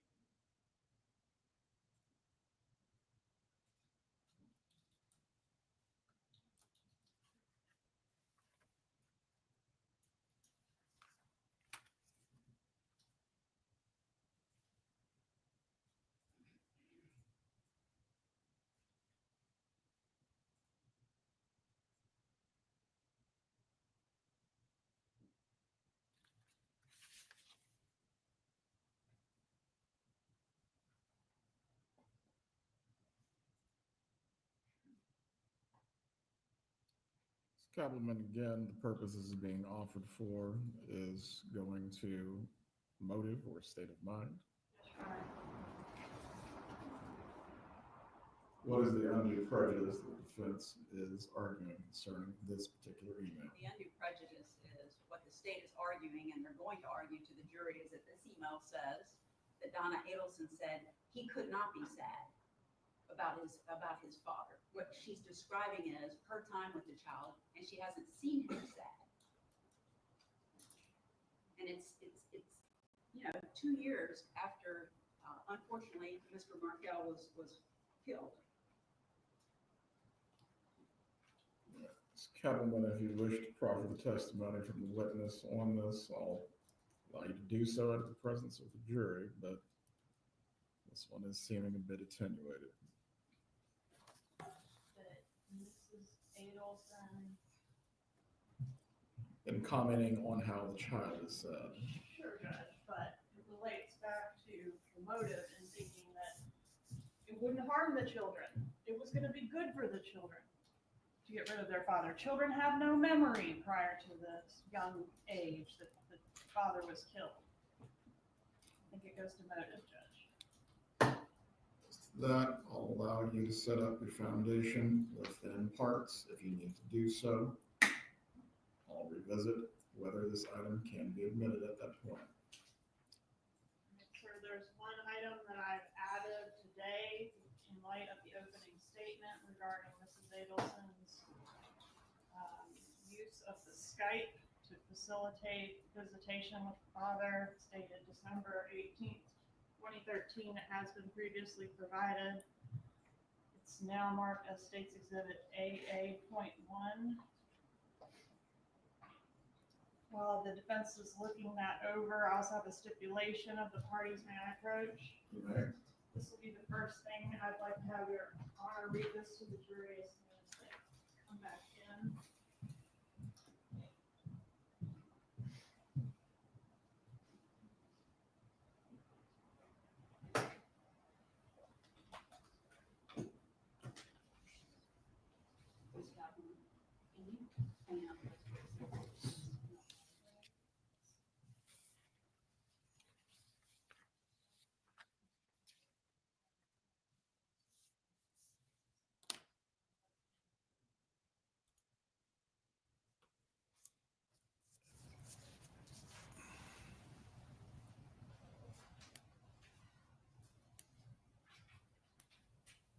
Sorry, Judge, I handed them the wrong thing. I'm gonna have to circle back to that.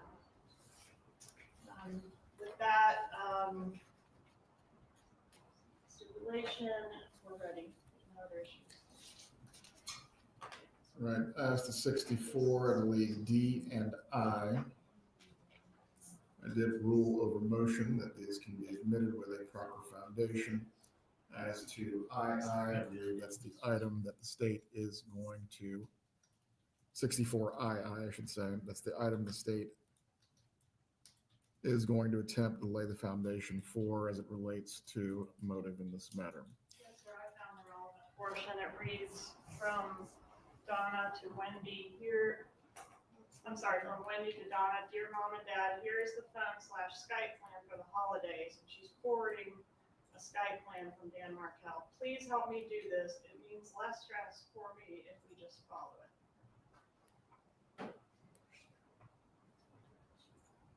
I don't know what the relevance of that is. Wendi Adelson sending an email to her mother because her mother takes care of the children very frequently and saying, here's the schedule, let's do this. It doesn't say Mrs. Adelson has not done it.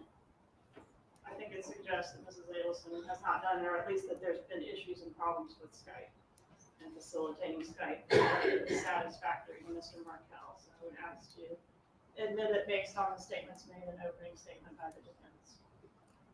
Well, the opening statement is not evidence. The jurors are not considered as such. As to any foundation that you wish to lay for that particular item, that it was not previously followed, and now Wendi Adelson sent that item to her mother, you'll need to establish the foundation first before it's offered. Please bring in the jurors.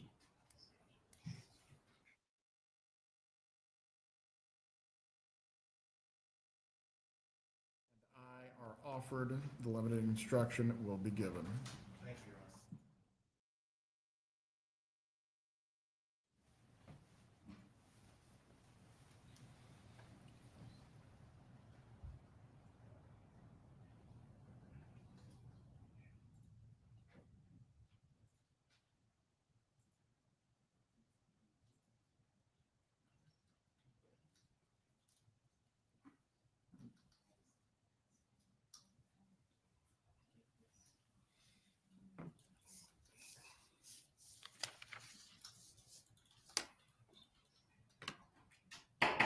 All right, jury, enter the courtroom.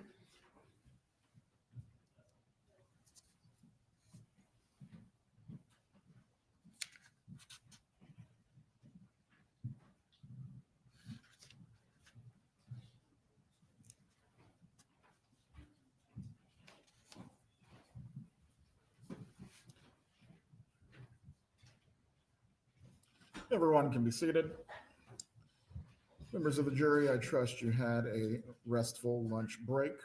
Before we resume with the evidence this afternoon, I'm going to read to you a stipulation that has been agreed upon by the parties. When the parties agree that certain facts are true, that is called a stipulation of fact. You must accept stipulated facts as having been proven. However, the significance of these facts, as with all facts, is for you to decide. In this case, the stipulated fact that you must accept as true is the projectiles contained in State's Exhibits 122 and 123 were examined microscopically by a firearms expert from the Florida Department of Law Enforcement and were determined to have been fired from the same revolver. Ms. Kappelman, you may call your next witness. Thank you, Judge. State calls Craig Isom.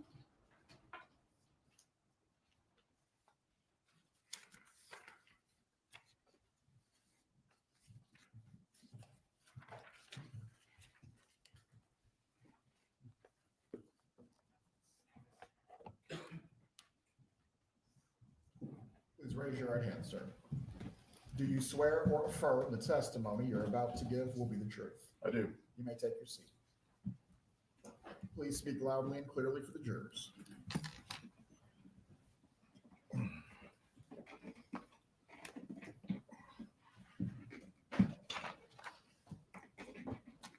Please introduce yourself and spell your name. Craig Isom, CRAIG ISOM. How are you employed? I'm currently retired. Congratulations. Where did you work when you worked? Sent to Tallahassee Police Department, How long were you with the Tallahassee Police Department? 28 and a half years. Were you assigned to investigate the murder of Dan Markel? I was. How long did Dan Markel live after being shot? I believe my understanding was around approximately 11 hours. As part of your investigation, were the people closest to the victim interviewed, Yes, including his ex-wife, Wendi Adelson? yes. When and where did you approach Wendi Adelson? She was at a restaurant in Tallahassee on Market Street. What date and time did you approach her at the restaurant? That was on the day of the shooting, which was July 18th, 2014. July 18th, 2014. It was approximately 2:15 in the afternoon. All right, so approximately 3 hours and 15 minutes after the shooting. Approximately, yes. What did you say when you approached her? I told her that I needed to discuss something with her in private. She was with two other individuals at the table. Two ladies having lunch? 3 total, yes. All right. And when you told her that you need to speak with her, were you wearing police insignia? Did you identify yourself as law enforcement? Immediately before I identified myself and said that I was there for the purpose of speaking with Wendi Adelson. Okay. And I had my badge on. I was readily identifiable as a police officer.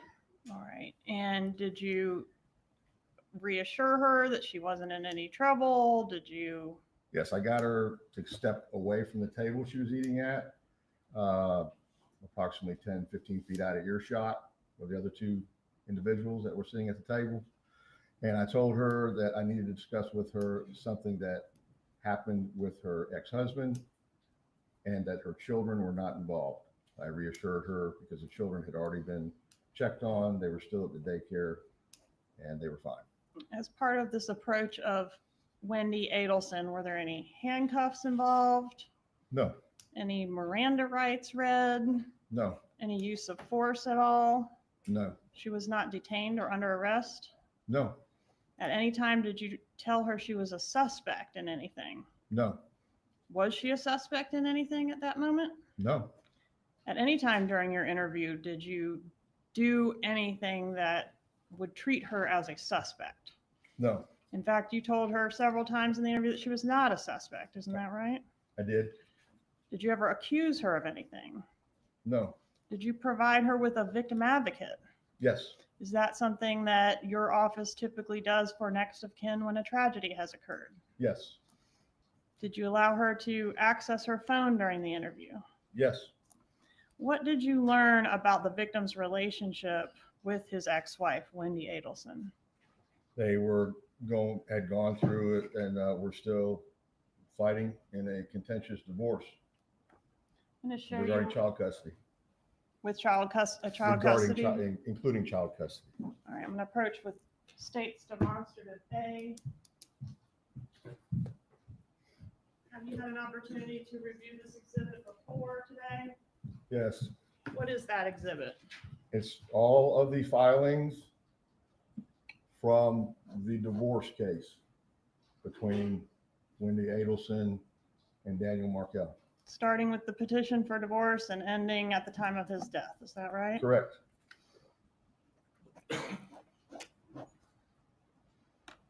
And the filings in here, have you had an opportunity to review them? Yes, All right, and did this litigation include arguing over things so petty as a tennis racket? it did. Objection, Your Honor. Nothing's been entered into evidence, and we would object to a witness testifying to the contents of the file. Overruled, the witness may testify concerning his personal knowledge of the investigation. Thank you, Judge. As part of these proceedings, did Wendi Adelson seek to relocate with the children from Tallahassee to South Florida? She did. Did she say why she wanted to relocate to South Florida? Objection, hearsay. Sustain the answer to the call for hearsay unless you have an exception. I'm going to show you what I've marked as State's Exhibit 60. Have you had an opportunity to review State's Exhibit 60?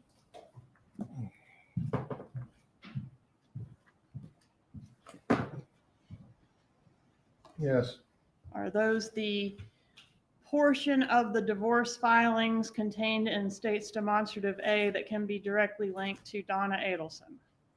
yes, Meaning she saw those items. yes. Objection, lack of foundation. I believe that's what Ms. Kappelman is doing right now. Overruled. Move into evidence, State 60, Your Honor.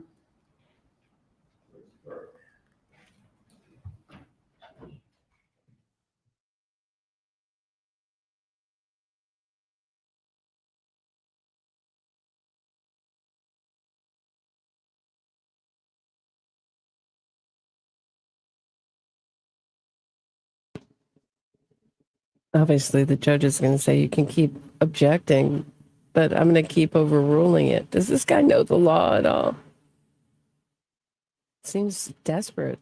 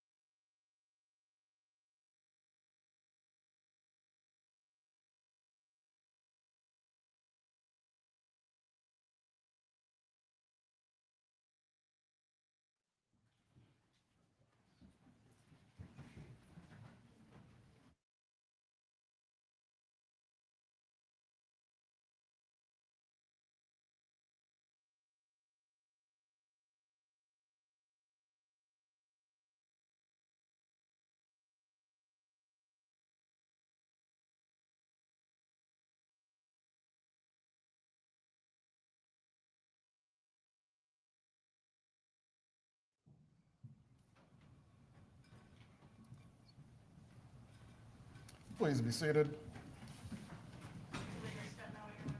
What's that? You can step down, Mr. Ison. Please step outside the courtroom. Sure.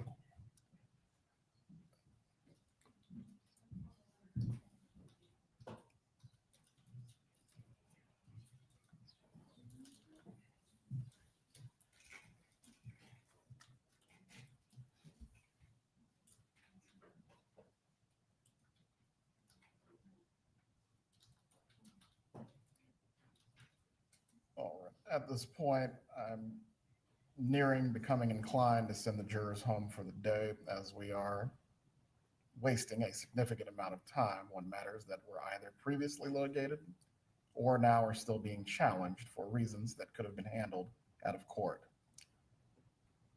Mr. Zellman, for any item that is being objected to with State 60 that you are claiming has no tie to your client's communications, you need to look through that binder now.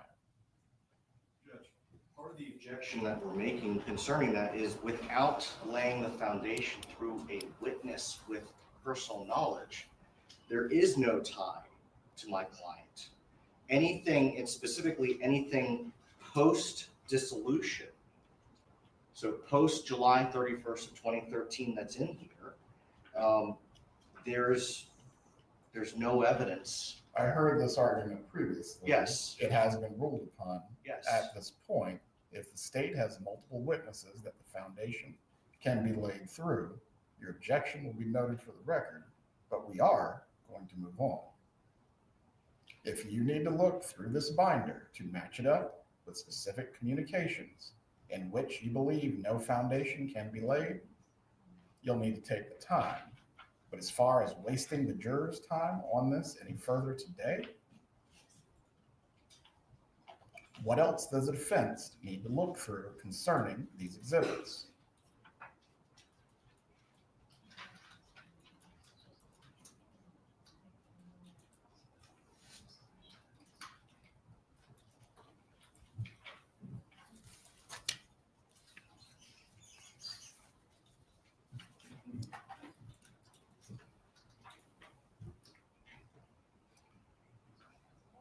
Before we leave here today, if we need to go through every single state exhibit to deal with any objections concerning them, we will do so, however long that takes. But we're not going to be wasting the jurors' time.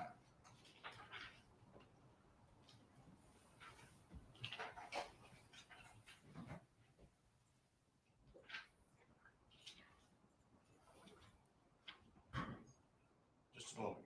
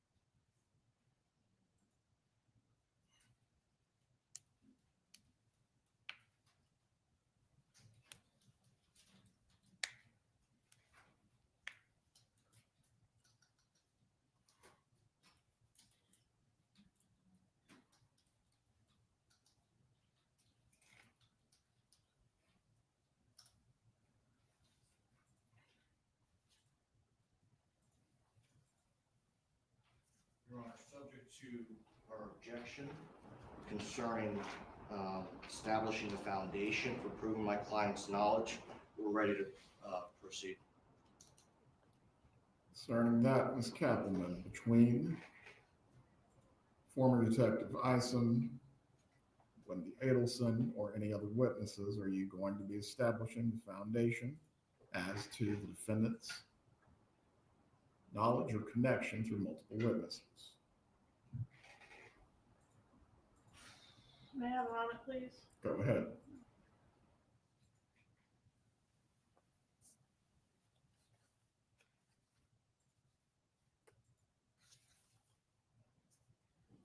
Judge, I had not planned to do that. I provided this exhibit to the defense. I had not heard anything about an objection, so I had not planned to go through every single piece of paper with this witness. I can do that, but that is going to take some time. I will need a recess to prepare for that. I do have a list of how each piece of paper is related to the defendant, but this witness isn't prepared to go through every single piece of paper in this exhibit. Are you requesting for me to send the jurors home for the day? No. I think I've complied with the court's ruling, and I'm requesting that the exhibit be admitted pursuant to that and move on. There does have to be a foundation as to the nexus between the defendant's either communications or actions and these pleadings. That was the ruling. For what was provided in discovery, Is that something that needs to be done in front of the jury, Judge, or is that something we could tie up later and move on right now? you can tie up later, but it will not be admitted until the foundation is tied up. Okay, Judge, I think that would be my preference then. Very well. Please bring the jurors up. Please direct Detective Eisen to come back in and take the stand. Detective Eisen, come back in.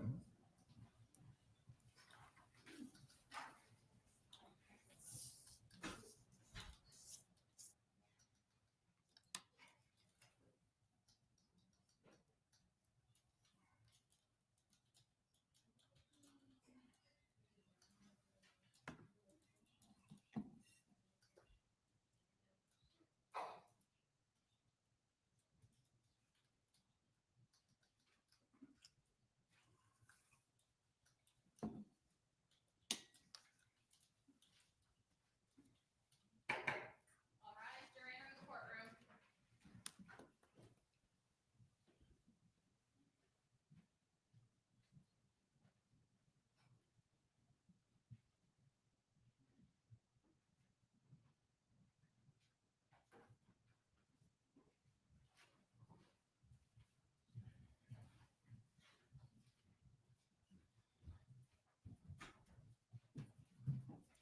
Everyone can be seated. You may continue your examination, Ms. Kappelman. Thank you, Judge.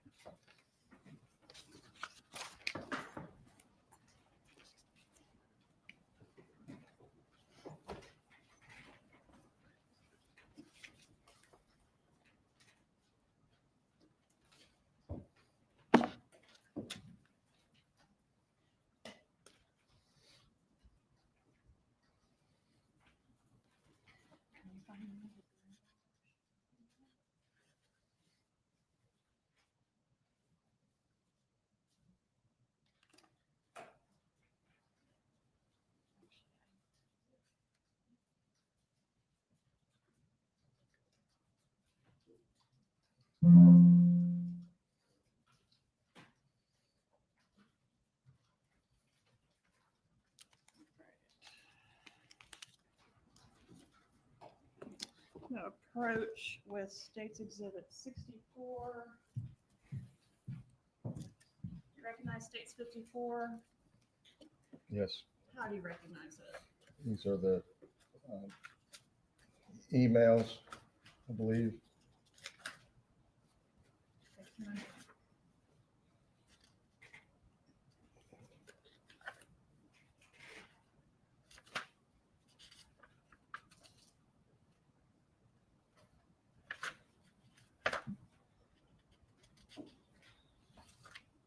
believe these are from Wendi Adelson's computer. Was a search warrant issued to Wendi Adelson's Google account? Yes. And did we receive emails subject to that search warrant? Yes. And State's Exhibit 64 contain fair and accurate copies of emails between Wendi Adelson and Donna Adelson. Yes. And if you'll turn to the yellow tab there.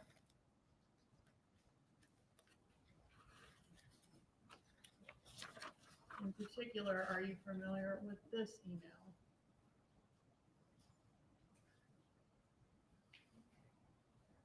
For the record, Judge, this is tab AA.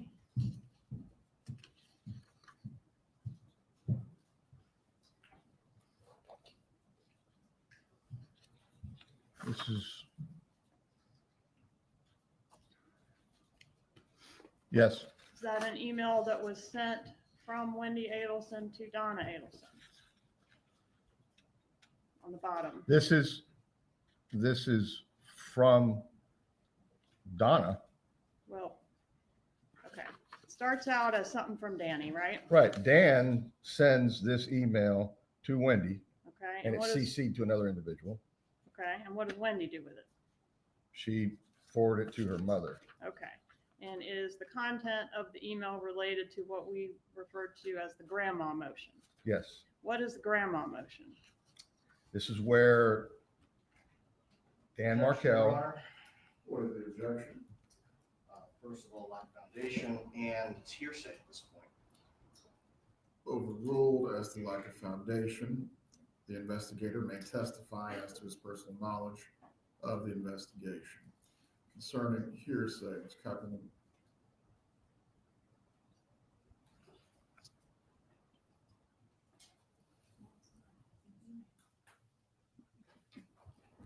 Did Mrs. Adelson respond to this email? Your Honor, been object again. Mrs. One Adelson. moment. Members of the jury, the bailiff is going to take the vote.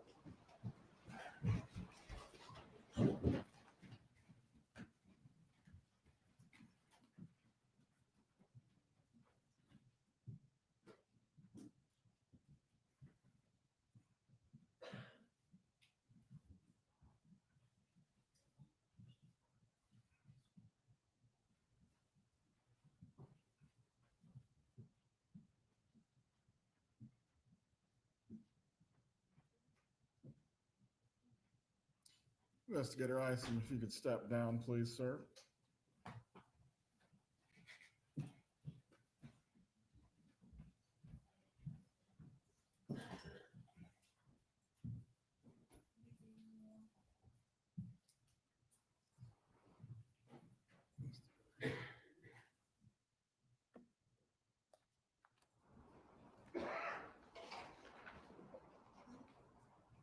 So, not to sound like a broken record, but that part where the jurors need to go home so the issues concerning these documents can be worked through. Concerning that, Mr. Zellman, what is your position? Judge, I've said all along. I know what your argument is, but as to the items the state is seeking to admit today, are there going to be more challenges of this nature? If you have objections, I will rule on them, but we're not going to waste the jurors' time. Judge, as to 64AA, my client and her husband shared an email address. There's no evidence as to who sent the response that the state is trying to get to. How many parts of 64 is the defense objecting to?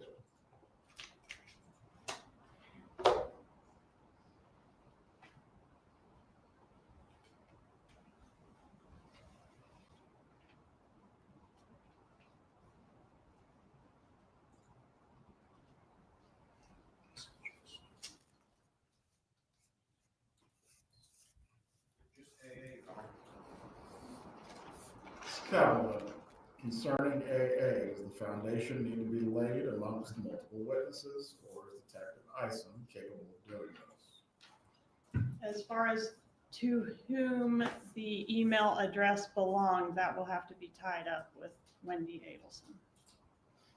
Well, let's do any other parts of Exhibit 64 that need to be dealt with now while the jurors are out of the room. Please look through it.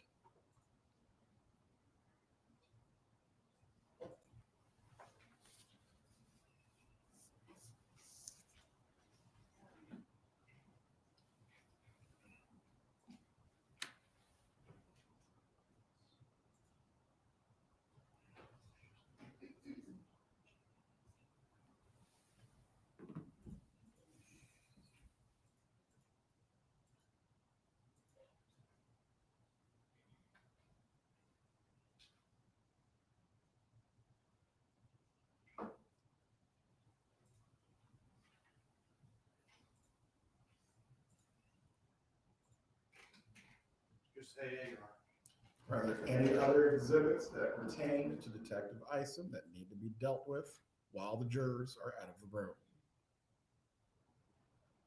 Would you like to know what items I intend to introduce, Judge, through him? Please, so we can handle these objections now, and there will not be a constant back and forth where the jurors need to leave the room. Exhibit 55. I think we stipulated for that. Well, 60 is the divorce excerpts, which again, we're going to deal with separately. The email 64, my understanding is we're going to deal with AA, and then the rest of it is going to come into evidence with this witness at this time. 65, Mr. Rivera's ticket, which is certified. 66, Garcia's ticket, which is certified. 67, Save Gas records with certification. 68, Adelson Institute records with certification.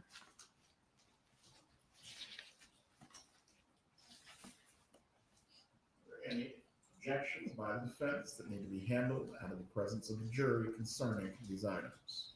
No, Your Honor. There's a couple more, Judge. Go ahead. 89, Premiere video clips. 90, bus video clips. 119 is a thumb drive containing the raw data from Premiere, and 120 is a thumb drive containing the raw data from the bus. No objections to those, Your Honor. Please bring back in the detective.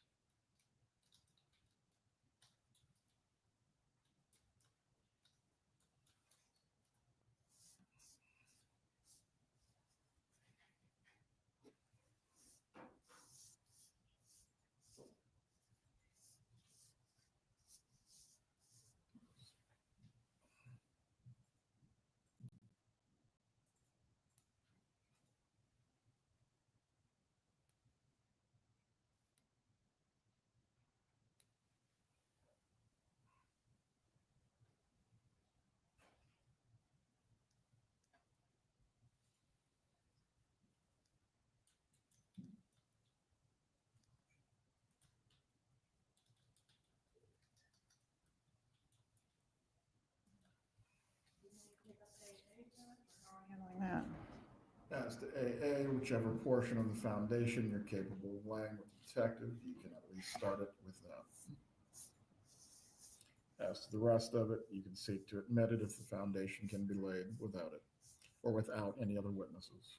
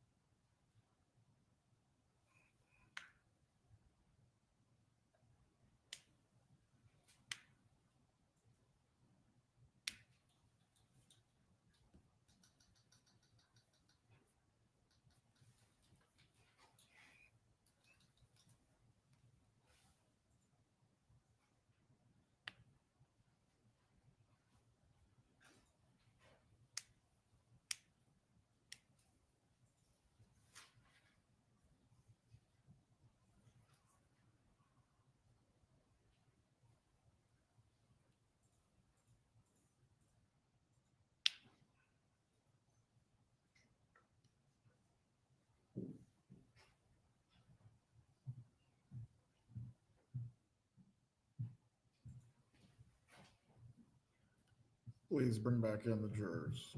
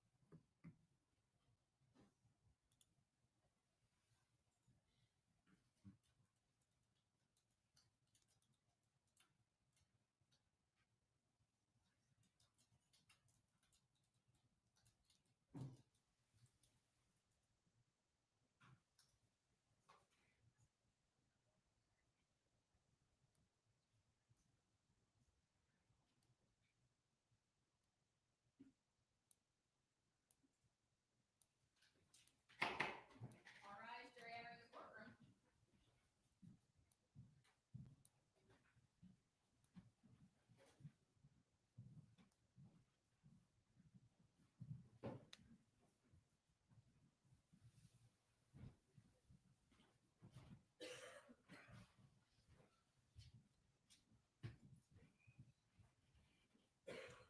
Everyone can be seated.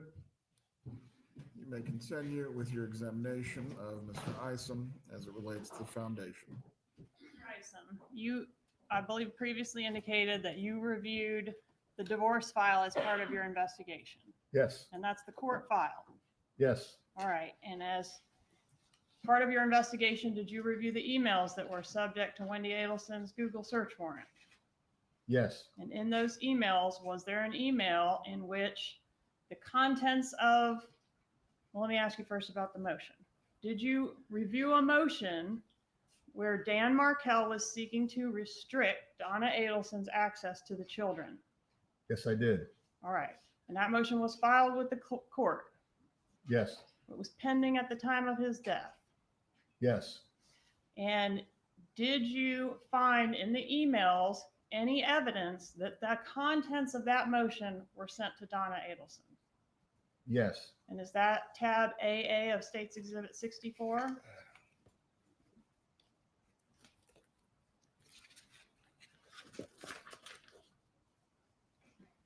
yes, And are the contents of that email substantially similar to the allegations made in the court filing? substantially, yes. Okay.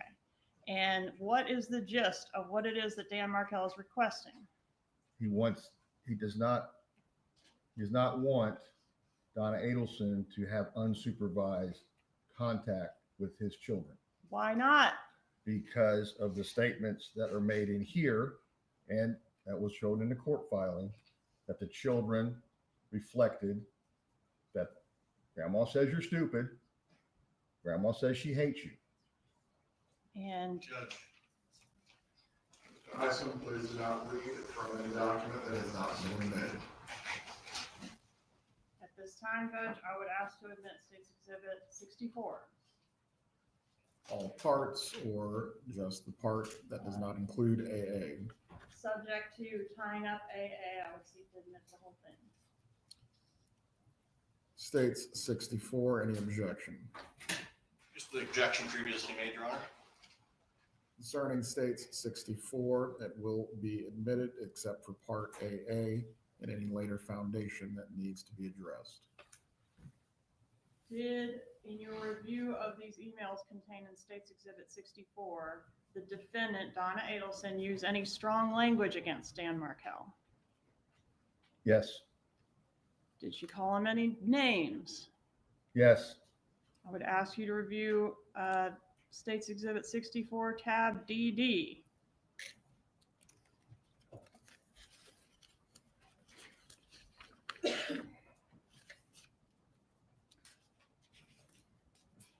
Do you recognize that exhibit? yes. What email is that? This is from Donna to Wendi.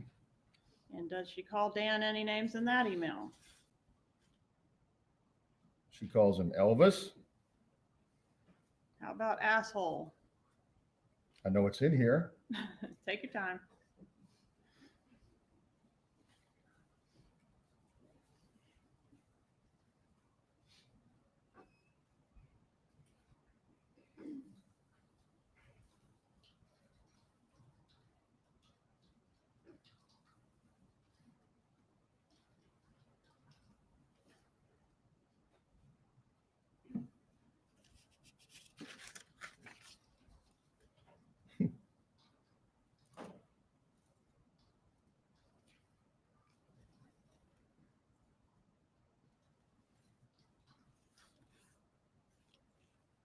Have you ever seen an email where she called him an asshole?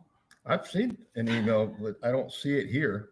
Okay, let's move on. Okay. Tab M, please. Emma? M as in Mike.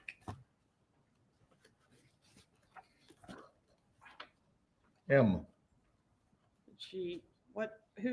I guess tell us who it's to, who it's from, and the date, please. It's from Donna to Wendi, March 6th, 2013. Does she call Dan Markel any names in that Mhm. email?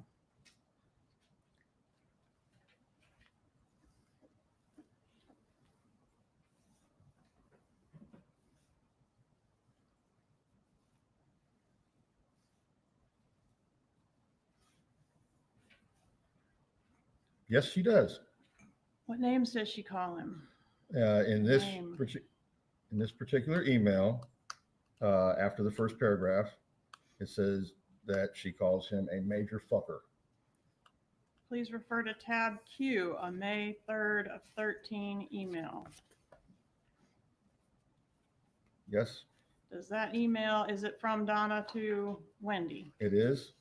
And does it reference Wendy's relocation efforts?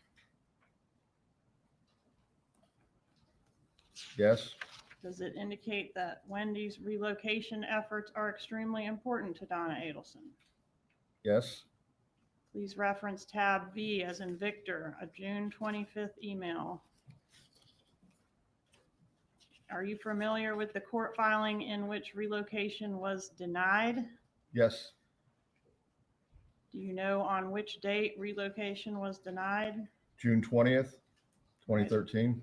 So this is email on tab V as in Victor. Is it 5 days after relocation was denied? It is June 26th, 2013. Does Donna Adelson, the defendant, propose another plan to facilitate relocation in light of the court's ruling? Yes, So this is done after the court's ruling, correct. and relocation is still being discussed. Yes. Okay, what does she suggest? She suggests that the children between Wendi and Dan start attending, or her at least the ruse of them going to a Christian church or a Catholic church.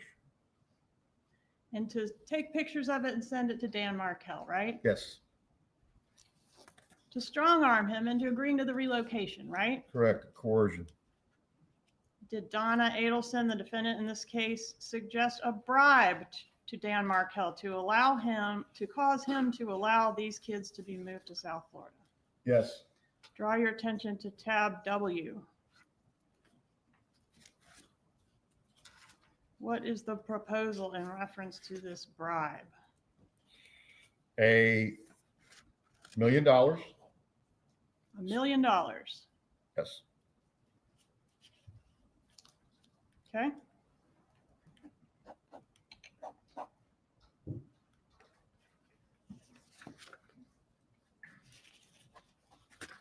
Were there any death benefits, any monies that were to be gained from the death of Dan Markel? Yes, Did he have a life insurance policy? he did. What was the amount of the life insurance policy? One of them was for $2 million. And a second one for $60,000? $60,000 from a second one through the law school. Were there any survivor benefits for these kids in the event of Dan's death? There was What are those? $4,800 a month. Who gets that money for the disbursement of the kids? Wendi Adelson. What about through his employment at FSU Law School? Did he have a pension there? Got a pension, a deferred comp, 401k, And an estate worth some money, right? approximately $300,000. What was the total value of Mr. Markel's estate? 2.7 million. As part of your investigation, did you attempt to establish a timeline of the victim's activities prior to his murder? Yes.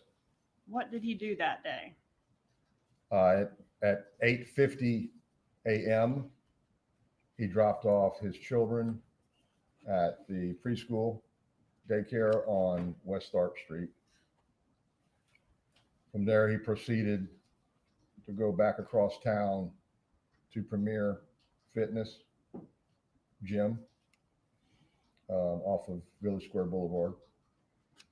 Was there any surveillance at the gym? Yes, And was that collected by law enforcement? it was.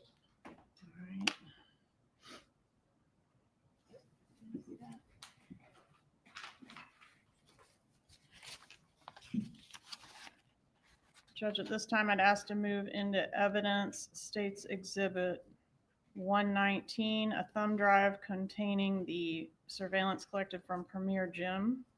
Any objection? There you are. States 119 is admitted. And was the raw data or surveillance video collected from the gym compiled in a way that shows what it is we're looking for concerning Mr. Markel? That's correct, yes. Was that done in State's Exhibit 89? I believe so. All right, Judge, at this time, I'd ask to move into evidence, States 89. Any objection? There you are. States 89 is admitted. Were you able to see on this gym surveillance video Mr. Markel's vehicle enter the parking lot of the gym? Yes, At what time does he enter the parking lot of the gym? I believe it was 9:11, 9:11 sound right? yes. We're talking about AM. So you said he dropped the kids off at 8:50 and he arrives at the gym at 9:11? 8:50 a.m. is when he dropped the children off, and he signed them in at the daycare. And then at 9:11 is when you see his car enter the parking lot at Premier, all on July 18th, 2014. And were you able to see anything sinister about the parking lot of Premier Gym on the morning of Mr. Markel's shooting? Following Markel's car entering the lot, a short time later, a vehicle enters the lot that is similar in description from the next door witness, Mr. Geiger. What does the suspect vehicle do when Mr. Markel enters the gym? It parks and no one gets out of the car. How long does the suspect vehicle stay there while Mr. Markel's in the gym? I don't recall the exact amount of time, but it's quite some time that the whole time he's in the gym. And even after he comes out, gets back in his car and leaves. That's when the car leaves at the same time. All right, so the whole time he's in the gym doing his workout, this suspect Prius is in the parking lot. Correct. And when he comes out to leave and gets in his vehicle, what happens with the Prius then? The Prius follows. Judge, at this time, I would ask to introduce State's Exhibit 89. I'm sorry, I have introduced it. I'm asking to publish it at this time. Thank you.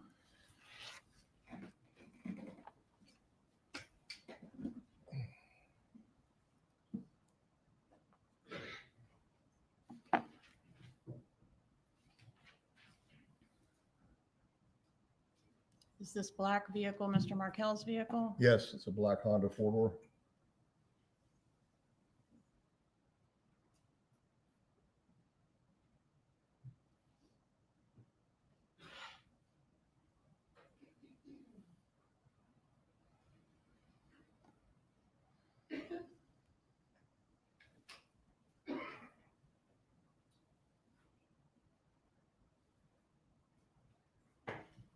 Same car.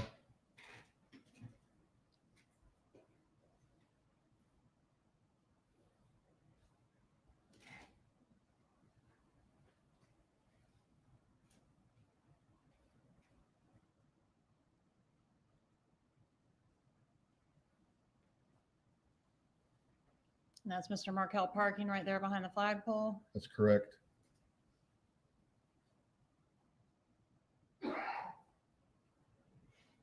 What is this vehicle? That will be the suspect vehicle, And is green the- Prius. Okay, consistent with the description given by Mr. Geiger? They said a light colored or silverish, and the car color is a silver pine mica.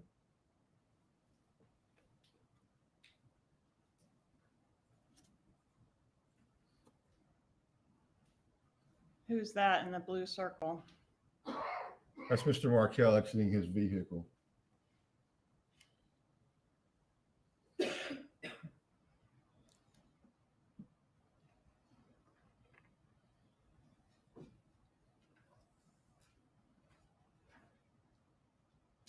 That's him in the red shirt? That's correct.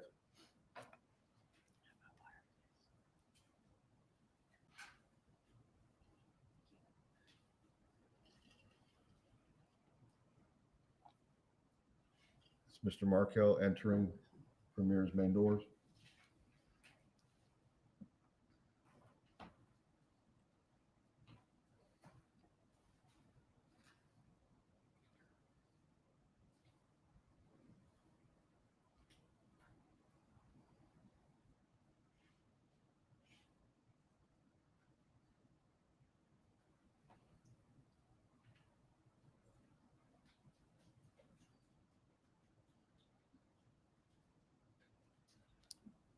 What do we see in this image?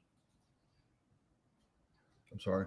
What do we see in this portion of the tape? That's the suspect vehicle, the Prius, driving through the parking lot. At this point, is Mr. Markel inside the gym? He's inside, yes.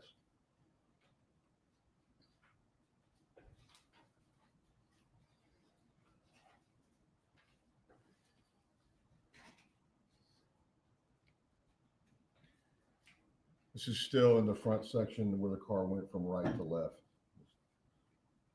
This is still part of the Premier Gym parking lot? Correct. Yes, it's just the opposite, camera facing the opposite direction.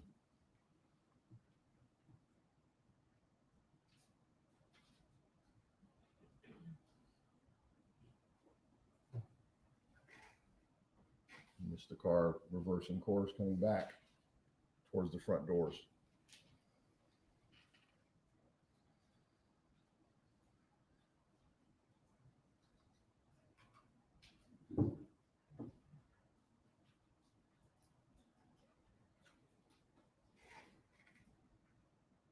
Yep.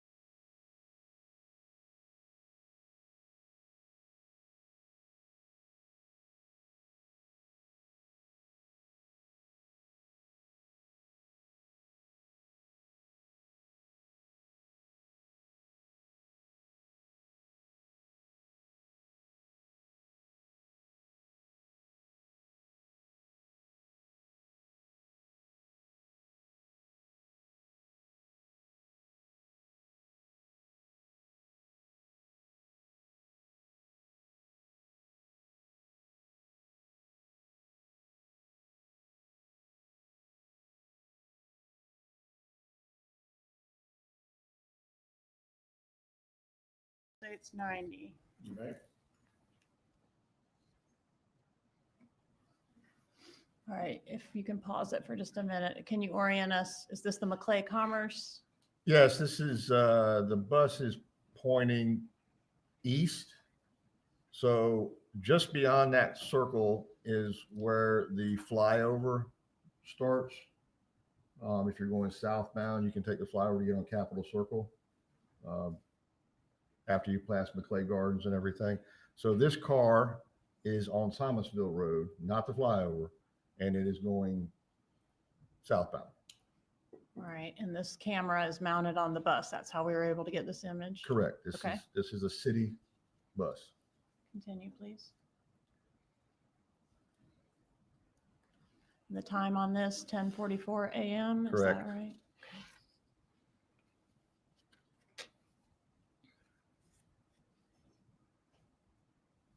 And what is this orange circle? This is the Prius going the same direction as Markel's car, southbound on Thomasville Road.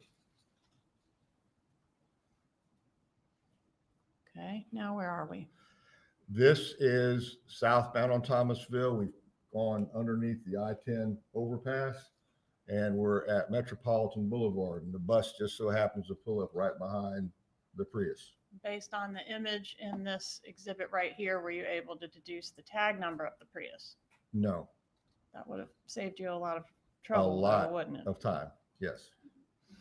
The video could not be enhanced anymore.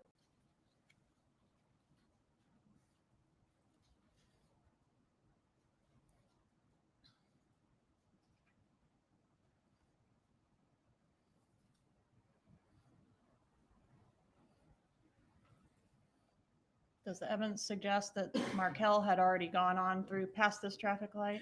Correct, because this car was behind Markel's car. So he must have beat the light or got through the intersection before this car.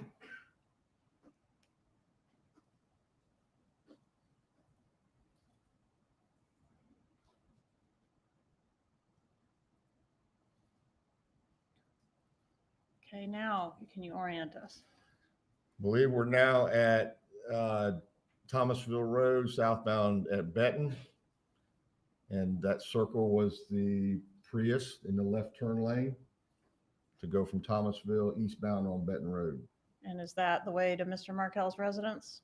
Not this time. He turned beforehand. We found out later on. You found out later that Mr. Markel turned later on. Yes, But this is the way the suspect vehicle goes. Right. He turns left. Okay, can you get to Mr. Markel's residence from Benton Road? Yes. The way he turned? Yes. All right, now, can you back it up, please? So the last time we see the suspect vehicle turning off Thomasville onto Benton Road is what time? Hit play, please. 10:40, no, 10:51. Okay.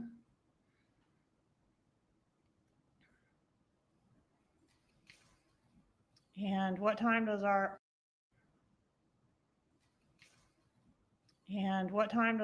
pause it, please? What time does our 911 call come in? 11:02 a.m.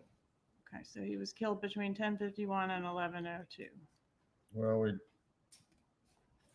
we narrowed it down even more than that. But, Okay. Tell me how you narrowed it down further. well, than that. this bus now, this is a different bus, same city bus group, but this is a totally different bus. It's northbound on Thomasville Road. So based on the time, this bus is northbound. The shooting has already happened. And you'll see that the Prius catches up in the same lane as that black vehicle there next to the bus at 10:55, I believe. 10:55. Here it comes. So that helps you narrow it down to what as the time of death? 10:50. Well, at 10:51, he's in the Prius is in the turn lane. At 10:55, they've already left Trescott and they're northbound towards I-10. Okay, and you say they. Why do you say they? Well, here shortly, you'll see what appears to be two different individuals in the front seat of this car. See something white moving around in the passenger seat? Yeah, the white shirt, the person in that side of the car, it seems extremely animated, excited.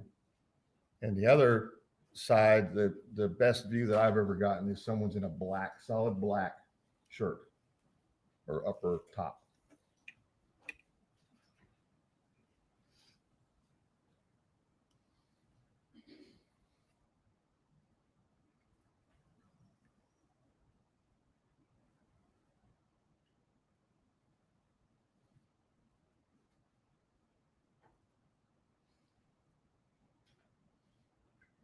All right, and this is a slowed down version to try to get a better look at those occupants.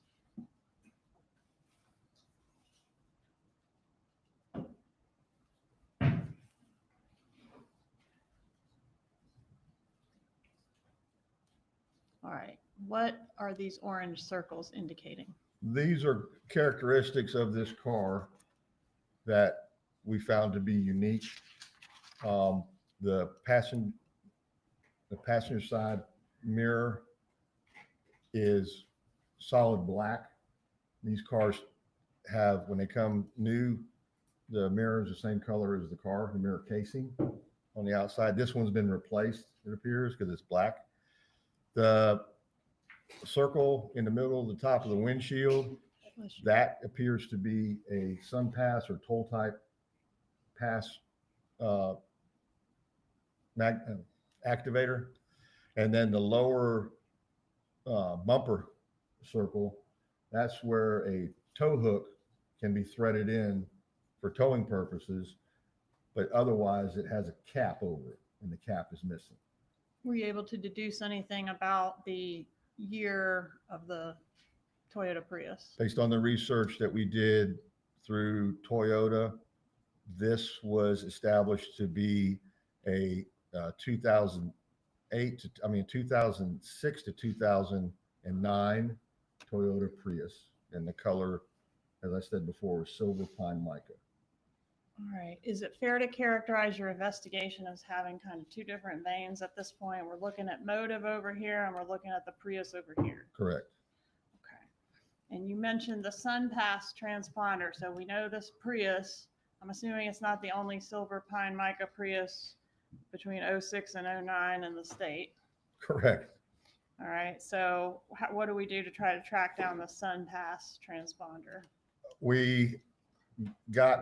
I contacted Florida Department of Transportation, who administers the Sun Pass, and wanted to find out, what's the likelihood of that kind of car having a Sun Pass, and I was overwhelmed with, there was thousands.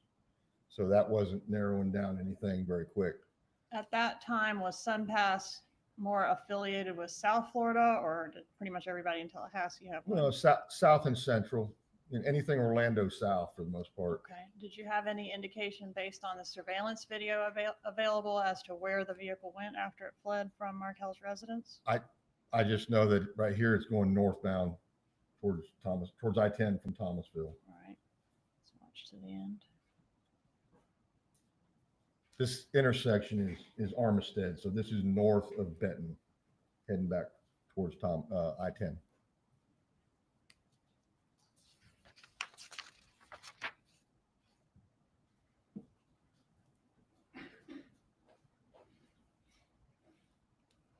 Was any cell phone analysis worked on in this case? Excuse me? Cell phone analysis. Yes. Who performed the cell phone analysis? Sergeant Corbett. Okay. And is that something that was going on simultaneously as you doing this SunPass? That's correct. Thing? Okay. And did Corbett's work include trying to look for phones of interest traveling in the areas that we know where you found our suspect vehicle? That and Premier Jim. And we will talk to Sergeant Corbett later, but based on his analysis, did you have an idea or develop an idea of the route that your suspects may have taken? Yes. All right. And what did you do to follow up on that? Well, initially, because of our large expanse of cars, we started looking for South Florida at any cars going through the interchange southbound at Wildwood, where you get on the turnpike from I-75. That was a bust. It was way too many. We couldn't find anything that was concrete. So once the phone analysis was done, we had a better idea that there was one particular number, and tracking that went southbound on I-75 all the way to Naples, and then crossing over on Alligator Alley, which is still I-75, from west to east, from Naples to Broward County. And once you learned that it was actually this other route than what you would expect, were you able to do anything with in reference to the toll plazas and the SunPass transponder that you weren't able to do previously? That's correct. Okay, tell us about that. Once we had that established, then I contacted the SunPass administrators again at Department of Transportation.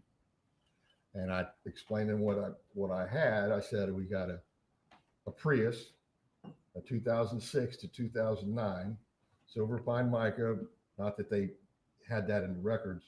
I says, but we have them going through approximately this toll plaza in Naples, going westbound.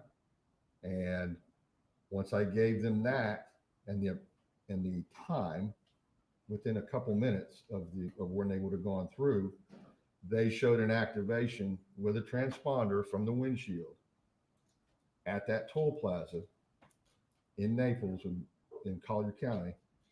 And there was only one Prius. And that's what we determined, that it was going back to South Florida and cutting across Alligator Alley.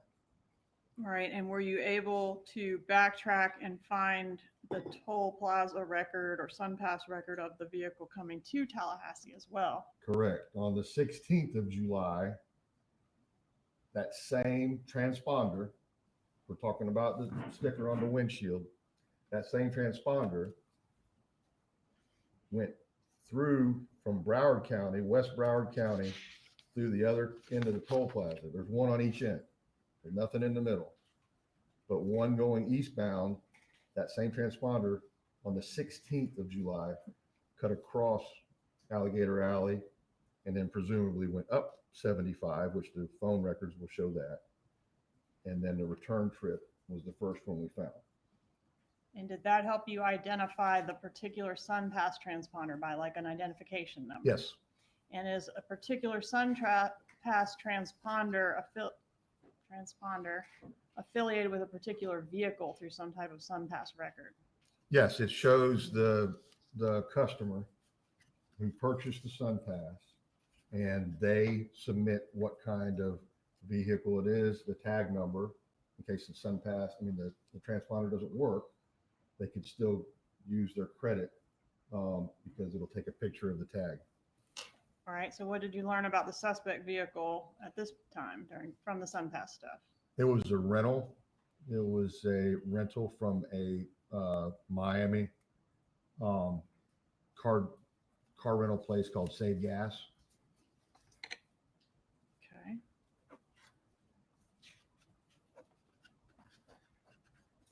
Did law enforcement go to Save Gas in Miami? Yes. Was there any documentation discovered at that business There related was. to the rental of this vehicle? There was. 67. Let's approach and show you what I marked as state 67.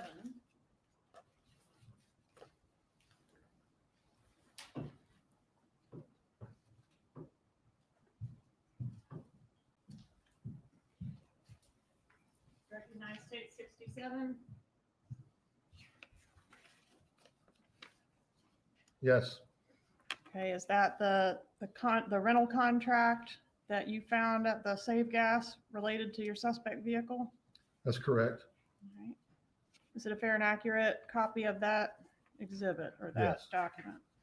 Okay, moving to evidence state 67, Your Honor. State 67 is admitted. Permission to publish 67. You may. And what did we learn about the people that rented the car from this state 67? Not on there?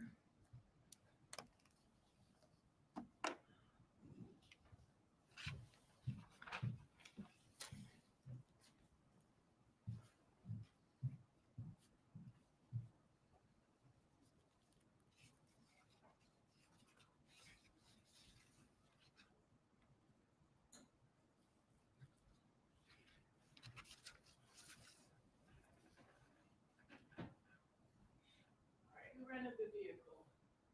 According to this document, Luis Rivera, Normandy Drive in Miami, is the one that rented this car. did he provide a phone number for himself? Yes, Is that the number listed right here? yes.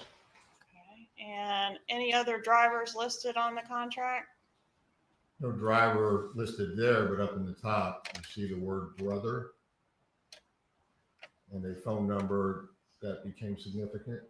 All right. And whose phone number were you able to associate? Who were you able to associate this phone number with? The brother. Sigfredo Garcia. When was this vehicle rented? This on the 16th of July. I'm sorry, this shows 15th. 15th of July. Okay. And when was it due back? It was due back on the 17th of July. Didn't go back on the 17th though. No, I don't believe it got back till the 21st. Okay.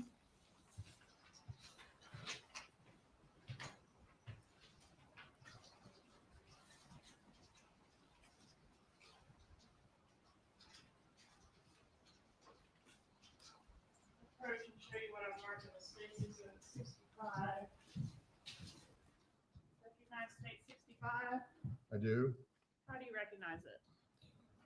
This was a traffic citation that we discovered Luis Rivera received on I-75. On I-75 on the way to Tallahassee in the Prius? No, it was a different car. This was on a different, this was dated June 4th. I'm sorry, I've showed you the wrong thing.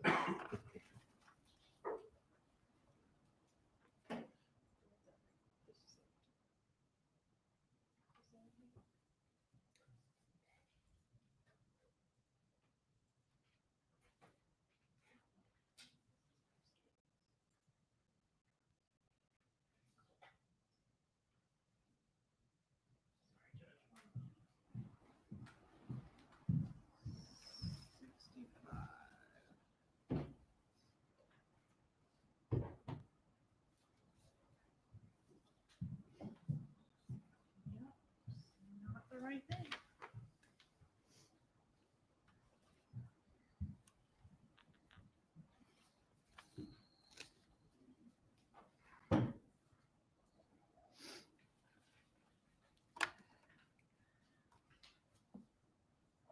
We'll have to circle back to that. All right. Let me ask you about phone. You mentioned that Sergeant Corbett was working on the phone records. I'm going to approach and show you what I've marked as States Exhibit 55. Recognize this exhibit? I do. This is sort of an org chart of all the folks whose phone records we collected in this case, or many of them. Yes, that's correct. And by stipulation, Judge, these phone numbers have been associated with the folks on the chart, so I'd ask to move into evidence States 55. Defense is stipulated. Yes, no objection to the publishing. 55 is admitted at this time.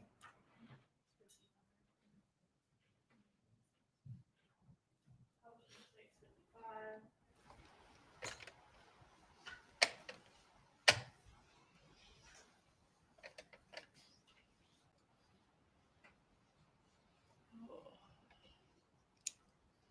Okay, well, we'll work on that too.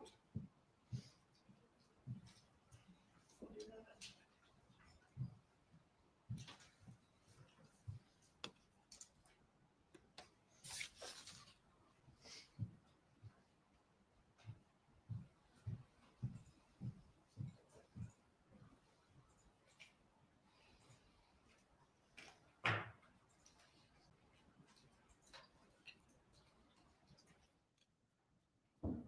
All right. Now, Sigfredo Garcia and Luis Rivera, those are the two subjects that you establish as being in the Prius. Is that right? Correct. Okay. And these are their phone numbers that have been associated with them listed beneath them. Correct. And we've got two different numbers for Luis Rivera. Is that right? Rivera had two separate numbers, but his main one was 570 that was on the rental contract. All right. And the nicknames that are shown there, are those the nicknames that those two go by? Correct. Tuto and Tato. Tuto and Tato. Correct. Okay.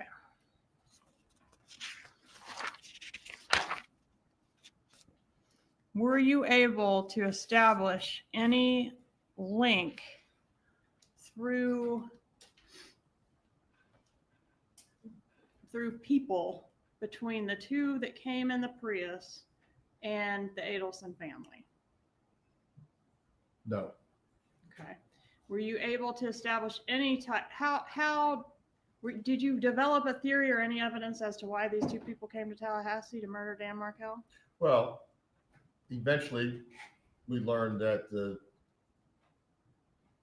female, Katherine Magbanua, was the mother of Sigfredo Garcia's children and considered each other spouses, to my best understanding. Okay, and At did the she same have, time, go ahead. same time, we also found out that she had been dating and in a relationship with Charlie Adelson. All right, so initially, was there any connection between these two guys from Miami and Dan Markel? None. All right, so this was the connection that was established, turned out to be Katherine Magbanua. The only connection we could find. Okay, and was that done through phone records and ultimately other communication records and testimony? That's correct. Okay. Did you, as a result of developing Katherine Magbanua as a potential suspect, investigate her at all? Yes. All right, and did that include an investigation into her employment? That's correct. What was her employment status around the time of this murder? At the time of the murder, I believe she worked at another dental office somewhere, but post-murder, she started receiving compensation from the Adelson Institute. What is the Adelson Institute? It's a dental practice, according to online information operated by Harvey Adelson and Charlie Adelson. Okay, and were the two of them dentists? Yes, I believe Charlie is recognized as a periodontist. Did you come to learn what Donna Adelson's role, if any, was in that business? Yes, she was clerical and kept books for the business. Did you attempt to procure some employment records from the Adelson Institute to verify Ms. Magbanua's employment? We did. All right, tell us about that. Myself and Special Agent Sanford from the FBI went to the office, physically to the office in Broward County, Tamarack, and served a subpoena seeking records for the employment of Katherine Magbanua, and we received nothing at the initial time. Later on, the best I could get from, I believe it was an attorney that represented that dental office, just a list of checks that were paid checks from the Adelson Institute to Katherine Magbanua, but no W-2, no responsibility forms, nothing that showed what she actually did as being employed at that institute. What was it, regular business hours when you entered there physically? Yes. Was Ms. Magbanua present when you entered the building? No. Did the employees that you have contact with seem to know who she was or what it was that she did there? The initial person that I spoke to at the desk, at the front desk, she had no idea who this person was, who Magbanua was. The other person that came up to the front, she said she knew the name, but did not know what her responsibilities were with the company. And the person that knew the name, who is that? Erica Johnson, I believe. And I'm going to approach and show you 68.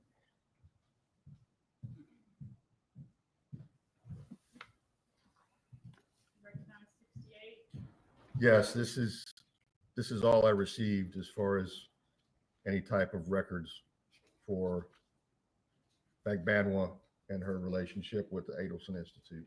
Right. And did the records include any job description for Ms. Magbanua? No, Any employment application, no, schedule, no, timesheet, nope, W-2 forms or tax filing records? nope, Any performance evaluations? none. So only the checks. Only the checks. According to those checks, during what period of time was Katherine Magbanua on the Adelson Institute payroll?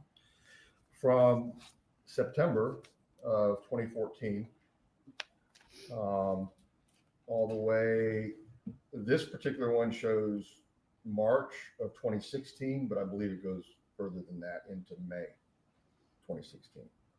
Right.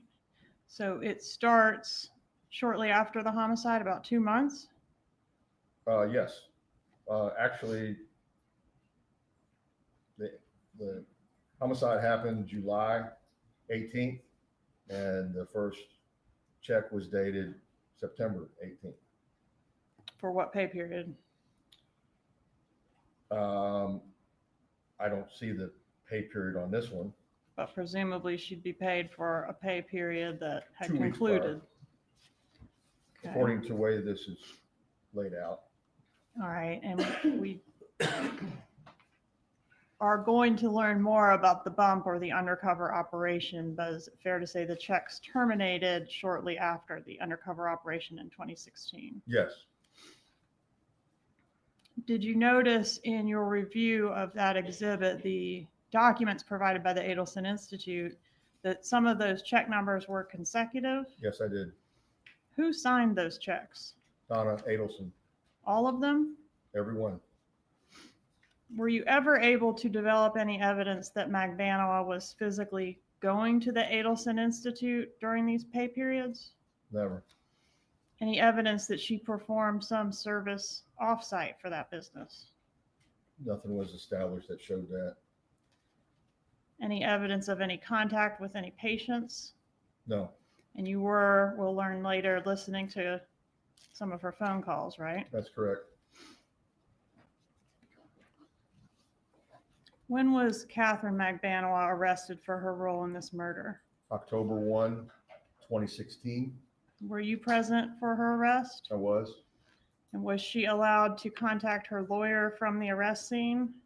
Yes, Did you speak to her attorney as well? I did. Who was her attorney? Therese. What happened after that phone call? After Ms. Magbanua was placed into a car for transport to the Broward County Jail, way less than 20 minutes later, I received a phone call on my phone. Because lack of relevance, he's about to testify to something that has nothing to do with my client. Obviously, objection. Ms. Kappelman, please lay the foundation as this matter in this trial. Overruled. Go ahead, sir. So so let me back up. So while Ms. Magbanua was detained on scene where she was arrested in the daytime, daylight hours, she was allowed to place a call to her attorney. She spoke to her attorney. I spoke to her attorney, and I asked that Ms. Kawas, the attorney representing her at the time, that she contact her client, Magbanua, at the Broward County Jail, and if in fact she wanted to cooperate with the investigation, to call me back. So you were interested in getting information from Ms. Magbanua? Correct. Information about the other parties involved in this case? Yes. Okay. So what I mean by cooperation is if she wanted to provide testimony about other players in this. And so I told Ms. Kawas, if you'll talk to your client, obviously out of my presence, and if she decides to cooperate, call me back and I will go to the Broward County Jail and meet. Did that happen? No. What happened instead? Well, like I said, within less than 20 minutes from that conversation, I received a phone call from a gentleman that identified himself as David Marcus. Instead, he was an attorney representing Charlie Adelson. And he asked that if Charlie Adelson was to be arrested, if I would just contact him. And There's relevance. This is not co-conspirator admission. Specifically as a co-conspirator aspect, Ms. Kappelman, you need to keep the examination focused on that. Members of the jury, as to the last objection, I will sustain it. You may continue, Ms. Kappelman. So you speak to Kwas and your next phone call is from Charlie's lawyer. Correct. No further questions. Cross-examination. Just a moment, Your Honor.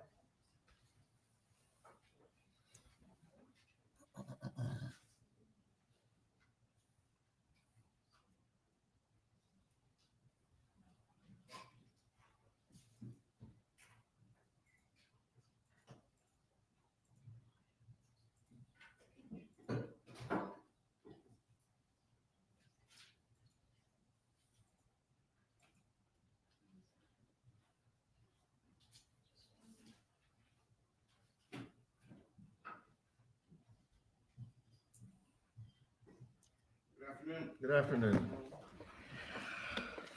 Okay, so at the time of this investigation, when it began, how long had you been with the Tallahassee Police Department? 25 years. You'd spent vast majority of your career as an investigator detective. No, I probably spent most of my career as a street officer. Okay. At the time of this, how long had you been a detective? 6 years. And you continue to be the lead for Tallahassee Police Department on this investigation until your retirement, correct? Correct. Now, it's important when you're conducting an investigation, especially a homicide investigation, for you to be thorough, correct? Yes. You don't want to leave essentially any stone unturned, Yes. obviously within reason. Yes. You talked about your agency beginning to obtain cellular phone records of the Adelson family pretty early on, correct? Mm, You started getting them in July, yes. and you learned that Wendi Adelson's parents, my client and her husband, lived in Miami, correct? I believe at the time it was Coral Springs, but They had a place on Miami Beach. well, I know that they ended up at Miami Beach. I don't recall at the time of the homicide if they were living on Miami Beach. Okay. But you knew that they were in South Florida. South Florida is correct. Okay. And so as your investigation continued and you started looking into, you made the connection between the two individuals who drove up here, Sigfredo Garcia and Rivera. You made that connection to Katherine Magbanua, correct? Right. And you made that connection to Charlie Adelson, correct? Correct. And then you see these large cash deposits into Katie Magbanua, or you see Katie Magbanua's unemployment status.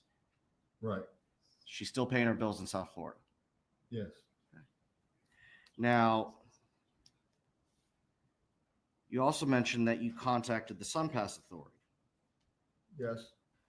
Did you ever, you'd already made a connection between the investigation and the Adelson family at this point, pretty quickly. I wouldn't say that. Okay. Well, over a couple years. By the time June of 2016 comes, comes about, you've already made that connection. Oh, yes. By that time, yes. Okay. And you contacted the SunPass Authority for my client's SunPass records, correct? No. No, you didn't. Did you contact the Turnpike Authority for construction records for the Turnpike? Construction records? Yes. No. What about for I-95 or 595? To my knowledge, there is no, and I believe I established that with the FDOT, Florida Department of Transportation, that there was no toll system on 95. Okay. I was asked about construction records on 95. I did not inquire about construction. What about accident records? Accident records? Yeah. No.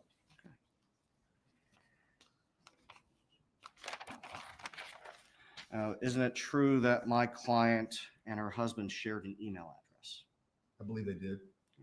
You learned that during your investigation. In fact, I think Wendi said that, didn't she, in her interview with you? I don't recall whether she said it.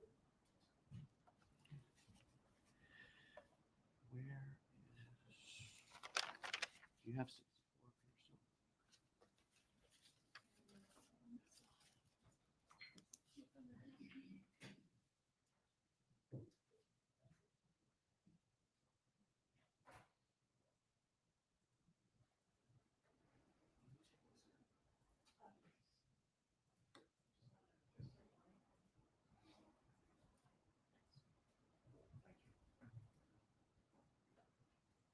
Now, Mr. Eisen, you identified emails that are contained in State's Exhibit 64, correct? Yes. And according to your testimony, these are emails between my client and her daughter, correct? Yes.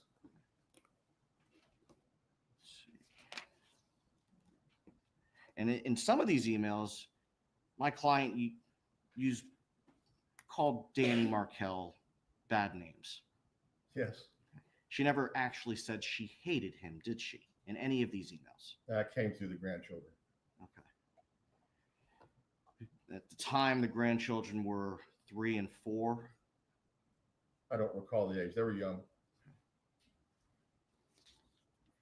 And you also testified about a bribe. You are not a family law attorney, are you? No. Okay. And you have no idea whether or not it's permitted for one party to offer any sort of financial incentive to another party when it comes to relocation. That's not in my realm.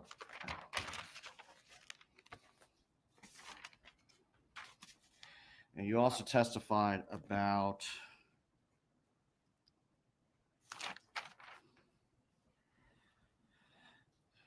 Mr. Markel's life insurance policy, pension, and you said that those funds went to his children with Wendi as a custodian? Some of them, and some of them was Dan Markel's sister as a custodian. Okay. Did my client receive any financial benefit in the form of Danny's life insurance, his pension, or anything else? Not that I could tell. Going back to those emails, especially the one the state highlighted concerning the Catholic Church and dressing the kids up, Wendi didn't take those suggestions, did she? No.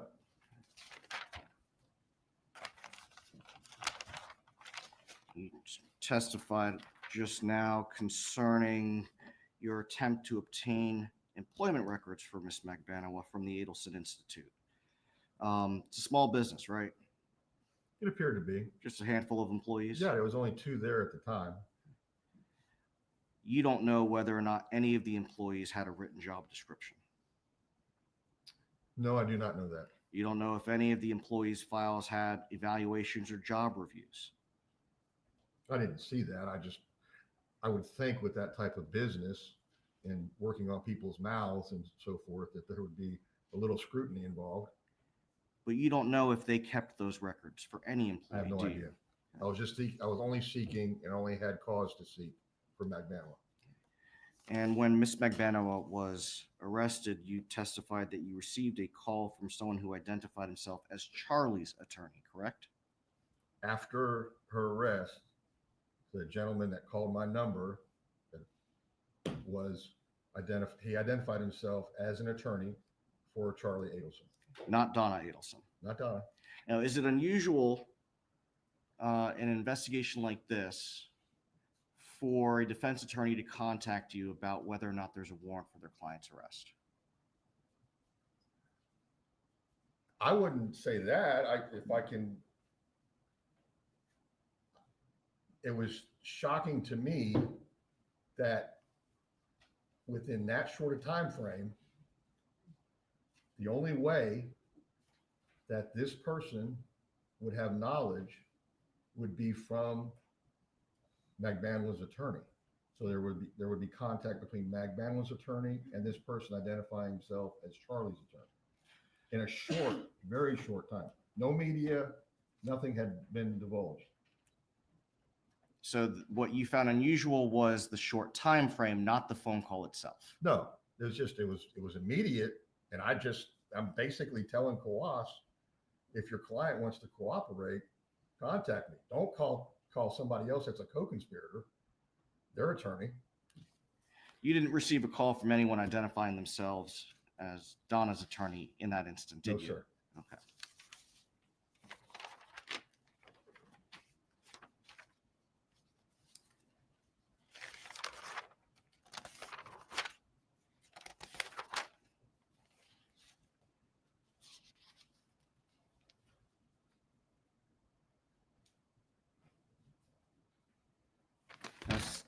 Ms. Kappelman asked you about what has been coined that grandmother motion. Again, you're not a family law attorney. Right, still not. And so although you read the motion. Yes. And you're educated, absent having some legal knowledge, can you interpret what is being requested in the motion? I believe so. I think it's pretty plain. I'm glad you said that. Now, I want to go back to the emails, and I'm going to use the board. The emails that you testified were between my client and her mother.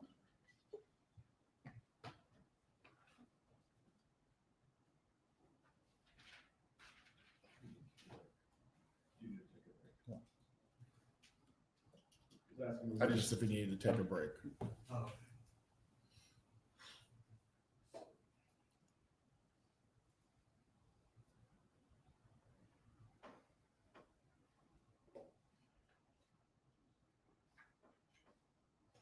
I'm going to show you 64 EE.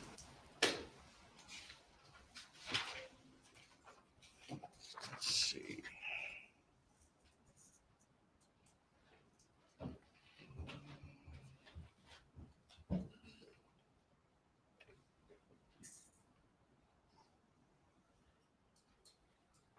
The sender of this email is not Donna Adelson, is it?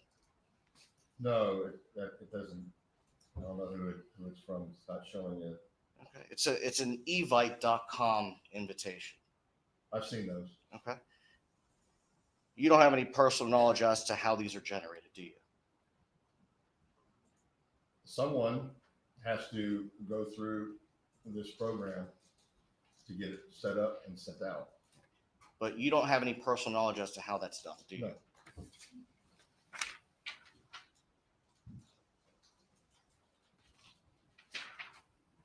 The next page of EE, it's August 30th, 2014 email to Wendi. Wow.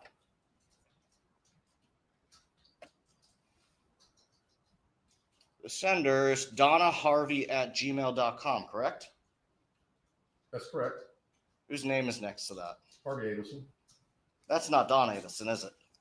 I believe that's her husband.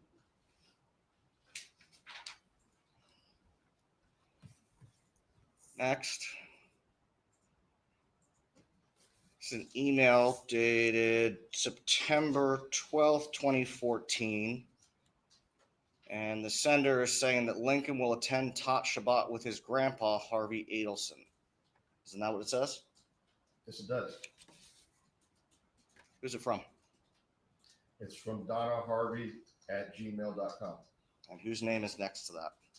It says Harvey Adelson.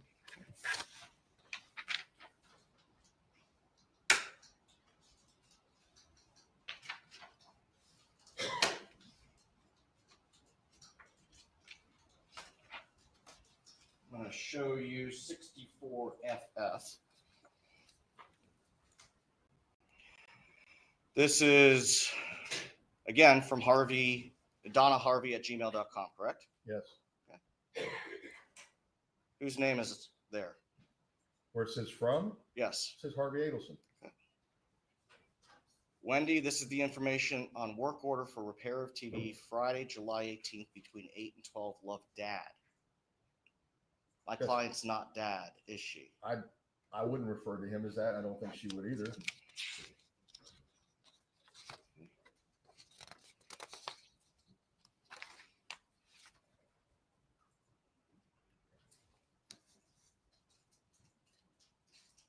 This is still part of that same email, the Geek Squad schedule.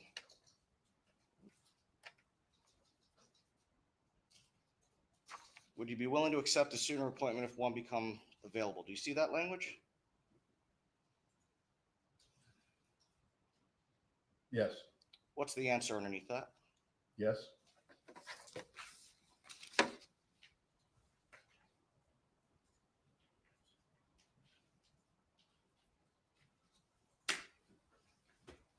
Nothing further, Your Honor. Redirect examination.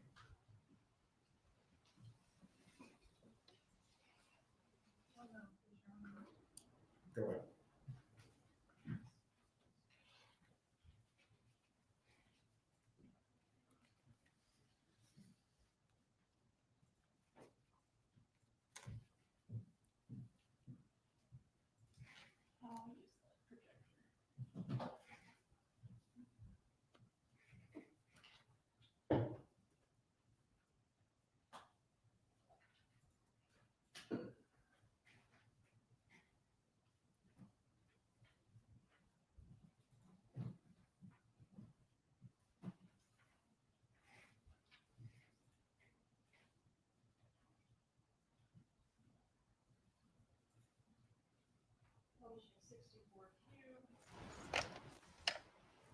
Defense pointed out, hey, Harvey and Donna share an email address, right? Yeah. DonnaHarvey@gmail.com. And some of these are signed Dad.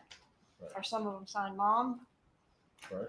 Okay, and drawing your attention to this one on May 3rd, 2013, including the statement, the most important part of your divorce is relocation. On page 4 of that exhibit, well, let me start by going to the very end. Inconveniently, the way this printed, love you. Who signed that one? Mom. All right, and on page 4 of the exhibit, just a moment.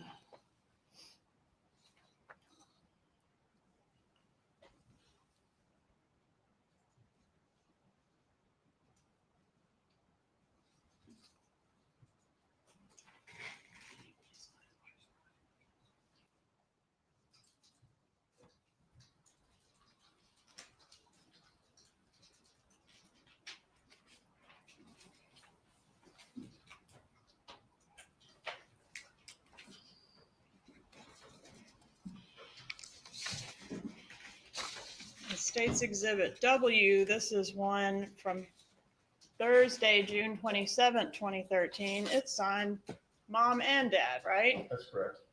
Okay. And in this one,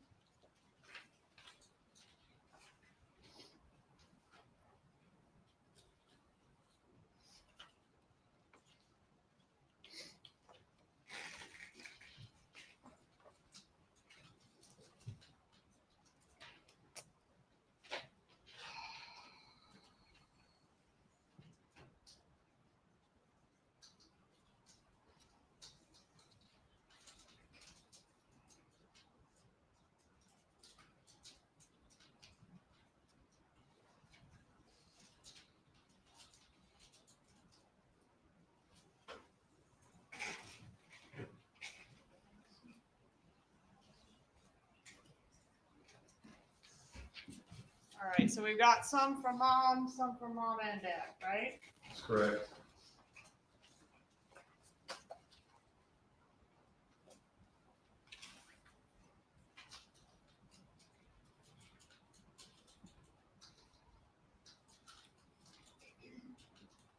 No further questions.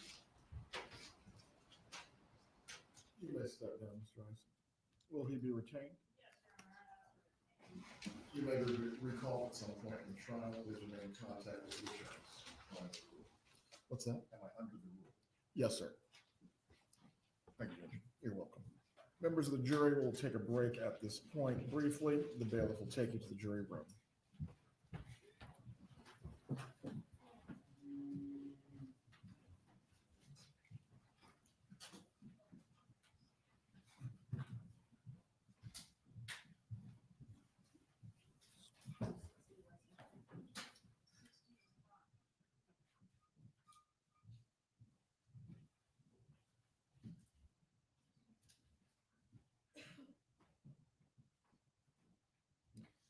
Everyone can be seated. Just a reminder for the gallery while the testimony is taking place. If you step outside of the courtroom, you'll need to wait until the examination of that witness is complete. We will resume at 3:50.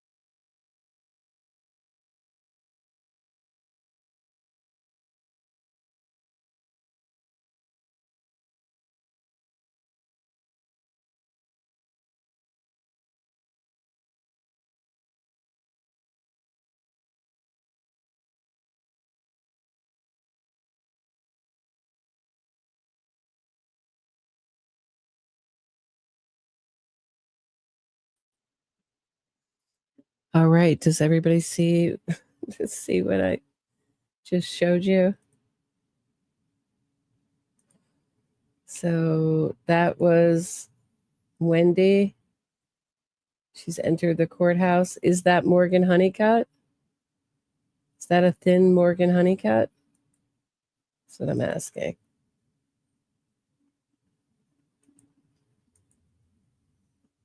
To give you an idea of what Morgan Honeycutt looks like. There she is. One more chance. Is that Morgan Honeycutt or is that someone else? Hard to tell with her face not facing the camera. I don't know. I haven't seen Morgan Honeycutt in profile.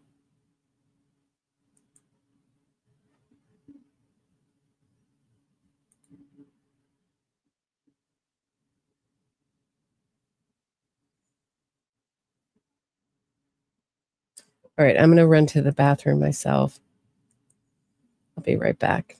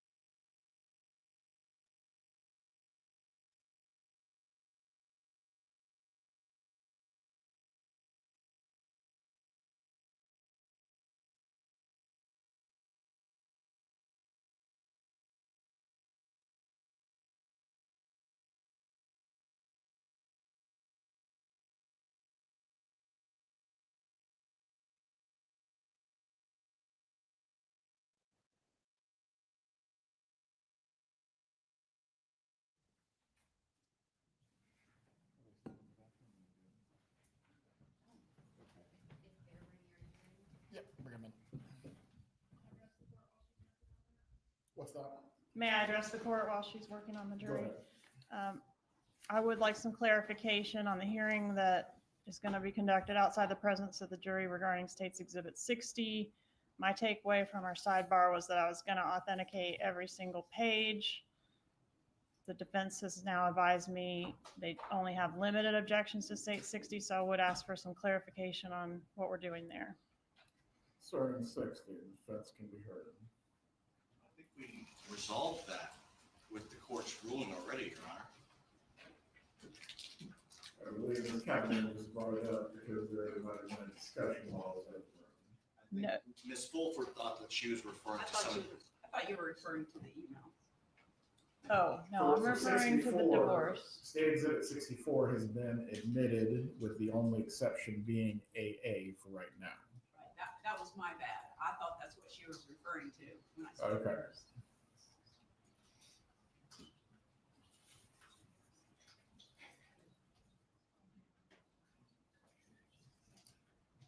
As to State 60, the foundation has begun with the detective as to any other witnesses that you intend to link up the parts of the foundation with.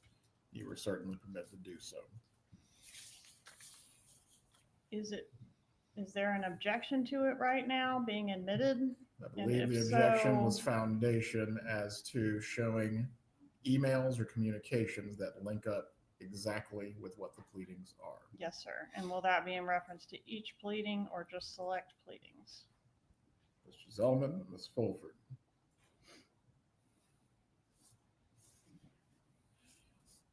Judge, my understanding from the court's ruling is that the state could lay the foundation as they move through their case. And with that ruling, I mean, obviously we'd like them to establish foundation, but I'm not objecting to what has been presented as 60 other than the foundation, which, as you indicated, they can prove up along the way as long as they complete it by the end of their case in chief. Well, until the foundation is complete as to State 60, it's not admitted. Understood. Okay, I am going to go forward with Mr. Rivera at this time, Judge. If we finish before 5, I'm hopeful that I'll be able, outside the presence of the jury, to conduct that hearing regarding the foundation and admissibility of that exhibit. Would that be acceptable to the court? That's fine. I'm not sure I'm going to be ready. I'm working on that, but just wanted to have clarification on what I was working on. Please bring in the jurors. And can we have Mr. Rivera brought in? You want to brought in now before? Want to have him seated before we bring in the You can jury? bring in Rivera first.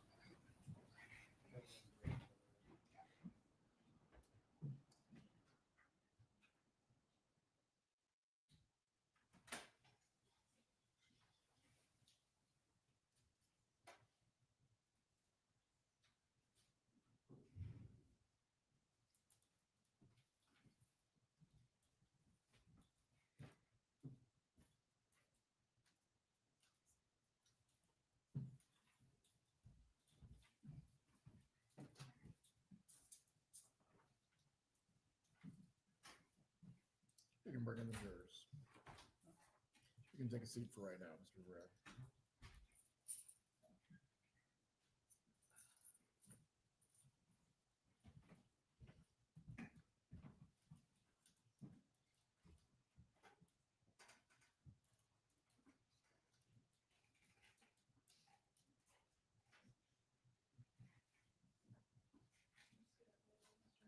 So you're closer to that microphone. All rise, you're entering the courtroom.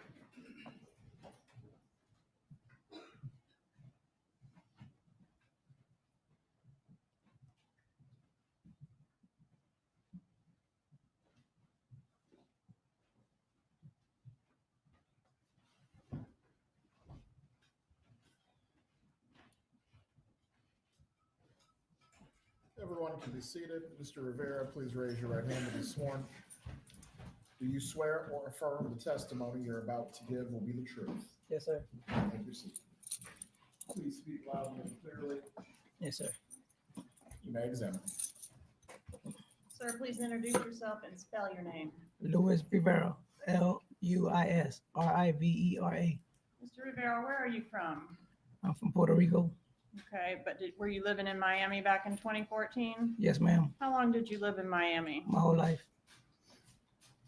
You were born in Puerto Rico, though? Yeah. Okay, but moved to Miami at what age? 2 years old. Okay. Have you been convicted of a felony, Yes, ma'am. including the murder that we're here about today? Yes, ma'am. It's 5 felonies, sound correct? Yes, ma'am. And you're currently incarcerated?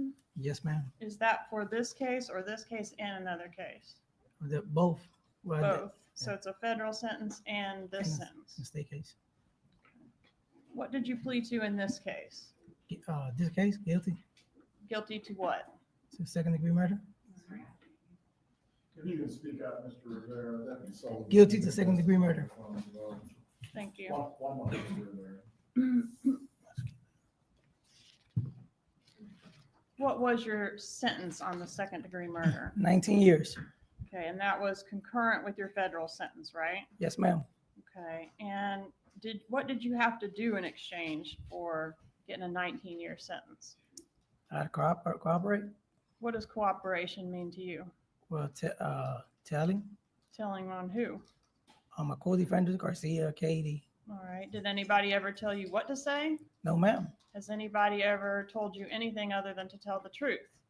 No, excuse me. Has anybody told you to say anything other than the truth? No. Has anybody promised you anything other than the sentence that you got in exchange for cooperation? No, ma'am. Did anybody ever tell you, oh, you have to testify about a specific person to get a deal? No, ma'am. Not at all.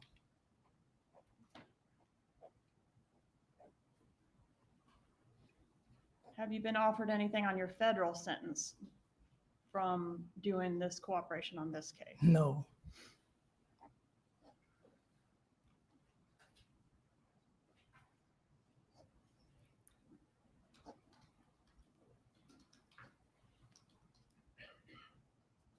As part of your negotiation or your lawyer's negotiation of this case, did you give up what's called a proffer, a recorded proffer? Yes, ma'am. And even back then, when you gave the proffer, did anybody tell you what you needed to say there? No, ma'am. Were you hired to participate in the murder of Dan Markel? Yes, ma'am. Who hired you to be involved in the murder? Well, I got it from my friend, Sudol Garcia. Is that Sigfredo Garcia? Yes, ma'am. How did you know him? Childhood friends. So to cooperate and get this deal, you had to turn on one of your best friends. Yes, ma'am. Who enlisted Sigfredo Garcia to be a part of this murder? Katie, Who's Katie? his wife. Is that Katherine Magbanua? Yes, ma'am. Do you know who enlisted her to be involved in this murder? Not really. Was it a murder for hire? Yes, ma'am. Did you know that somebody was paying Katie? Yes, ma'am. And Katie was the one that brought the money to you all, right? Yes, ma'am.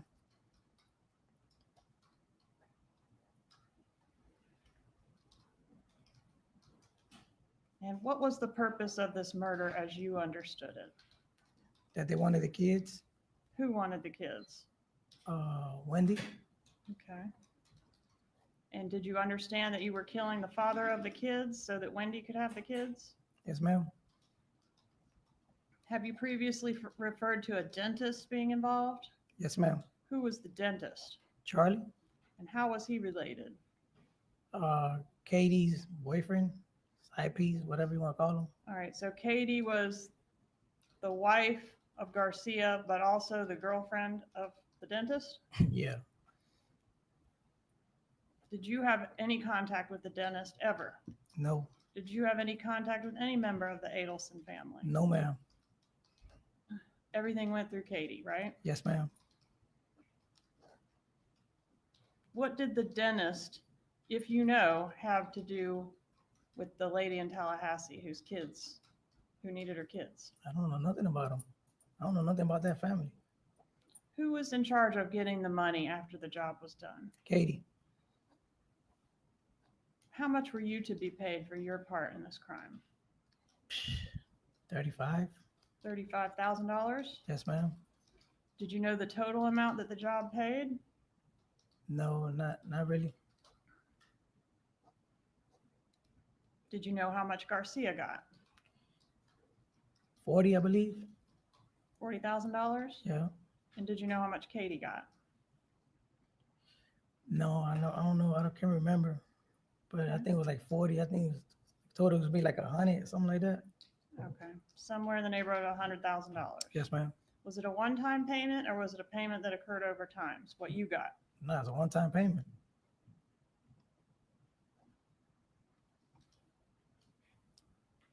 What did you know about the man that you came to Tallahassee to kill?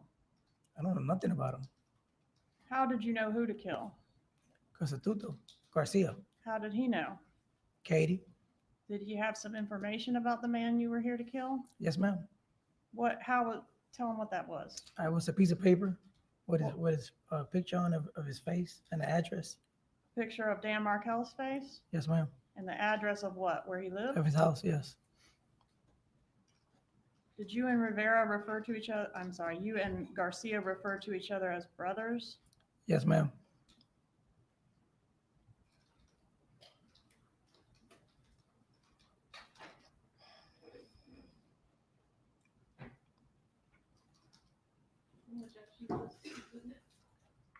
Movement evidence states 45, Your Honor. Objection. No, Your Honor. States 45 is admitted. Is that you and Mr. Garcia? Yes, ma'am. Please silence your phone.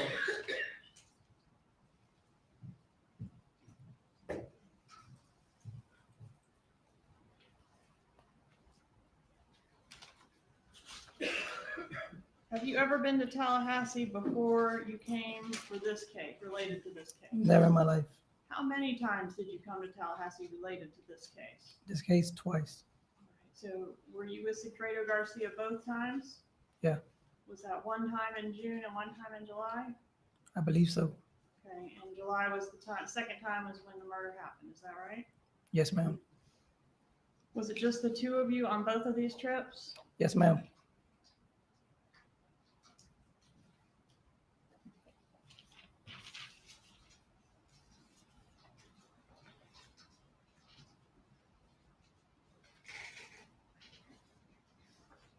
The objection states 44. No objection. Introduce states 44, Your Honor. States 44 is admitted. Publishing states 44. Who's this right here? Garcia, And this? Katie, Who's that? my baby mama. Your child's mother? Yes, ma'am. What's her name? Jessica. Okay, and that's you there? Yes. Was this picture taken before or after the murder? I can't remember.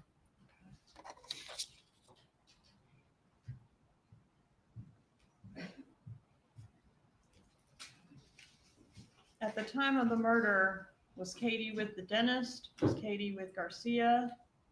Was she with both? Both.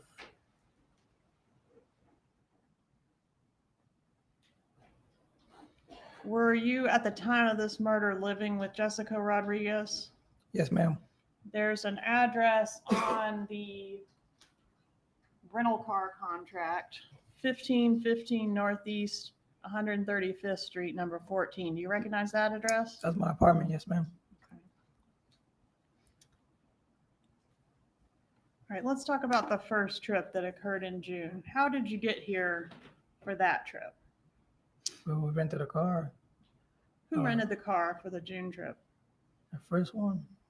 Yeah, if you remember. I can't really remember. Been so Okay. long. But one of you, either you or Sigfredo? Yeah, I think it was Fredo. I rented the Prius, so I never rented on the truck. On the Okay, car. so Garcia rented the car for the June trip, but it was a rental car that y'all brought up here. Yes, ma'am. Okay, and did you take the same route on both trips to get to Tallahassee? I don't remember. Okay, and did he have the paper with the picture of Dan Markel on both trips? Yes. And what did you do on the first trip? We drove by here and we just followed him around to see where he lived and shit. But Okay, were you planning to kill him on the first trip? Oh, I don't remember. Okay, did you have a gun on the first trip? Yeah. Did you have a gun that you procured specifically to kill Dan Markel with? Yes, ma'am. And was that a gun that you bought off the street? Yes, ma'am. You bought it. I bought it. Okay. And were there any other guns in the vehicle for that first trip, if you know? I think we had 2. All right. And what was the other gun? It's a 38 Whose gun was that? Garcia.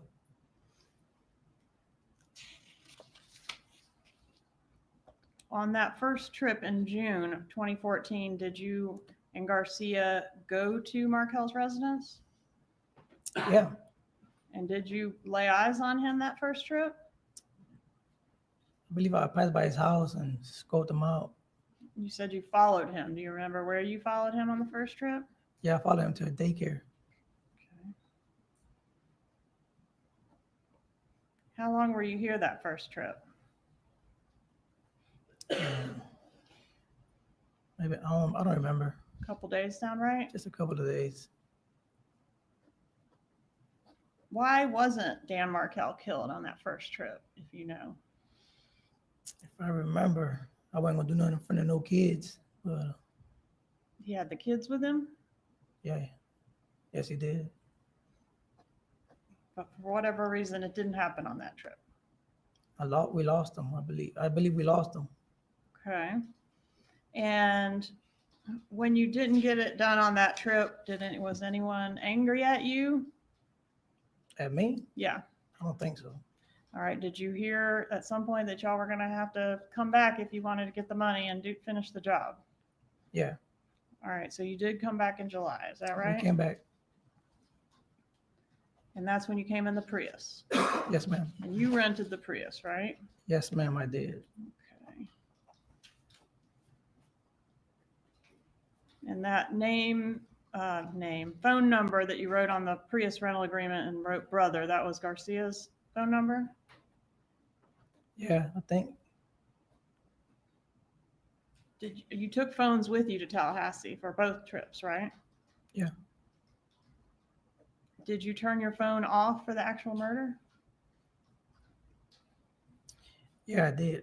What about Garcia? Do you know if he turned his phone off? When the murder happened? Yes, sir.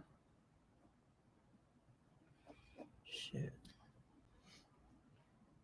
Man, I don't remember. Okay. Did you stay in Tallahassee for a couple nights when you came here the second time? Yeah, we stayed here for a night or 2, I think. Okay. Did y'all rent a hotel room? Yes. Do you know how many guns were with you on that second trip? Nah, just 1. You only remember one gun on that trip? Yeah, I remember 1. And that's the murder weapon? Yes, ma'am. The one you bought on the street? Yes, ma'am. What type of gun was that? A 38? That's a revolver? Yes, ma'am. Do you remember an incident where there was a shot fired into the floorboard of the Prius? Yes. Could you tell the jurors about that? Well, we was driving and Garcia put the gun out and shot the gas line in the car. Through the floorboard of the car? Yes, ma'am. Passenger side or driver's side? Passenger side. Okay, and that was the murder weapon that fired that shot? Shit. Man, I don't remember. Okay, but he was messing around with some gun and fired it into the car. Yeah. And were y'all driving in the car when that happened? Yes, ma'am. And did it disable the car? It's, the car started stopping.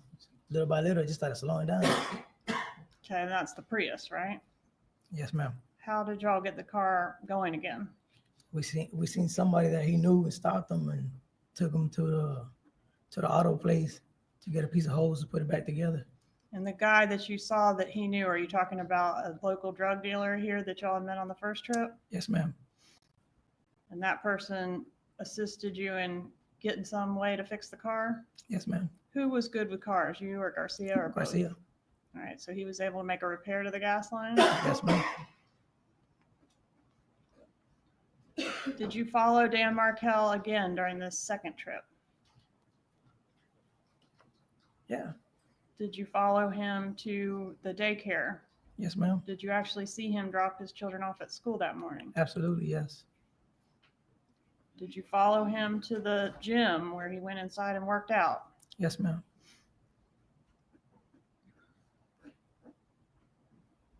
Was there a reason the murder had to be done on the day that it was done? I believe so. I believe he was about to leave. Who was about to leave? Markel. About to Markel. leave town? Yeah, How did you get that information? I got it from Tudo, Where did he get the information? from Katie, How did she know? Wendy. You think Wendi talked to Katie and told her Dan Markel's travel plans? Yeah. Were you present for that No. phone call? Okay.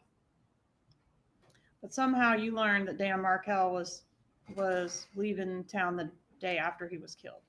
Yes, ma'am. So it had to be done that day or he'd be gone. Yes, ma'am. Okay. And that came through Garcia to you from Katie. Yes, ma'am. And when you say Wendi, did you know who Wendi was at the time that all this happened? No, ma'am. Okay, but you did know there was a lady that you were helping get some kids back in Tallahassee. Yes, ma'am. Okay. Were you the driver of the green Prius? Yes, ma'am.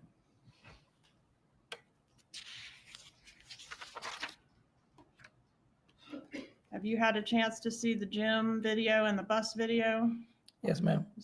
Are you driving the Prius in those videos? Yes, ma'am. What happened when you got to the driveway of Dan Markel? Well, I pulled up right behind him, and Garcia jumped out and shot him. How many times did Garcia shoot Mr. Markel? Twice. Did he shoot him? Where was the victim when he was shot? He was inside his parking garage, and his sitting down the driver's side on the phone. And did Garcia shoot him through the window, if you know? Through the window. How long would you say you were in the driveway? Just seconds. How was it decided which one of you would be the shooter? Because I wasn't going to do it. You didn't want to be the shooter? No.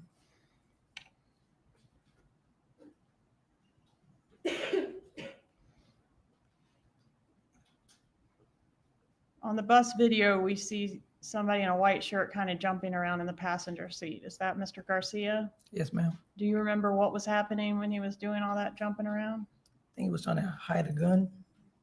If I'm not mistaken, he was trying to hide it. What did happen to the gun? Got thrown away. Thrown away where? In the ocean somewhere. All right, who threw it in the ocean somewhere? He did. All right, was that on the way back to Miami? Yes, ma'am. At some overpass somewhere between here and Miami? Absolutely. Where did you go after the murder? Go home? We had to stop somewhere to eat. Then we went home. Did you stop at an ATM?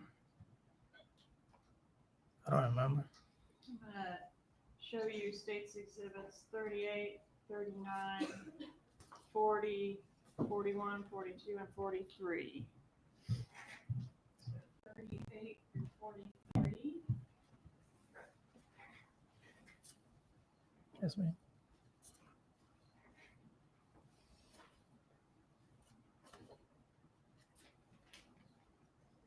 Are these images fair and accurate photos of you pulling through an ATM? Yes, ma'am. And the date, July 18th, 2014? Yes, ma'am. Pembroke Pines, is that on the way home from Tallahassee? Yeah. That's you at the ATM. Are you the driver? Yes, ma'am. And who's that in the passenger seat? Garcia. Move to publish introduce states 38 through 43. Any objection? No objection. States 38 through 43 are admitted. May I publish? You may. Is that the vehicle you were driving the day the murder was done, sir? Yes, ma'am. Publishing 39. Is that you at the ATM machine? Yes, ma'am.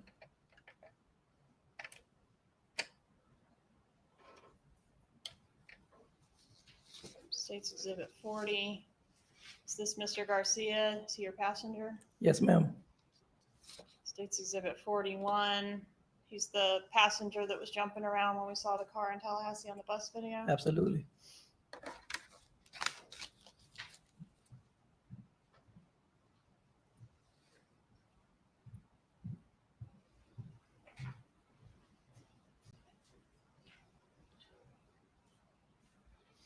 Do you remember when you turned your phone back on after the murder?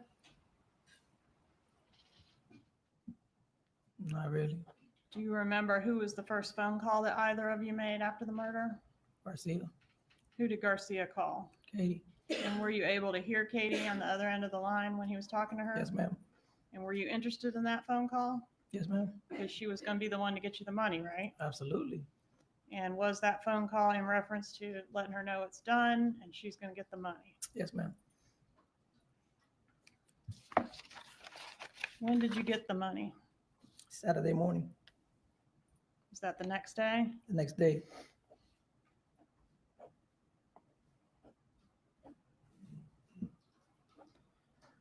Do you remember that on that Saturday morning you got a call from Katherine Magbanua?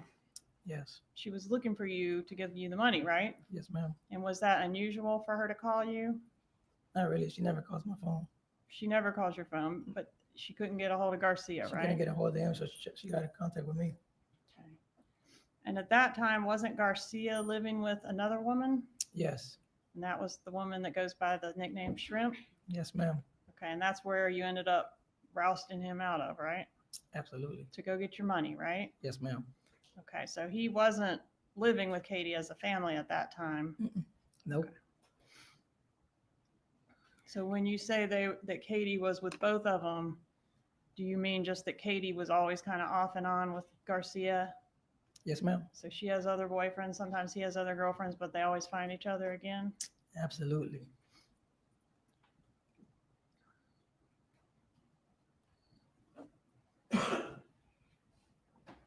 One moment, please, Your Honor.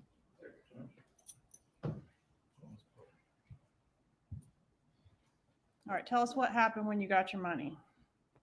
How'd you get it? Where'd you get it? I was in a barbershop, and they pulled up to my house, Katie and Garcia, and they called my phone. Hey, I think my baby mama called me. Well, they came to my house. Okay, Katie and Garcia brought the money. Yeah, I was in a barbershop, and Okay. Katie and Garcia, they went to my house and brought the money. All right, and do you know where Katie got the money from? Were you there when Katie got the money? No. But you knew that she was supposed to go get it, Absolutely. and she did. Yes, ma'am. How much did you get? 35. Was there anything unusual about how your payment was packaged? Yeah, it was weird. It was stapled. Never Was it seen that cash before. money? Cash. Okay, hundreds. stapled how? All hundreds. Hundreds, $1,000 stapled. Stapled into bundles of $1,000 each. Yes, ma'am. Have you ever seen stapled money before? No. Did you and Garcia buy anything with your cut of the money? I just bought a motorcycle. 46 and 47. No objection.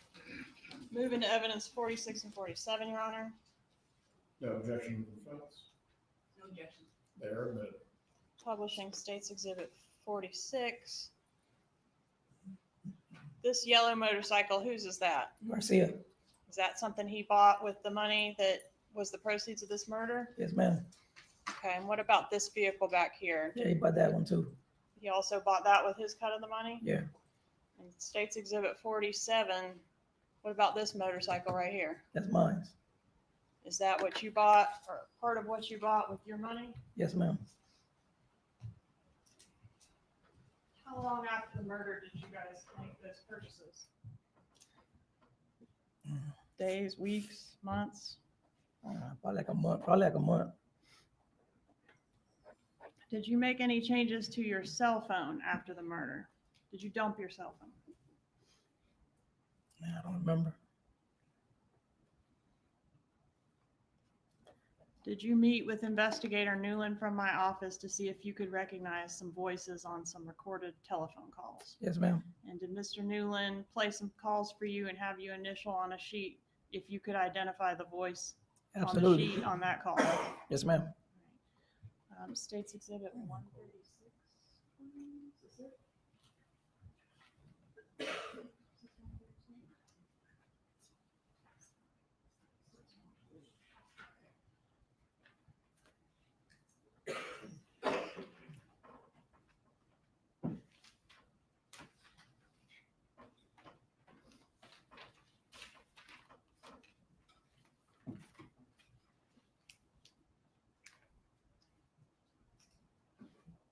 to show you what I have marked as State's Exhibit 136.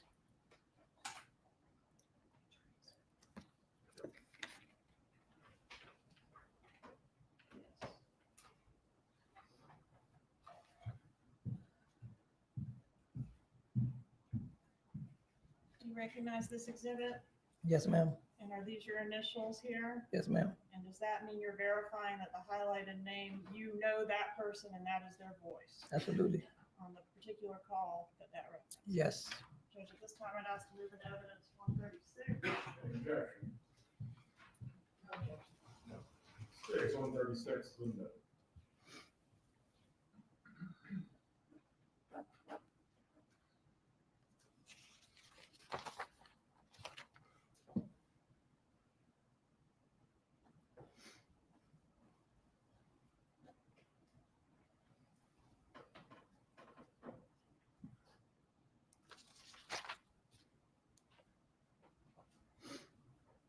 One moment, please, Your Honor. Take your time.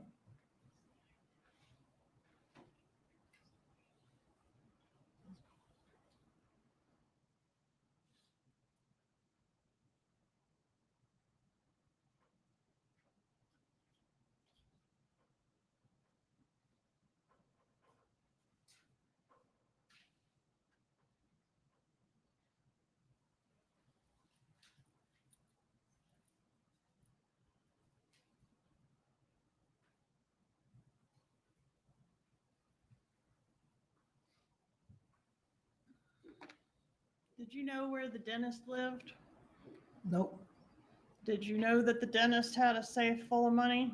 Nope. Did you know that the dentist was going to be paying for at least part of this murder? No. And if you had known that the dentist had a safe full of money, would you have driven all the way to Tallahassee to do the murder to then get the money? No. What would have been a better idea? Overall, he has knowledge of his own actions and what he was thinking at the time. You may answer the question. What would you have preferred to do to get the money? I would have went and robbed them myself. Did you suggest to Garcia on the way up to Tallahassee that y'all could just go to whoever had the money and rob them instead of doing this murder? I mentioned something like that. Yes. But that Garcia said that wouldn't work, right? No.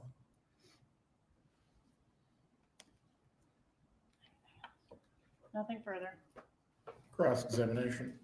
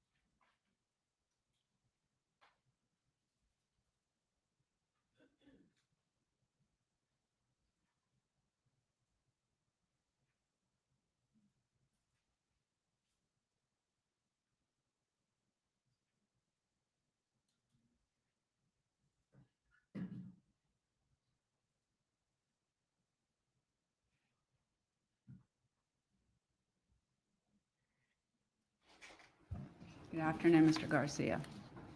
Excuse me? I said, good afternoon. Good afternoon. I just want to make sure I understood your testimony. It was your testimony that the first trip you came up on, you scoped out Mr. Markel's house, correct? Yes, ma'am. And that he was going to be taking his kids to school. So when he came out with the kids, you're trying to follow him to the school, correct? Yes, ma'am. And you got lost. He lost you. Yes, ma'am. Okay.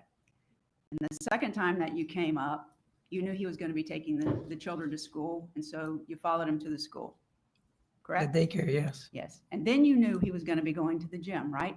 I didn't know he was going to the gym. I just followed him. You followed him to the gym. Yeah. Okay. And then you followed him to his house. Yes, ma'am. And that's where he was killed. Yes, ma'am. And the woman who wanted him to be killed, past you and Sigfredo and Katie, the woman who wanted him to be killed was Wendi Adelson, correct? Yes, ma'am. It was she wanting her children, correct? Absolutely.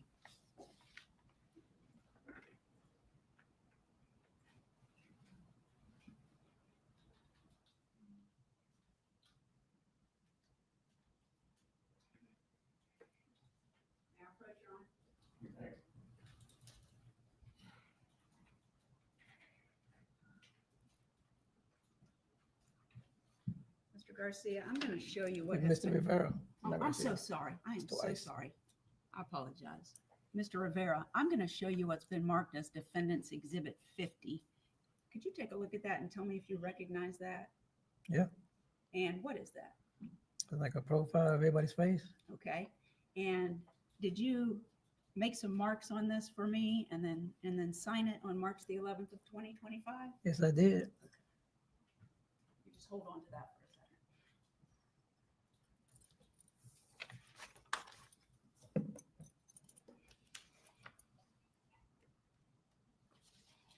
Mr. Vera, when we met with you that day, taking your deposition, and I presented that to you, you gave us information about what had happened, pretty similar to what you talked about here today, correct? Yes, ma'am.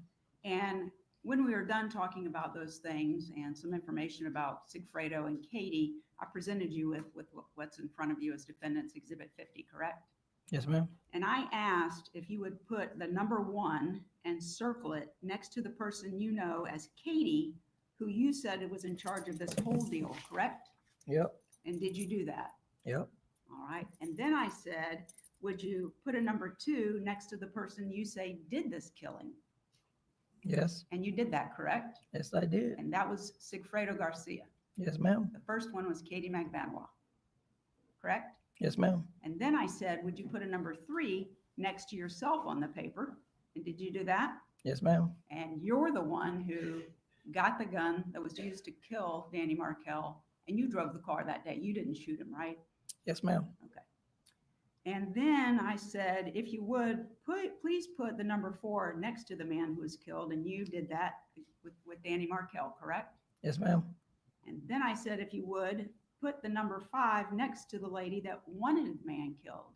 And did you do that? Yes, I did. And was that with Wendi Adelson? Yes, I did. And then I asked you if the 2 people on the top of the page who have their pictures there and the names Donna Adelson and Harvey Adelson, you see those on the top? Yes, ma'am. I asked you, as far as you know, were they involved in any of this? And you said no, correct? Yes, ma'am. So I asked you to put X's next to the people who on that page were not involved in this. Yes, ma'am. And you did that. Yes, I did. Thank you. Just one moment, Your Honor.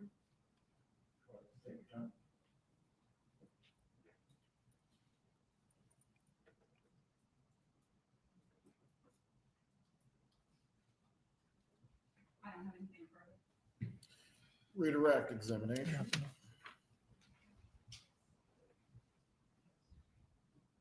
No, Your Honor. Is Mr. Rivera released or will he be recalled? Needs to remain under the rule, Your Honor. Very well. Mr. Rivera, please do not discuss your testimony with anyone else. The bailiff will take you at this time.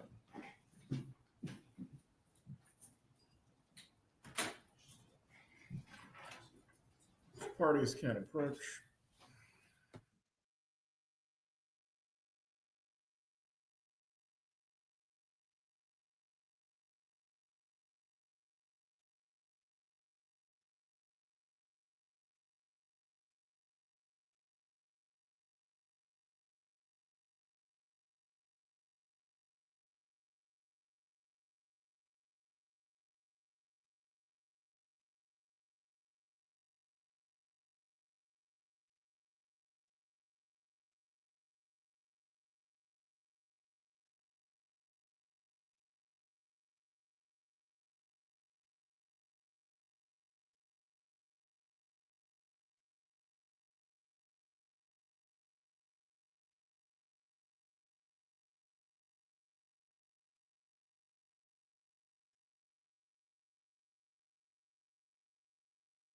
Jury, at this time, we are going to go into recess for the day. The same instruction that you have received since the start of jury selection, not to discuss the case with anyone else or to look at any information about the case. Once again, I'm going to remind you of this. Please report on Monday morning at 8:45. We will anticipate getting started by 9 o'clock. Enjoy your weekend. We will see you Monday. Before they step out, maybe touch on one other item. Yes.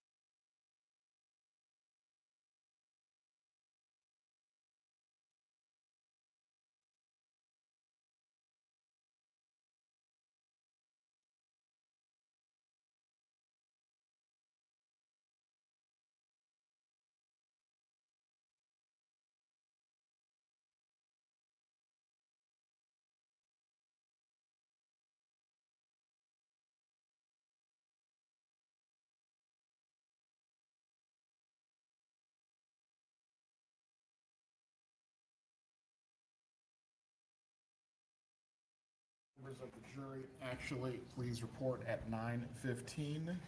And by the time everyone has reported, we'll expect to get going with the trial by 9:30.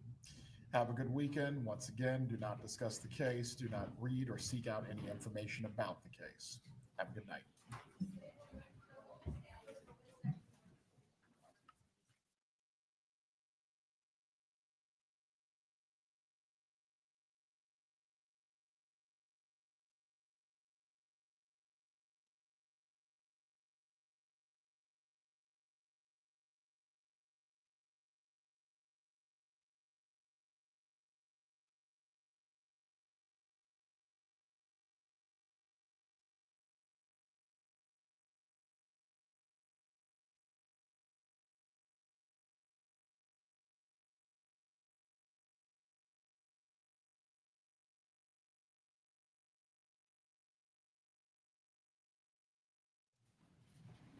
Ms. Kappelman, the witness is here this afternoon to start that, or you need to do that on Monday morning?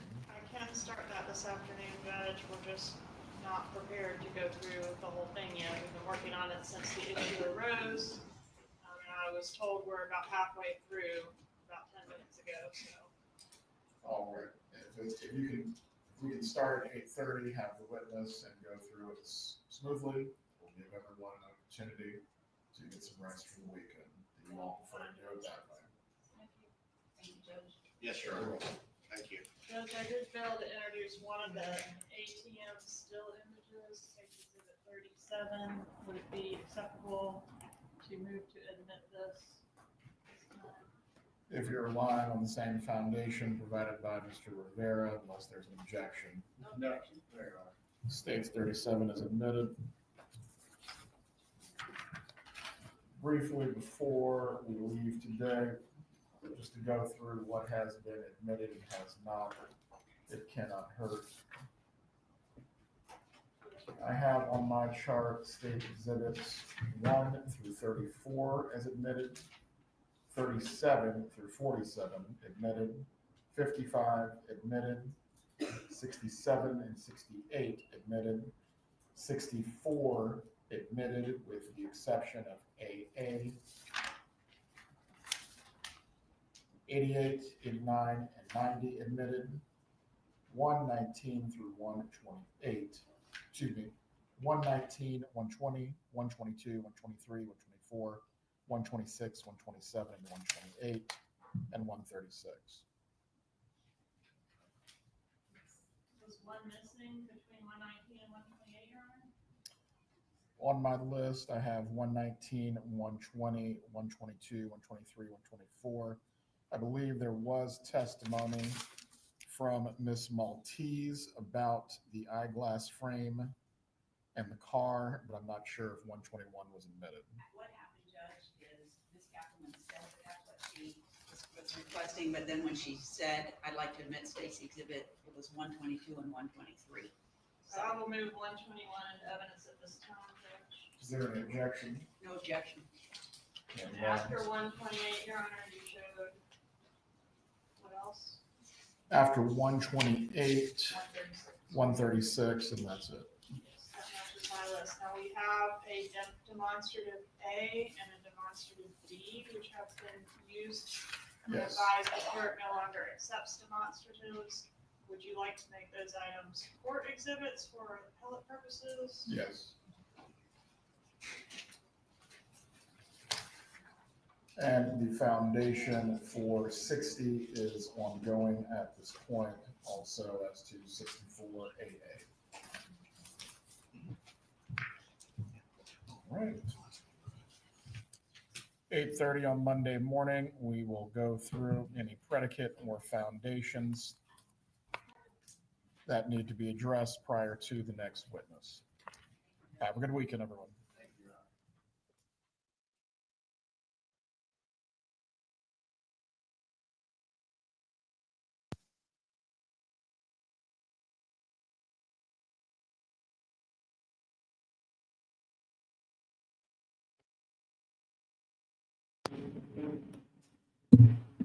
Okay, end of the day one. I'm going to be back at 6 for a wrap up on opening statements. I'll go through other testimony later this weekend, Saturday and Sunday. But tonight I'm going to talk about opening statements. Wrap it. I mean, just a jaw dropper from the state. A lot of things we didn't know. A lot of things we did know, but beautifully put. And the bizarre opening statement, repulsive opening statement, really, by Jackie Fulford. I found it repellent and disgusting. I'll talk all about it at 6. I'll see you all then. Yeah, wasn't it a good opening, Michael, by Sarah? I thought so. I just thought, and then, and we'll go over this weekend, the really big point that Jackie Fulford made in cross. She earned her keep with that cross-examination of Luis Rivera. It reminded me of the win that Rashbaum had with his cross of Luis Rivera, where he said it might be possible that Katie extorted. They did this on spec and he got a.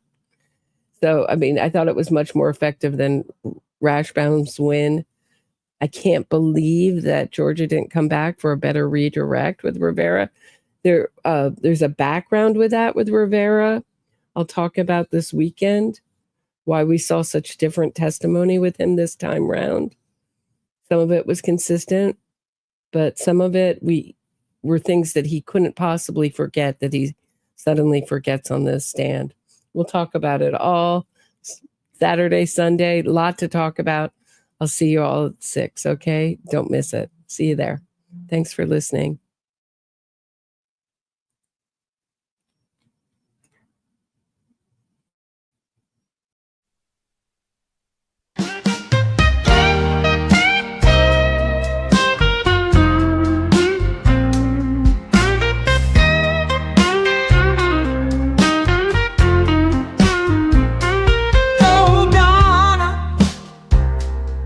What a stitch you're in.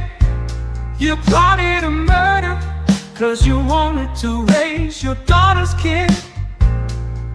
Tallahassee is just a stop on the way to civilization. Miami is where all the fancy people are. The TV is a Power 5. You can't get away from that. Two-toe, tay-toe, hoo-ho, you know the guy you pay, and you can't get away from that. Oh, Donna, what a stitch you're in. You thought jail was just for the little people, but now you're so blankets with the locked up crew. You're a grandmother in lockdown, and your one-way ride to freedom you blew.